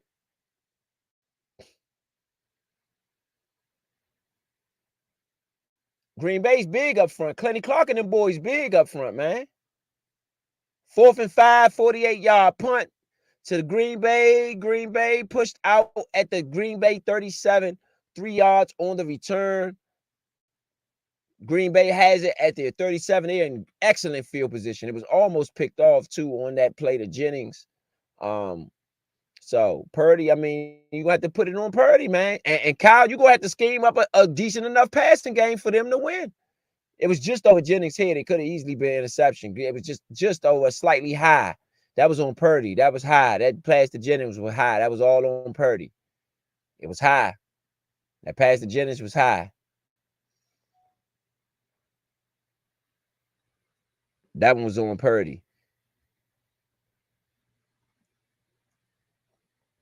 Kyle gonna have to scheme his passing game to win this. His running game ain't gonna be able to win it. Green Bay is physical too, man. I think they underrated being physical up on that defensive line. Preston Smith, physical. Kenny Clark, physical. They physical on that line. Trent Williams, Big Trent, and the boys. Oh, Trent feel like that look of dejection. It was a look of dejection on Trent's face when he went to the sideline. They caught him. Trent getting nervous over there. Shout out to everybody out there listening, man. This is a 21-14 ball game. San Francisco, Green Bay. San Francisco, Green Bay. 21-7. Sorry, 21-14. I ain't gonna take no points out of there for San Francisco. The 12-5 San Francisco 49ers, 9-8. Green Bay Packers. San Francisco just punted to Green Bay. Green Bay has it on the 37-yard line. Time out, TV time out. Take you to a break. Get you some popcorn. Get you some toast. Get you some drink. Whatever you got to do, man. We are live and direct, man. This one is getting thick here. 3:43 left in the third. Green Bay has 15 points in this quarter with a chance to pile on more. Can San Francisco survive this third quarter? Can they survive? Man, it's getting ugly. Matt LaFleur, man. Matt LaFleur. Again, I predict you're not saying, no, it's not over. We ain't going to talk either way. Because anything can happen right here. You can have a fumble. You can have anything. Anything can happen right here. Anything can happen right here.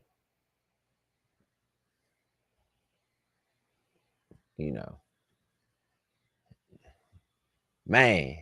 Shout out to everybody out here listening, man. This is the Nature Sports Podcast. I'm ETA Money Road. Got Point B in the building. Uptown Vito in the building. See if we can get Big Son in the building at some point in time and get his take on what we got going on, how we got it going on, and what we got flowing here. You know what I mean? NFC divisional matchup.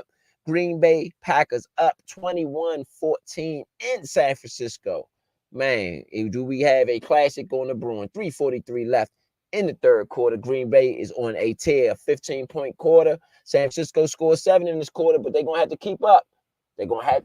Green Bay seem to be going for blood. 1st and 10. Jordan Love pass to the left. Christian Watson to the Green Bay 49 for 11 yards. On the play, Taj Gibson on the tackle. Man, Green Bay coming out gunning.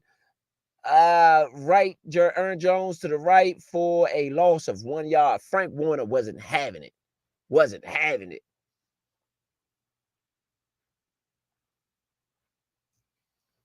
I mean,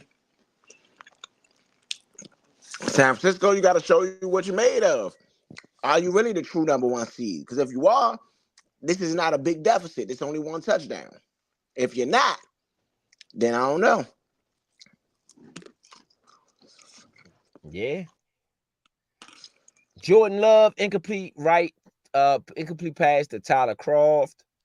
You're gonna have a 3rd and 11 for Green Bay, 3rd and long. Jordan Love gonna have to make this play if they're gonna make it. It's gonna have to be on Love. Is this 3rd and long? He gonna have to do it. Yeah. That offensive line gonna have to do it too because they know they passed and Aaron Jones slipped on the play on the pitch out. Frank Warner was there for the tackle though.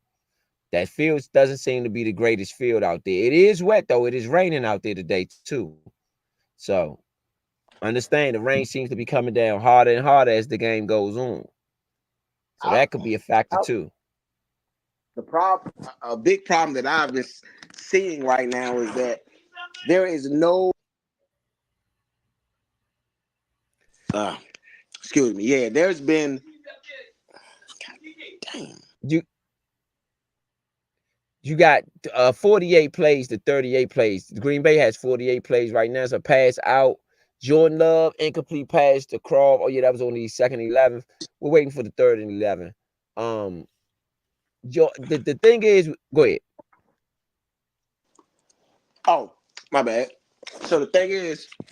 Oh, interception. Greenlaw. Interception. Jordan Love intercepted. Attempted for Croft. Greenlaw with the pick. Greenlaw with the pick at the Green Bay 48. That's why I said you can't speak too fast. Interception. Oh man. Jordan Love has his first crack in the boat. First crack in the boat. But it was a tipped up. It was Croft who tipped it up. And, but Jordan Love has his first crack in the boat, man. His first crack in the boat, man. Is that thing gonna leak? It was behind Croft. It definitely was behind Croft. But Croft got his hand up, tipped it up, and Greenlaw came and made a great play, man. Them linebackers from San Francisco is legit. They are not playing. One thing them linebackers came to play today. Greenlaw, Greenlaw and them boys, they came to play. Jordan Love, man. You can't make that mistake. That's a huge one. It wasn't on him, though. It was on, they tipped the ball. It was past them. It was a bad throw, but it was tipped up and in the middle of the field. And so, did you say? By his own player tipped it up. His own player tipped it up. But what did you say first? It was a bad throw. Definitely was a bad throw. Did you not say it was a bad throw? Yeah, Tyler Croft tipped it up, though. Got us trying to get it. He tipped it up, which is why you ended up being interception. Greenlaw ran right up under it. When you make a bad throw, that is the consequences of you making that bad throw. I agree.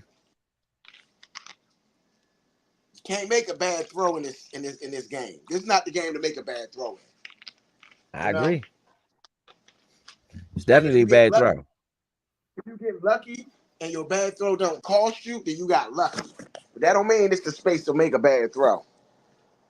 Yeah, definitely was a bad throw. No doubt about that. Jordan Love, middle pass, intercepted. You got a 21-14 ball game, 2:02 left in the 3rd. Green Bay with the first turnover of the game, an interception by Jordan Love, tipped up from Croft. Greenlaw runs under it. San Francisco gets the ball already in Green Bay territory at the 48-yard line. They looking like something. They have to literally have to get something out of this drive, in my opinion. I could agree with you on that. This is a must score drive right here. Brock Purdy scrambles out of bounds to the Green Bay 48, 1 yard on the play. You can't go out there and lay a dud, though. Yeah, this is very important. For the way this quarter is gone, they could really even it up in this quarter if they can get a touchdown here. Shotgun Purdy, incomplete pass to Brandon Ayuk. Campbell on the coverage. Good coverage. Good coverage. Uh-oh. What you gonna do, Kyle?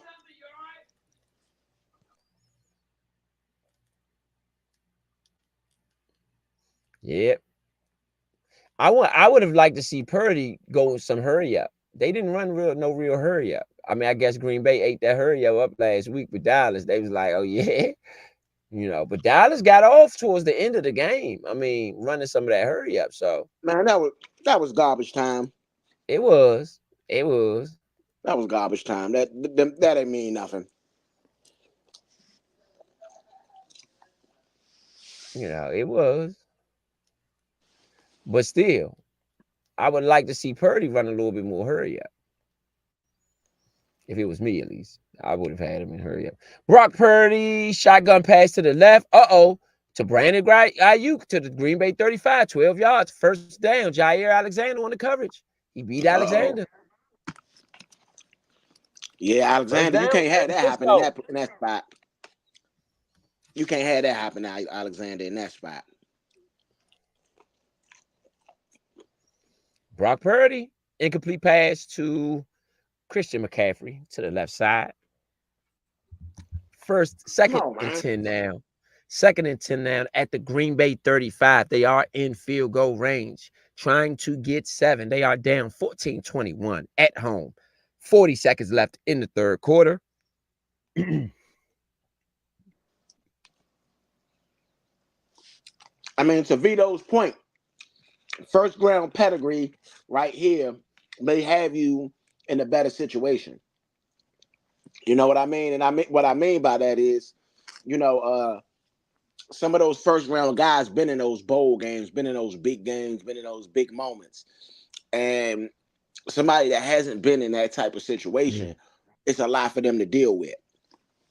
Brock Purdy on the second and 10, incomplete pass to George Kittle. You got a third and long coming up for San Francisco at the Green Bay 35-yard line. They can get a 3 out of this one with a good field goal try. He missed them. Brock Purdy just missed Kittle on the play. He just missed him. It's high throw.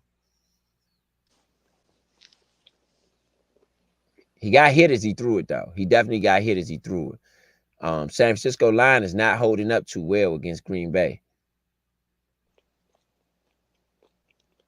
Brock Purdy on the second. That's on the second and 10. This is on. So the third and 10 coming up from the Green Bay 35-yard line. Do you play for 3 here? I might play for 3 here if I was San Francisco. Make it an easier kick. I do have an underneath route, but I do a route Purdy, where I can throw. Purdy missed Kittle too. Purdy missed Kittle and missed McCaffrey on back-to-back plays. I mean, it wasn't an easy throw, but he definitely missed them.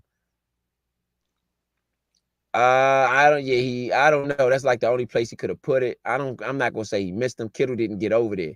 Kittle got to get over there. That's a little bit of both. But because it's the only place he could put it, but Kittle wasn't there. So Not necessarily a bad throw, but it could have been better. Purdy scrambles to the left on the third and 10. He's out of bounds. He gets 1 yard on the play. Brooks and Gurley runs him out of bounds. We're gonna have a long Green Bay try for the field goal. That is the end of the third quarter with a 14-21 ball game. Green Bay up by 7. But San Francisco looks like they're in field goal range. It'll be a 52-yard field goal, 51-yarder from where they are now. If they were to try, it is raining out there, and it is wet, so that's not going to be like an automatic kick. That's why I would have went for the couple yards just to make the kick easier. That's just me. I mean, I would have done an underneath route and an over top. That's probably what I would have done. Let me ask y'all: Is Kyle Shanahan a good coordinator under pressure? Let's get Vito back in. Is Kyle Shanahan a good coordinator under pressure? Would y'all consider him a good coordinator under pressure in times like this? Based on the numbers, the best Kyle. Yes, because they got the #1 quarterback under pressures this year. But no, I don't mean under pressure. I don't mean when you blitzing. I mean, in pressure moments, fourth quarter, high pressure moments, playoff game, whatever it is, Super Bowls, whatever it No, is Kyle okay? That's no. what I want to ask you. That's the How do y'all one feel thing. about Kyle That's the one in thing these that moments? doesn't get him. That doesn't suggest that he's over the top yet to get him to the Super Bowl. Just so far. What about you, Point? How do you feel about Kyle Shanahan in high pressure situations? Uh, I don't know, man. Kind of 50-50 on him. Not really impressed, but not really like saying he hasn't done some. He got to the Super Bowl, so there's been a lot of pressure moments in those times. You know what I mean? He as a head coach been there. So can't really say he's folded under pressure. Cause been a lot of those games that he had to win to even get to that spot, and he's been there, a couple times now. So, but he's had times like being the Atlanta offensive coordinator when they didn't score any points, but Tom Brady came back. He's had some situations like that too. So how do you feel? I'm 50-50 on it. It's not that he's bad, but he's not like he's not Jordan in the clutch or nothing like that, but he's all right. Does Not he How not remind does you the of Kirk? huh? Does he remind you of Kirk Cousins? No, no, no, no, no. He's not that bad? Nah, he's not that bad. Nah. I don't know if I agree with that. He might be that bad. How, bro? This, Like he's been to Super Bowls, bro. if he loses today, is he that bad? No. Okay, he's not Kirk Cousins bad, but is he? Yeah, bro. Like, come on, man. Come on. Stop Is he disrespecting that Jalen man. Hurts Like, bad? Is he Jalen Hurts bad? Then? no, because Jalen Hurts probably will never see another Super Bowl. Oh, that's a I Is he bold. think Jalen Hurts Kyle. bad, Vito? Is he Jalen Hurts bad? I think Kyle can go back. Is who Jalen Hurts Moody bad? is Kyle Shanahan. in pressure situations is Kyle Shanahan, Jalen Hurts bad. Moody with the 52-yard field goal. The field goal is good. San Francisco on the 3rd and 10. Purdy scrambles for the 1 yard. They had to kick the field goal. The 52-yarder was good. San Francisco is down by 4 at this point. 14:56 left in the fourth. I'm gonna say yes because So Jalen he is Hurts Jalen has Hurts been bad. bad but still had success. Yeah. Bruh, hold up, bruh. Hold up, man. Hold up. Kyle, don't get me wrong.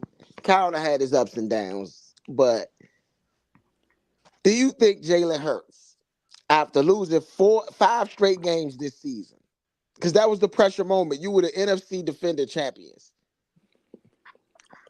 He didn't have his biggest weapon. Because of him. He didn't have his biggest weapon. Because he's Donovan McNabb.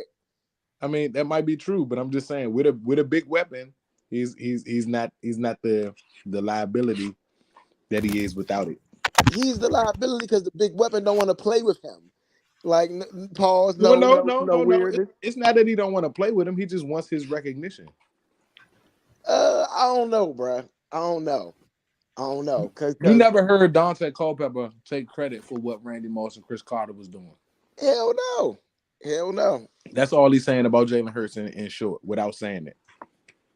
Jordan Love passed to the middle for Reed. Reed Oh pushed out no. of bounds at the Green Bay 27-yard line. Green Bay will start at the 25-yard line after the ball is kicked for a touchback out of the back of the end zone.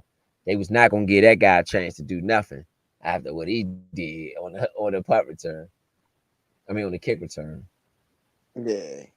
Yeah, We've had nah, some you don't exciting give him plays that. though. We've had some exciting plays. We had the big run back McCaffrey. We had the run back. You know what I'm saying? We had some exciting plays. We had the throw, the 32-yarder from Jordan Love. We've had some plays in this ball. Debo Samuels is out in this game. Debo Samuels will not be returning. He's on the sidelines with a sweatsuit on.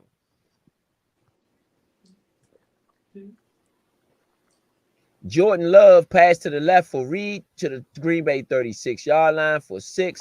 On the 2nd and 8, we'll have a 3rd and 2 from the Green Bay 33 coming up. I just need him to pass the Dobbs one more time. Selfish plug, but I need you to pass the Dobbs. Throw the Dobbs. Just one more.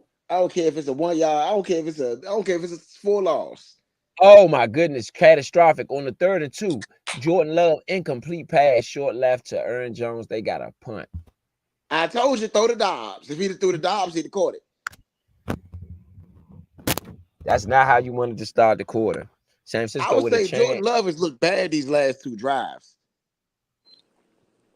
San Francisco with a chance to, not the last 2 though. I think the one before here was a touchdown. Nah, that was the jump where It was an interception. It was the interception. Yeah. You're right. Yeah, he threw a pick. Right. Yeah, that was a real bad pass. I don't know how you missed that. Yeah. That's what I'm saying. These last 2 drives, man, Jordan Love, man, he better get it together. He got a 4-point lead on the number 1 seed in they building, man. And right now, man, he looked like he might be folding under pressure a little bit. Actually, no. That's on the running back. The running back just kept going when he just kept going. The running back got to stop. That was behind him. That's a little bit of both of them. That's a little bit of both of them. That wasn't a bad pass. That was the running back literally just drifting back without stopping and coming back to the ball. He had him. Though. I feel like it was behind. Y'all gotta execute better. Y'all gotta execute better in that moment. I will say that. You need better execution in that moment. It was behind him though. The quarterback is on the move. He throwing across his body away from where he going at. The running Aaron Rodgers makes that throw. Aaron Rodgers makes that throw right there. I'm gonna keep it real. And the receiver's going to stop instead of drifting. The receiver's going to stop.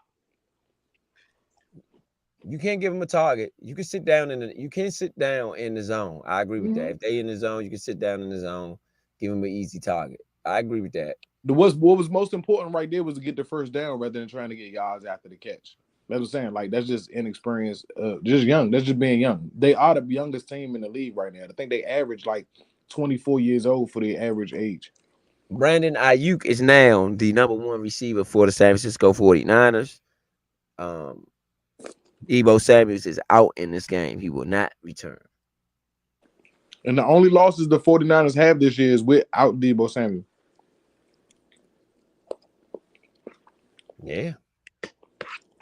49ers are down by 4, 13 to 22 left in the quarter. That quarter ended up 15-7.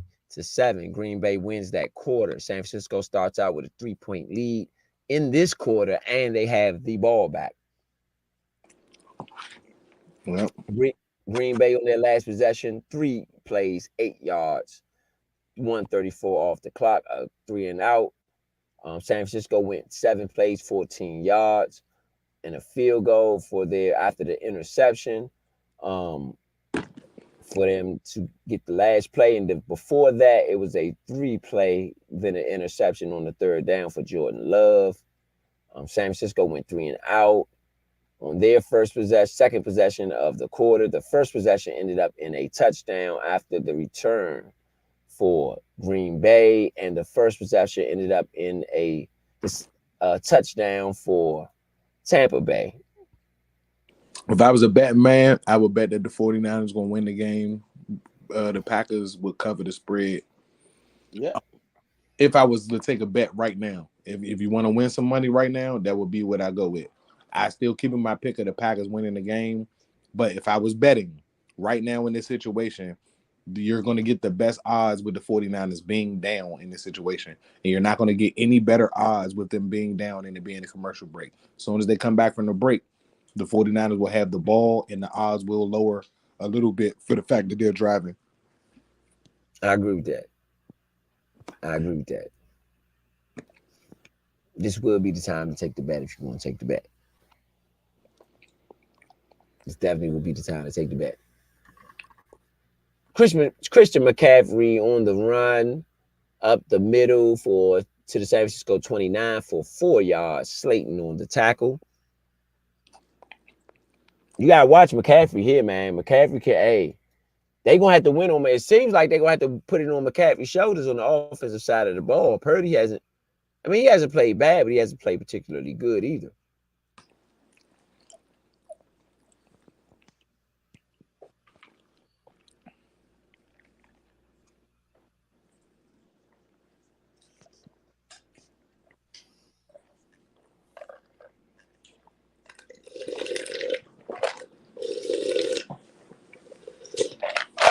So, Christian McCaffrey up the middle, 10 yards to the San Francisco 39. Big run for McCaffrey. They are approaching midfields. Christian McCaffrey, left guard, no gain. Owens with the tackle. This is what I was saying about him getting into a coaching match with LaFleur. Like, if he just uses the talent that he got, they should be fine. But if you get into that battle with the coach, you're gonna let LaFleur is a dog, bruh. Where I has agree with Nick that. Bosa been? Yeah, I agree with that. LaFleur is coaching against that, bruh. He's going to Chase side.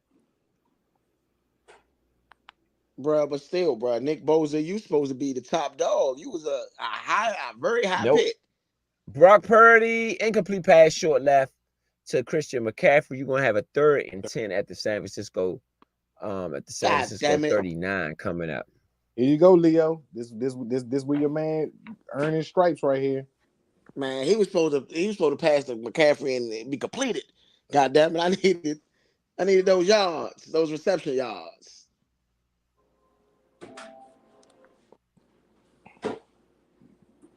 I mean, right now, Brock Purdy is 55%, so that's not good at all. Jordan Love is only 61, which is not much better, but still. It's over 60%. That's decent.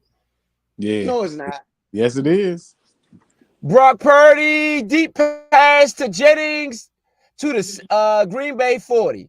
21 yards on the play. Brock Purdy showed up.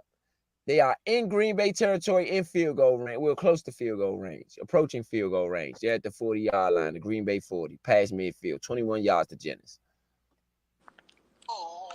Yo. I mean, when he needed it, right?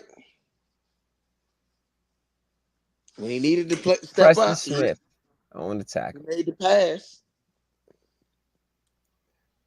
Brock Purdy, short right to Christian McCaffrey from the Green Bay 40. No gain on the play. Savage on the tackle. That was a big play for McCaffrey. God damn it. That was a big play for McCaffrey. I ain't gonna lie. He stood in there. Man. And Jennings. That was a big play for Jennings, too. I don't know how they completed that. That was a big play. It was high, though. Purdy been high all day. I guess right there, you got to put it high. That was a big play for Jennings. I ain't gonna lie. And Purdy, he was getting rushed. They can't really block Green Bay's front. Purdy, incomplete pass to Kittle. On the 2nd and 10, you're going to have a 3rd and 10 for San Francisco at the Green Bay 40. Purdy going to have to do it again on 3rd down. Purdy magic.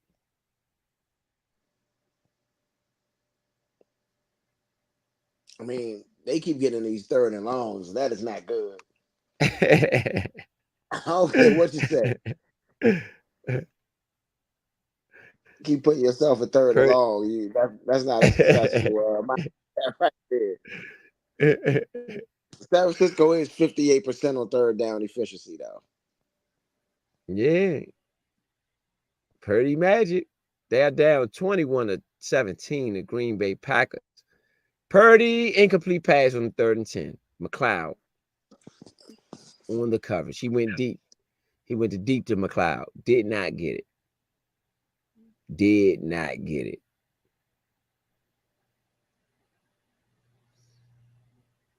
If they'd have tried to get 3 or 4 more yards, they could have kicked the field goal. Man, San Francisco better not go out, man. They better not go out first round, Joe.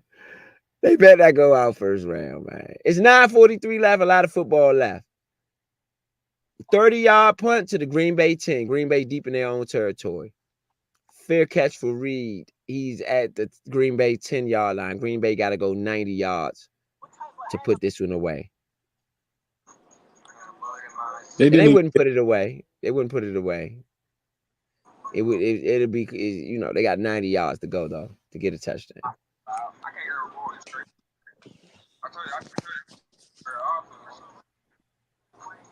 I mean, no, if they score here, they'll probably put it away. They score a touchdown here. I don't know if 10 is enough. Because I do believe, like, Purdy just missed him. Purdy just missed him, man. The guy fell down and everything. Purdy just missed him. Him and the receivers don't seem to be on the same page. Because Debo not out there. There's no Debo Samuel. No Debo Samuel. No Debo Samuel.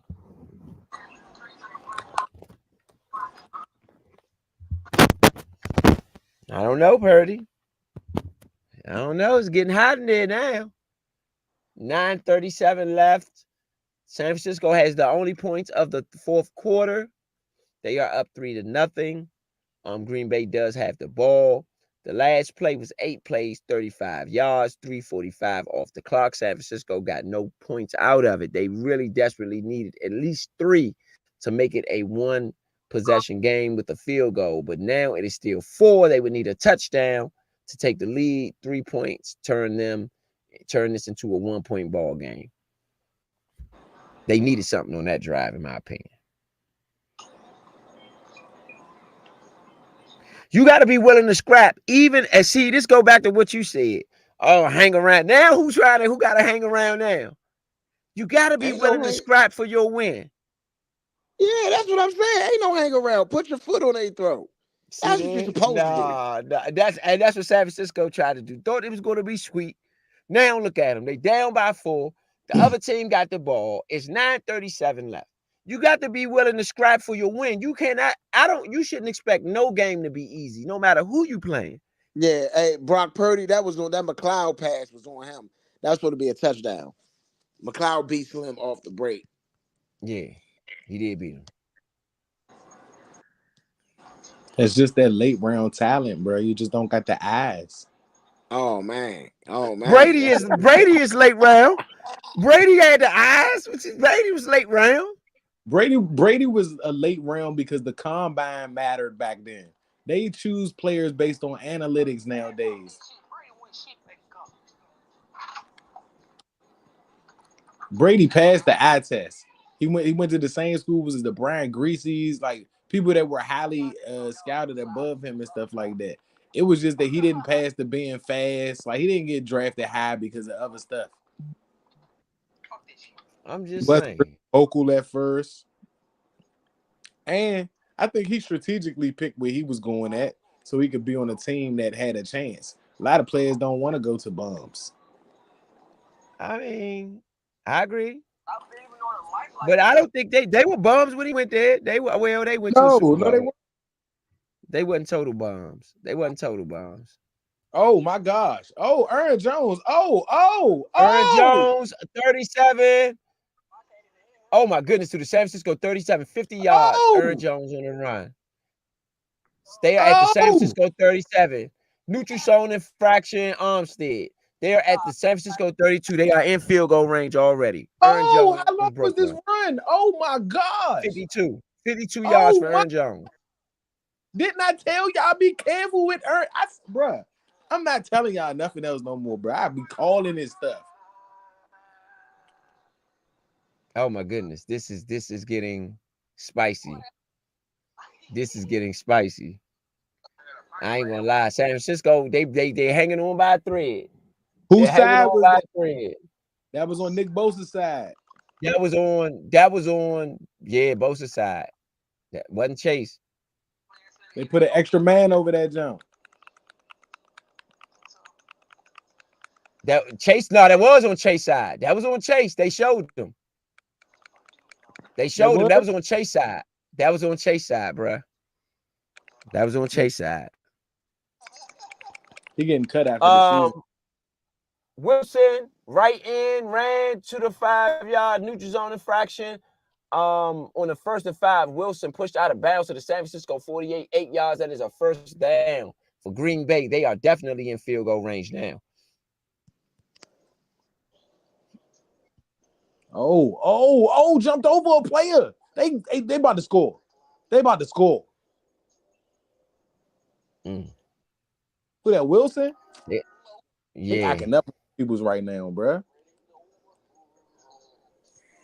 I got one more drill to do.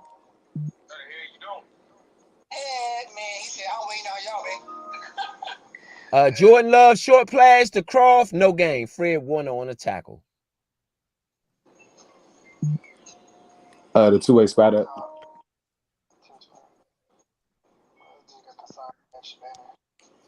And Dillon is hurt too. We always got AJ Dillon is hurt. AJ Dillon is hurt. We got to remember that. AJ Dillon is hurt.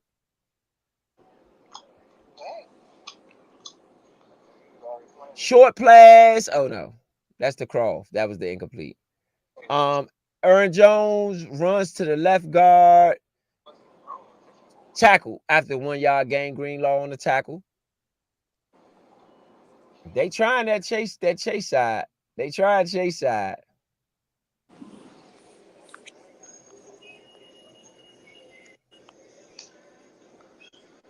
Chase not even in.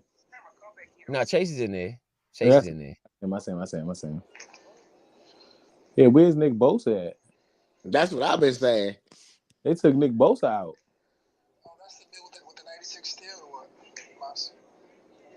Man. Nick Bosa's hasn't been. Bosa was in the game on that side.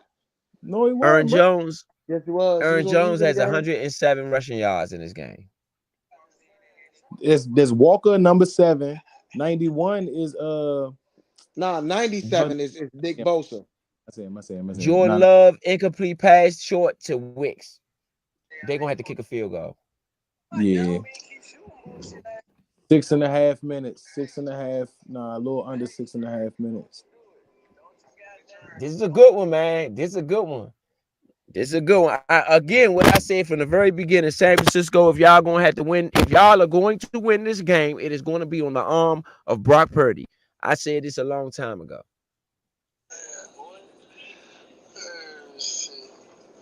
31-yard field goal is no good. Wide left, no good. No good. Hey, V. Yeah. If San Francisco win this game, it'll be because of that, and you would have called very good money. What do you mean? That field goal that he was supposed to take earlier? No, what you just said about putting in your bet. Yeah. Your bet right now. Yeah. Your odds would have been best. Exactly, and you was like they would cover the spread. I mean, they you get what I'm saying? They cover the spread, and there's no way they were supposed to miss that field goal. No, not a 30-yarder. That's crazy. Yeah. That's fucking crazy. This is a fucking kicker that kicks in fucking Green Bay weather. You can't hit the fucking kicker. Francisco, the fuck is going on? No good. San Francisco crowd is going crazy, man. That gave them life. That swung the momentum. 6 plays, 67 yards, 319. Bro. I don't mean that this is not a good competitive game. And yes, I am definitely not trying to take anything from LaFleur. LaFleur is one heck of a coach, even having these guys in this game like this.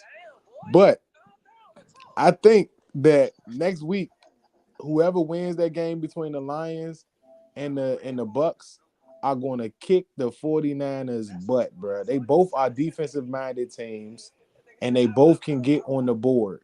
They both have things on their offense that can work against the 49ers. Nobody's on the 49ers is stopping Mike Evans if Mike Evans decides to have a good game. Their running game is what's going to get hindered. And again, like I said, if Mayfield can play a great game and don't turn the ball over, he's definitely liable to be able to have a good game against them. The Lions, bro, I really, really feel like they got all the pieces to be able to play a complicated game against them, like play that game with them back and forth. The 49ers defense, I think, plays better against the Lions than the Bucks, though, which is odd. But I feel like they do match up better against the Lions. I think the Bucks is tough.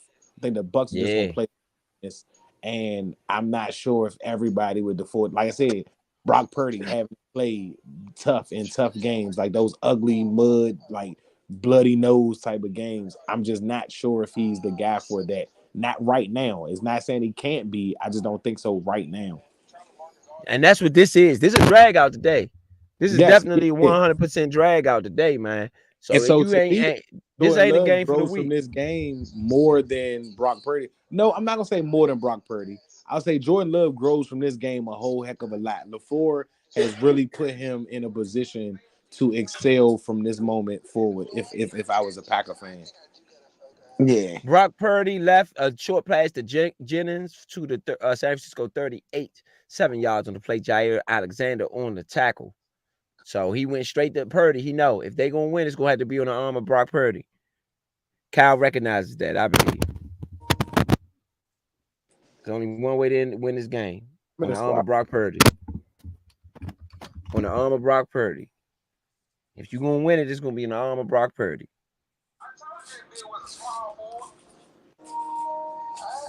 Shout out to everybody out there listening, man. This is the Nature Sports Podcast. We are bringing you the San Francisco 49ers and Green Bay Packers live from San Francisco 49ers field.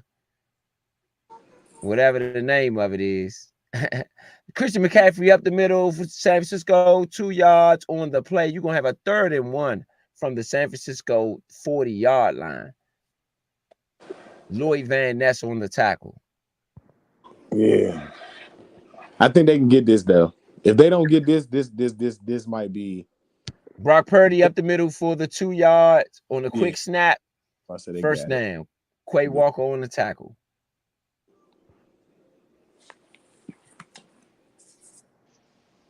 San Francisco has to score though. Remember, they need a touchdown. They can't do 3 here. Yeah. Brock Purdy up the middle. Oh yeah, that's the snap, the quick snap. Yeah, they need they got to score here. Mm-hmm. Field goal won't do. This is why I said on 30 seconds. Brock Purdy short pass to Christian McCaffrey on the first down to the San Francisco 47. They are approaching midfield, 5 yards to McCaffrey on the pass. McCaffrey, why you ain't get 10? I needed. Come on. Go.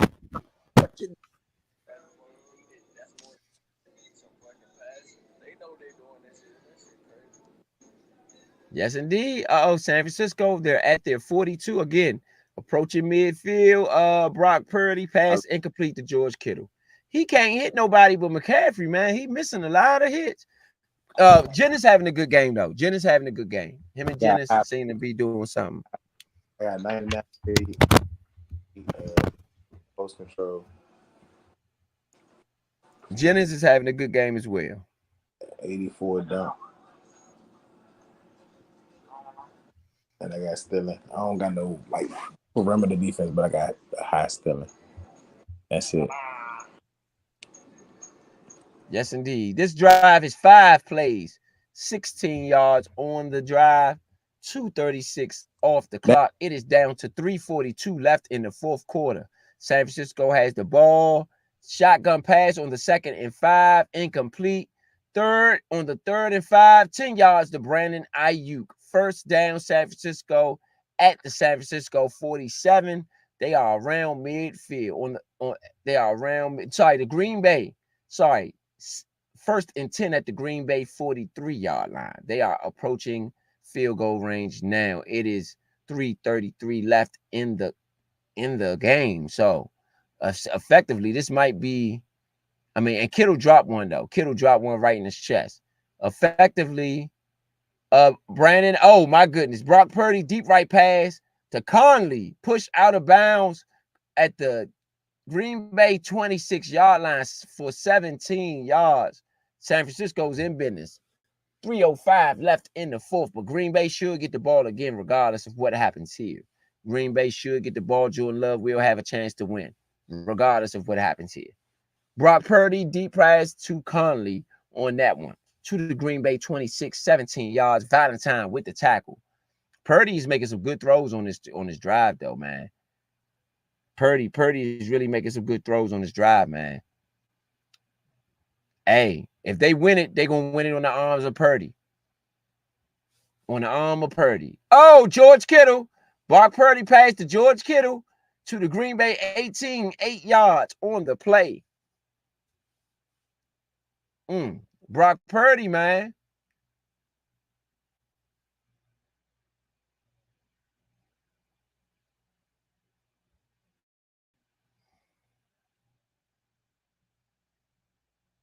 Yep, Brock Purdy.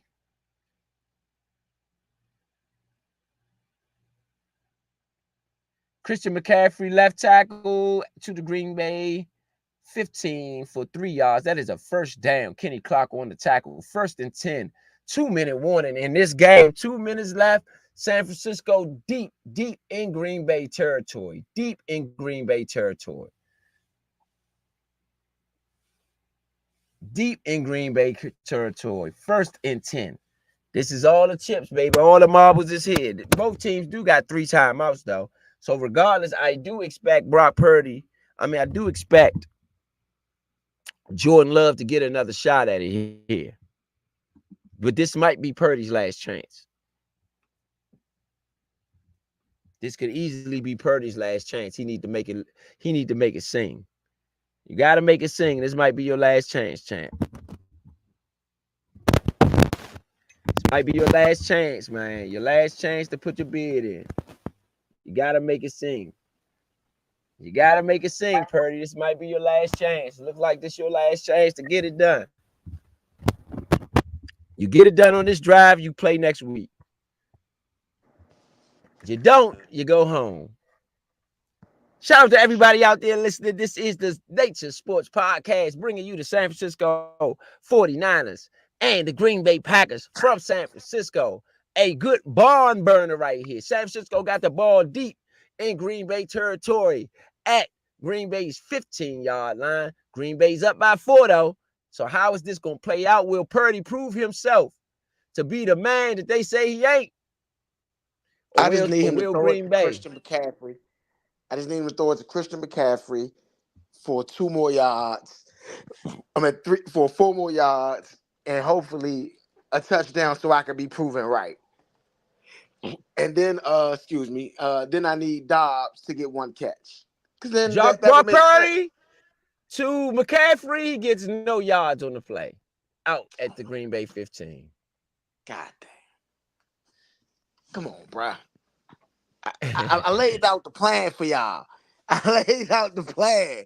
You know what I mean? Almost. I laid out the plan. 2nd and 10 for Brock Purdy. At least it's 4 down territory. Everybody up to look at this one. Brock Purdy short. Brock Purdy scrambles to the left to the Green Bay 6 for 9 yards. Brock Purdy did it with his legs. Nixon on the tackle. 1st and goal. San Francisco deep in Green Bay territory at the 6-yard line. Brock Purdy with the scramble. Scramble mambo. People keep talking about Brock ain't the guy. But see, this is the thing. They're going to, even if they score here, they're probably going to leave some form of time on the clock for Love. Right now it's 155. Yeah. So, Love, what can you do? Yeah, Love going to have to show it. Show and tell, baby.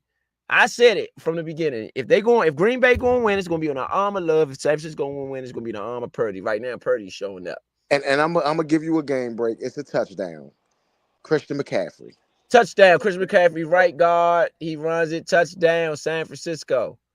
That just blew my little ticket. But Purdy's not the hero. Jordan Love. Hey, Jordan Love. I need you to get a field goal, Jordan Love, so you can send this into overtime so I can win my bet. And I need you to do it. 24-21 ball game. 1 minute left. Green Bay has 3 timeouts. Will Jordan Love show his love? Show your love. I need a field goal out of you, buddy. San Francisco has 10 points in this quarter. Jordan Love hasn't had nothing since they had 15. Since they started out the quarter with the 2 touchdowns, Jordan Love hasn't done anything. He has no points in this quarter. Do not blow my ticket, Jordan Love. Come on, man. Come on. Because Christian McCaffrey act like he couldn't do that on the pass. Christian McCaffrey takes it in the end zone. I don't know, man. The run might be over for Green Bay, but it might not. But it might not. But it might not. What you got, Vito? What y'all got on the last drive? Make your predictions here. Make your predictions here. What you got on the last drive? I called it at the end. Said San Francisco was gonna pull it off. I just looked at the way the spread and all of that was going. It just didn't look like it was going to be a game where the blowout was going to happen. So you saying that Jordan Love is not going to score here? That's what you saying? Nah. He ain't gonna get it. Okay. What you got, Point? I got Jordan Love throwing the Dobbs. No, Dobbs on a long pass and puts them in field goal range. You want to take the field They goal got and 3 send it to timeouts. overtime. They got 3 timeouts. Go to overtime. They got a minute and 3 timeouts. Leo wants to win. He's not being realistic. Hey,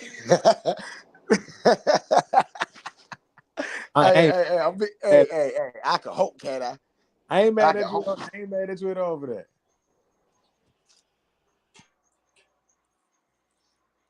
It is a rainy San Francisco. It's been raining all game. John Lynch celebrating. My thing is this with this new Redskins GM, Peters. If he was needed, why is it that they didn't think about it? They let him go in and he took the job here already. He obviously wasn't too needed. That's what I'm talking about, Dobbs. Because he ain't there right now with the team that he was the GM for this year. They didn't need him today. Dobbs with the catch, short pass to pushed out of bounds at the Green Bay 33, 8 yards. Green Bay in business. They got about 40 yards to go and a minute to do it. And 3 timeouts. This game might be going overtime.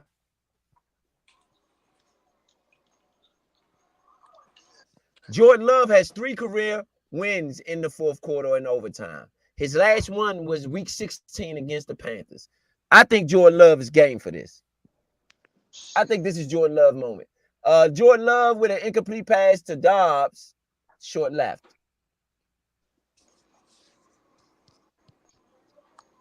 I think he's game for this moment.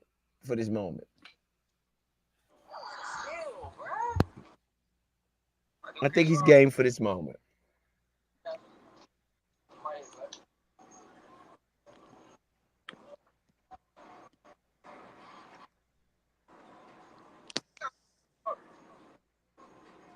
It's a 3rd and 2 for Green Bay at their 33-yard line.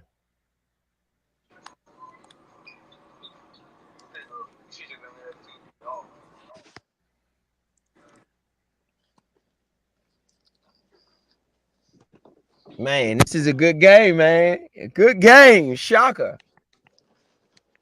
man. Shocker. This is the Nature Sports Podcast, man. Make sure y'all hit that subscribe button. Hit that like button, that share button. Whatever button you got, baby. This is a shocker. Shout out to everybody out there listening, regardless of what you're listening on. Everybody on YouTube, Facebook, Twitter. Come on, Green Bay. Instagram. Okay, you got Jordan Love pass to Musgrave to the Green Bay 36. First down. First time out by Green Bay. 52 seconds left in this game. 1st and 10. Green Bay at the Green Bay 36-yard line. And the game is over. Game is over. Interception. Jordan Love. Interception. Jordan Love. Leo is calling it out. It hasn't come up on my board yet. Yeah, that's the game. Interception. Jordan Love. Vito was right. Yeah, it hasn't come up on my board yet. I don't know why it hasn't popped up yet.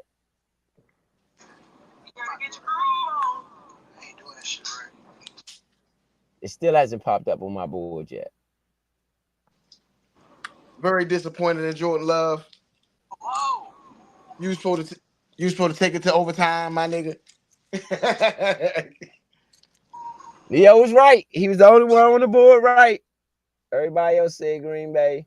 I knew they would put up a good fight, man. San Francisco, shout out to San Francisco. Looks like they are going to the NFC Championship game again for a third straight season. Feels good to be number one right now. You Yeah, know, why would Jordan Love throw that? I don't know why Jordan Love would throw that. That was a horrible pass. all of the Jordan doubters Love, and they saying yeah, I don't know that what he was doing when he did that. That was a horrible pass. Horrible pass by Jordan Love. The worst pass of the night. all of the Worst doubters pass and of the night. naysayers that said I couldn't do it. Oh, he should have run. That was the worst pass of the night. Let's go to Twitter and see what the Packers fans got to say about this one. That was the worst pass of the night, in my opinion. I mean, he had no business throwing that ball. I'm Bosa just got the saying. pressure there, but Greenlaw with the interception again. He had two. That's play of the game right there.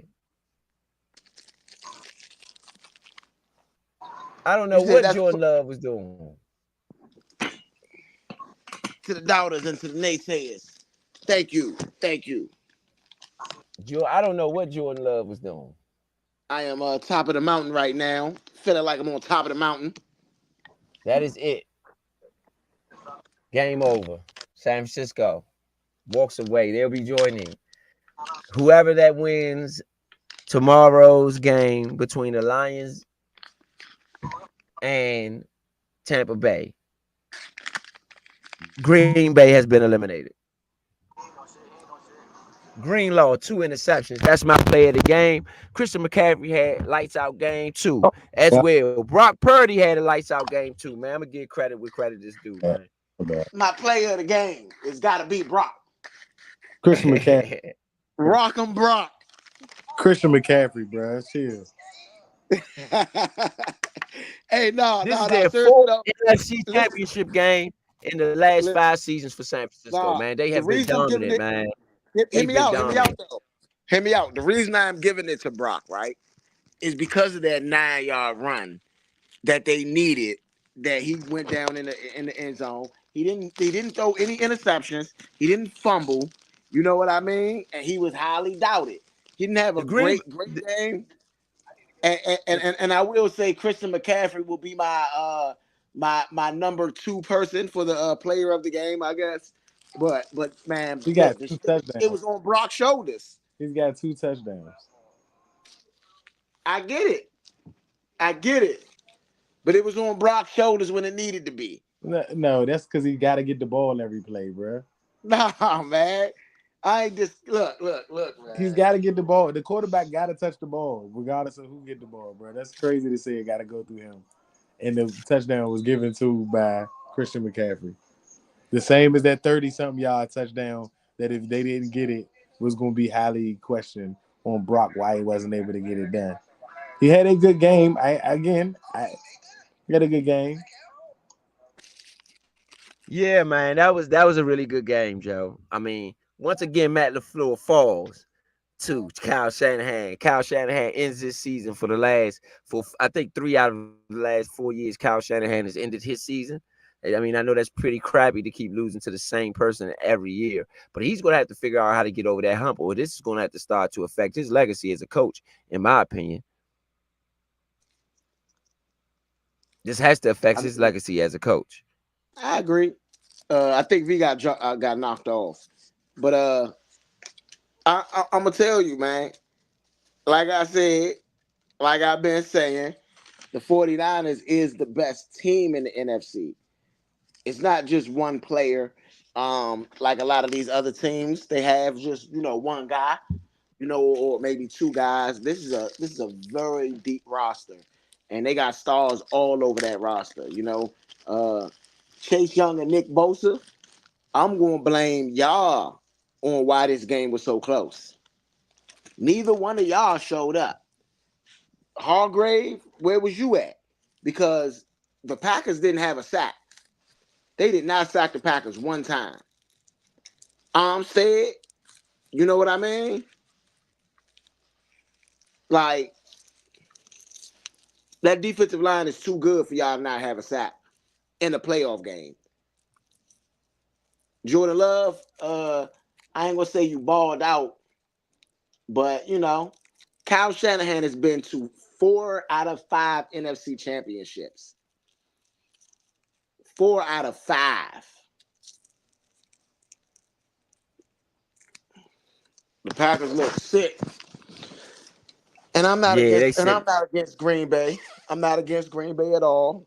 You know, I really like Green Bay, but it wasn't for it wasn't for the Packers today. It wasn't for them. the You two know, number one sometimes seeds will be moving on. sometimes The two number one seeds will be moving on. Baltimore and San sometimes Francisco for you and seasons sometimes it ain't. continue. You got to get a Packers some love, though, man. They showed up and played and balled out, man. They balled Yeah, out today. yeah. Much respect to the Packers. Big respect to the Packers. Um, a little upset that I should have bet with Christian McCaffrey for the rushing yards instead of receiving yards because guess what? I blew my little ticket, but it's okay. It's all right. Yes, indeed, man. Yes, indeed, man. So we're going to get your final thoughts. What's your final thoughts out? Get your final thoughts in here. I'm 2-0 for the day for what I said was going to happen. That's my final thoughts. Yeah, I felt like San Francisco would win this game. Even last week I picked Green Bay. Um, I felt like after seeing them though, I just felt like Green Bay would have a chance at the end of the game, and they did.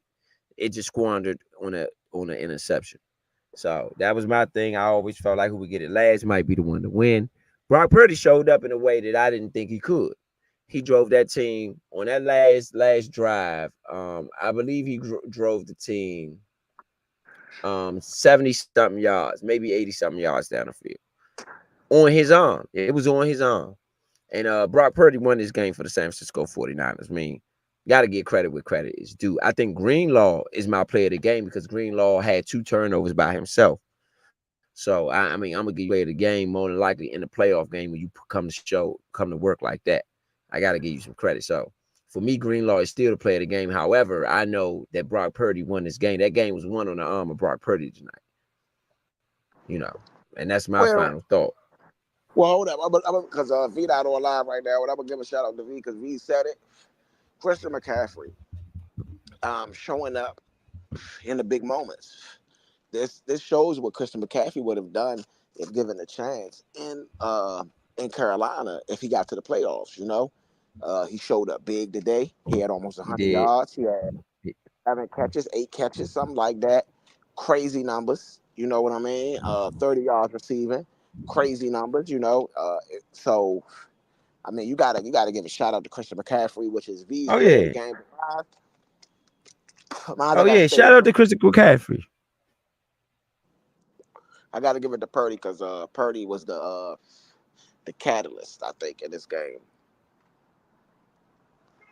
Yeah, man. Yeah, man. So 2 games tomorrow. What you got tomorrow? What you got tomorrow? 2 games tomorrow. We got the the the first game is the NFC game. Tampa Bay Bucks and Detroit Lions at Detroit. The second game of the week. Buffalo, Kansas City is traveling to Buffalo for the playoff game. What you got on those 2 games tomorrow? Well, oh man. All right, so I'm gonna start with Kansas City. I'm picking Kansas City to win. Now, I'm saying this with 51-49% chance. I'm saying that Buffalo could really go in and win this game.